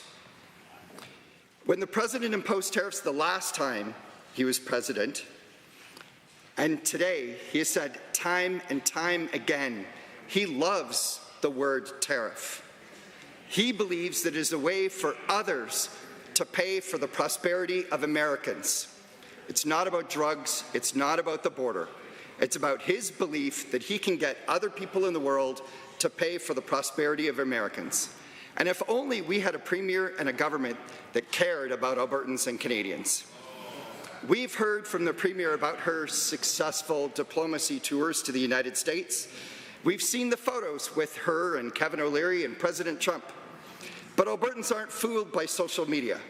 They know that a 30-second introduction at a party isn't a meeting. They know that meeting dozens of lawmakers at more social gatherings also are not meetings. We know that after all the Premier's bluster about her success, that there were no meetings with senior members of the President's administration when the Premier was in Washington and with their counterparts. While there is a rise in Canadian nationalism, this government continues to go back to their old playbook. Don't look to address the challenge, just blame the feds. What we need is a government that is serious about this issue, a government that is looking for solutions. When we talk about being in the United States, I'm just going to throw this out there. I was very thankful to be invited to Kentucky this past summer. Thank you, Mr. Speaker. And I really enjoyed the conversations that we had there.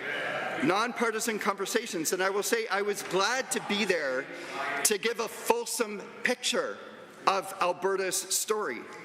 Having heard the conversations presented from the other side, having heard how the other side introduced me to their guests in Montana. But we need to look for solutions. A 2020 study conducted by Statistics Canada estimated the cost of internal provincial trade barriers were the equivalent of 6.9%, not 4%.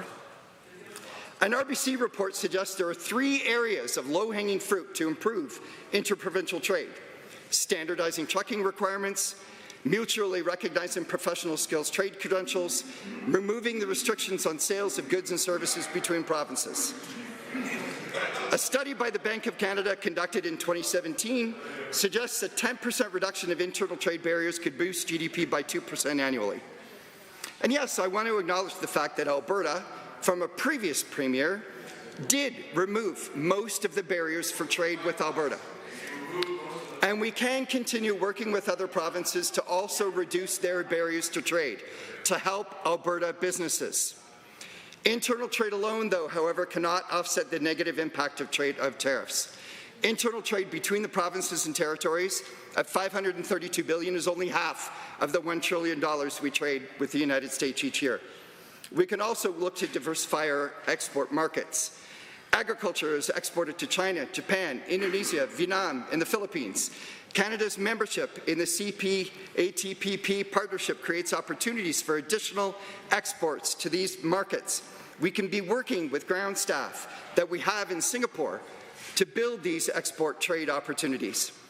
And while the Government of Alberta has export development programs, now is the time to double down on supporting Alberta businesses to export. This could mean additional funding for programs to provide companies with information and strategic financing to support export development. These are real actions we could be taking, rather than wasting our time in this House not addressing the real challenges that we face from these tariffs. Thank you, Mr. Speaker. Are there others? The Honourable Member for Grande Prairie. Well, thank you, Mr. Speaker.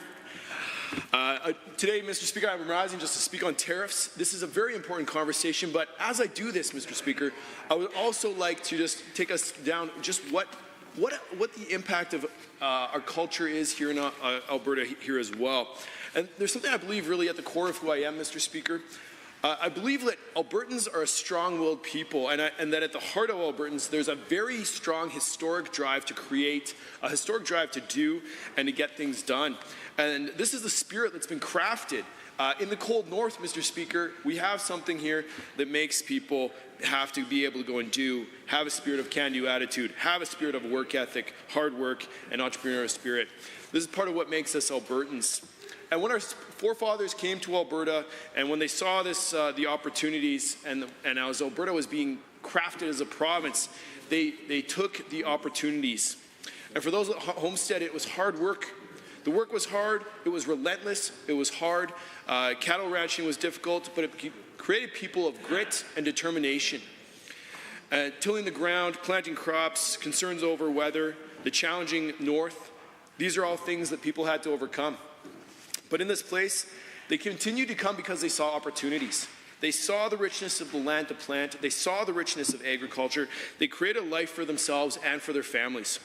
And they believed in something, and they saw that one of the core beliefs was that they saw they could do it, and they saw that there was significant opportunities for them here. They didn't just sit down and quit, but they got up again and again, and they kept trying and they kept going, Mr. Speaker, and that's what we're going to do as a government.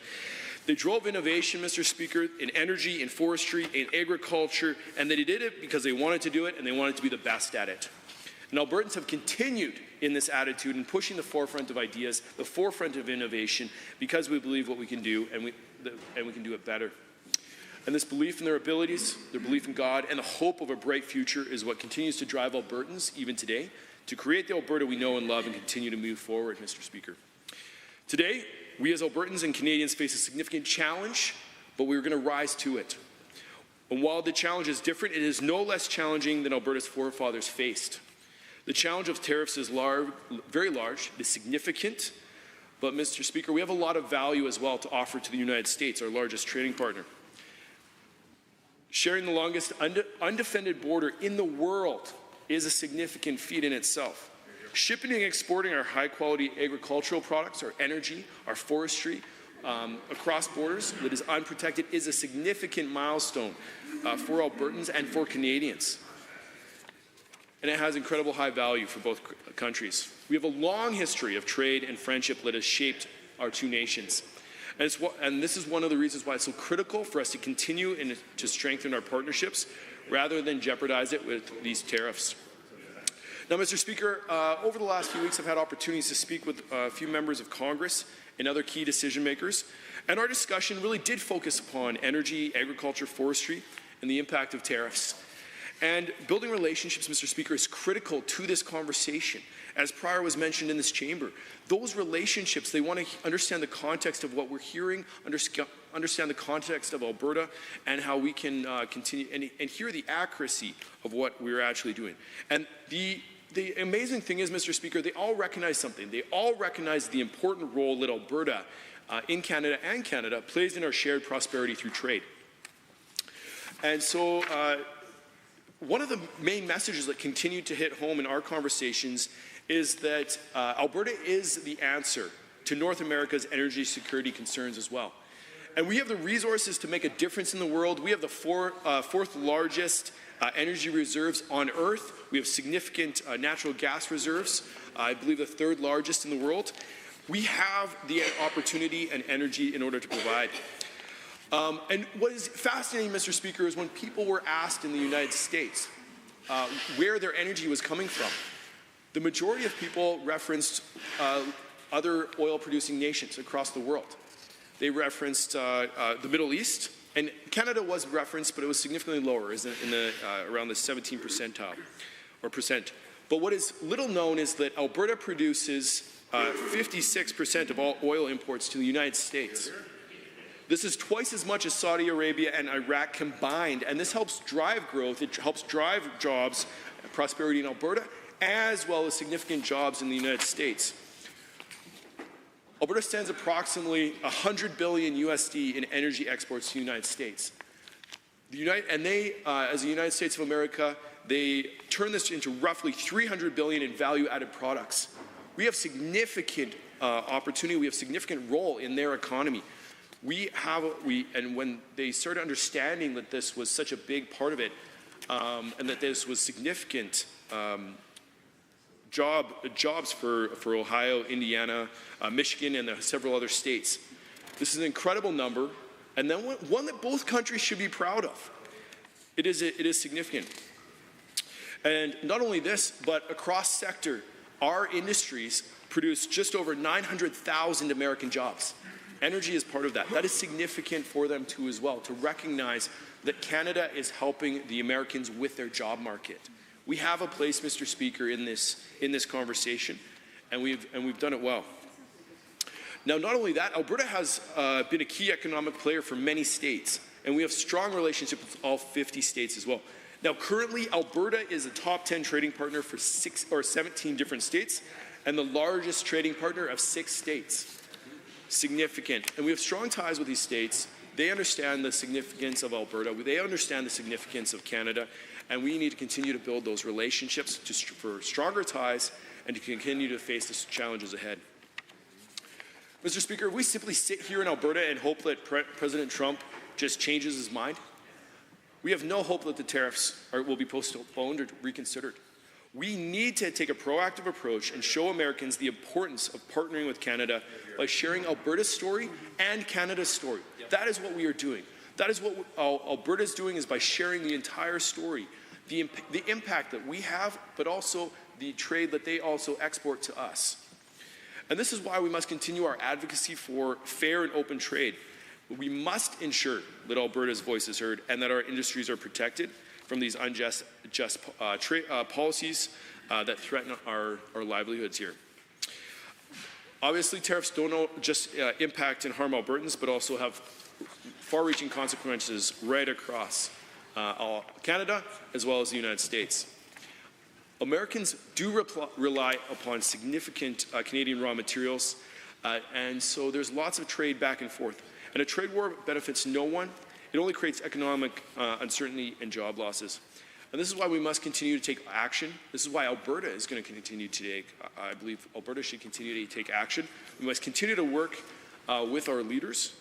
We are leaders here on this side of the aisle. We have a vision for the future.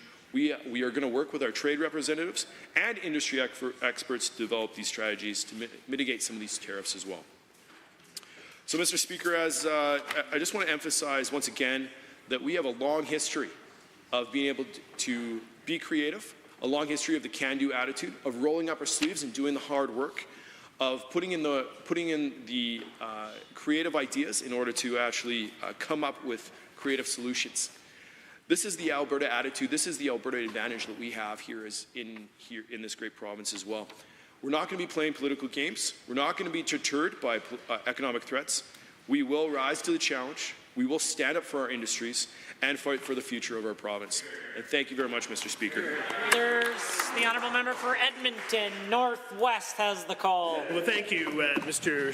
Speaker, and I will be brief just so we can get the last few speakers in, but I mean, now is a time for us to look for practical solutions for a major problem that's coming in the next couple weeks. I mean, it's not like we can talk about it in hypotheticals about the importance of oil and gas. Of course, we know all of those things are true. In agriculture, they're all under threat with these tariffs. And you can't talk your way out of it. Right? I mean, certainly I have a list of things that we can do, but let's call it for what it is, Mr. Speaker, which is economic warfare against the country of Canada, of which we are a part of. And so there's no negotiating going on here, right? It is Donald Trump and his administration using a form of extortion, not just on Canada, but on many other parts of the world as well.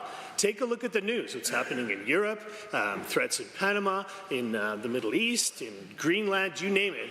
A very similar pattern is emerging. And so we need to protect Albertans from this. We need to have a concrete plan.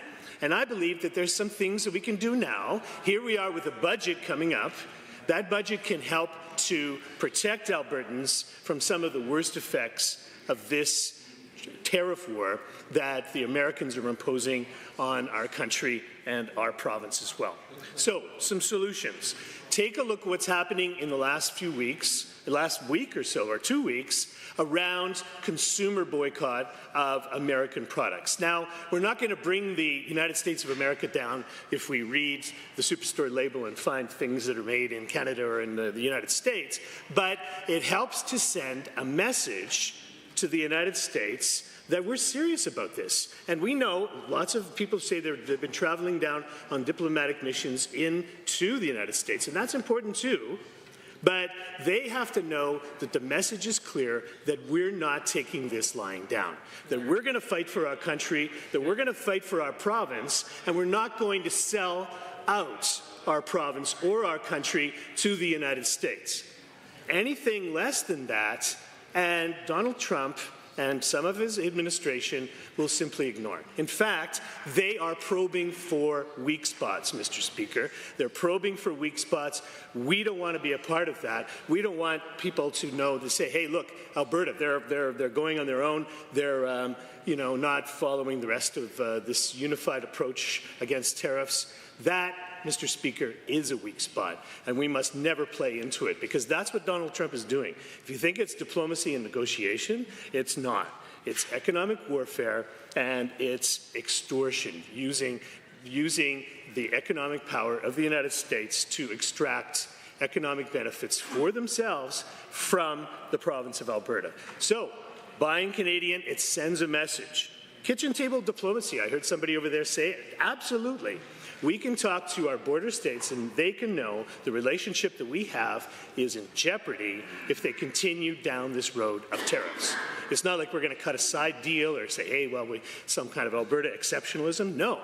If they're going to do those things, there will be consequences, and they can send through their channels the message back to Washington that this isn't working, it's unacceptable, and we need to back away. That is a way to do it. Another, very quickly, is I think it's very important at this juncture to dial back this whole idea that Canada is broken. I've heard it from these members opposite for years now.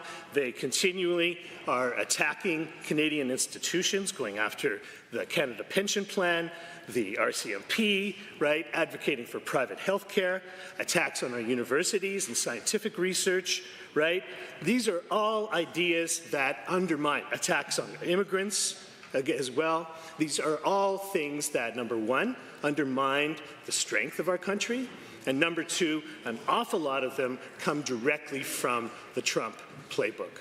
So, for the sake of our country, for the sake of unity, for the sake of fighting tariffs and helping to protect Albertans, dial back the pro-Trump rhetoric that comes through all of these policies, and we will go a long way to mitigating the circumstance. It will be painful. Whatever comes this way, tariffs will be painful. Some of those numbers of 3% of our GDP going down, I mean, that is significant. But standing together, protecting our core industries, our energy industry for sure, our agriculture industry absolutely, and all of the tech benefits and gains that we've made over the years, we have to have that market in the States, but we also have to protect ourselves for the sake of the future of this province and our country, Canada, to which I'm very proud. Thank you. Hear, hear. Are there others? Seeing none, I am... Oh, the Honourable Member for Calgary-Bullar-McCall. Thank you, Mr. Speaker. I thought it was important enough topic to set aside the daily business to talk about the tariff and threats that we are facing to our economy, to our sovereignty.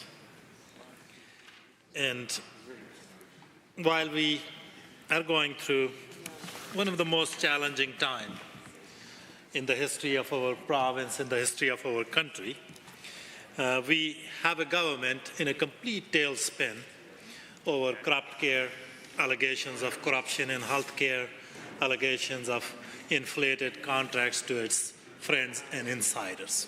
They're completely consumed by that internal drama. Earlier we saw one minister resign over those allegations. So that's why we're not seeing, quite frankly, any strong proposal, any strong ideas that how we will stand against these threats. Earlier in the debate, I saw a lot of same old rhetoric that how Ottawa is to blame for everything. Even one of the member from Cypress Medicine had mentioned how Ottawa is failing Ukraine.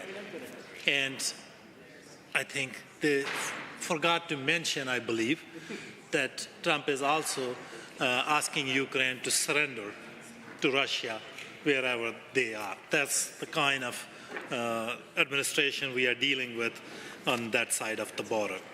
And these executive orders are issued pursuant to his federal powers that also include National Emergency Act. So in issuing these executive power, Trump has invoked National Emergency Act, among other pieces of legislation, citing safety and security of Americans on its borders, and two reasons are being cited. One is fentanyl and illicit drug crisis, and other one is the shortcoming in combating human trafficking and immigration issues. So, a couple of things on these fronts. I do not understand how putting tariff on Canada and Mexico in equal measure helps address this issue. There were federal stats about fentanyl and drugs. 21,889 pounds of fentanyl was seized in 2024.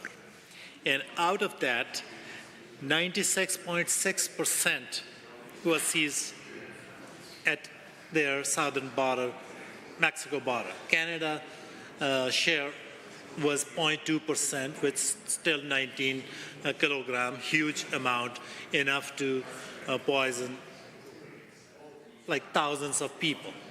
But when you look in the context, like we are not the main problem here in terms of supplying or sending drugs to the U.S. And it's never about the drugs, because tariff was central part of Trump's economic plan, and many conservatives who were cheering for Trump, they knew that that's the plan. And back in the day, the Minister of Economic Corridors was campaigning for Trump last time around when he got us with tariffs 25% on steel, 15% on aluminium. So that was the policy of Trump in first administration as well.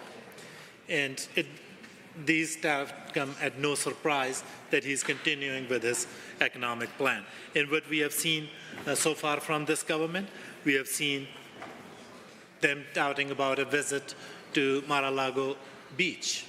There was a couple of selfies as well. And then there were cocktail parties, some galas as well. Then there were some prayer breakfasts.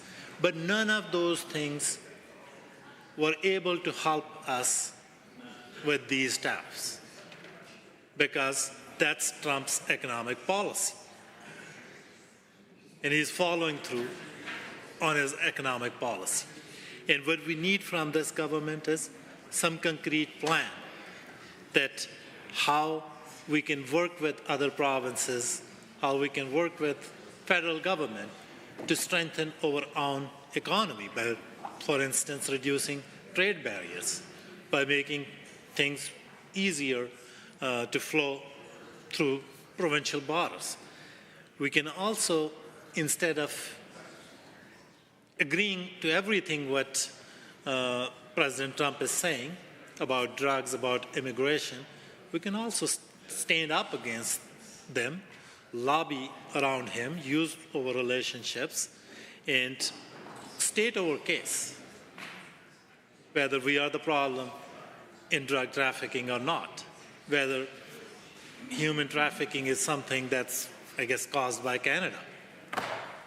But those are the kind of things that do concern many people in immigrant communities, because this word illegal immigration and illegal human trafficking, end of the day, we have seen policies from conservative government here, like barbaric cultural practices hotline, like niqab ban, to target immigrant communities, to divide our communities between old stock and new Canadians.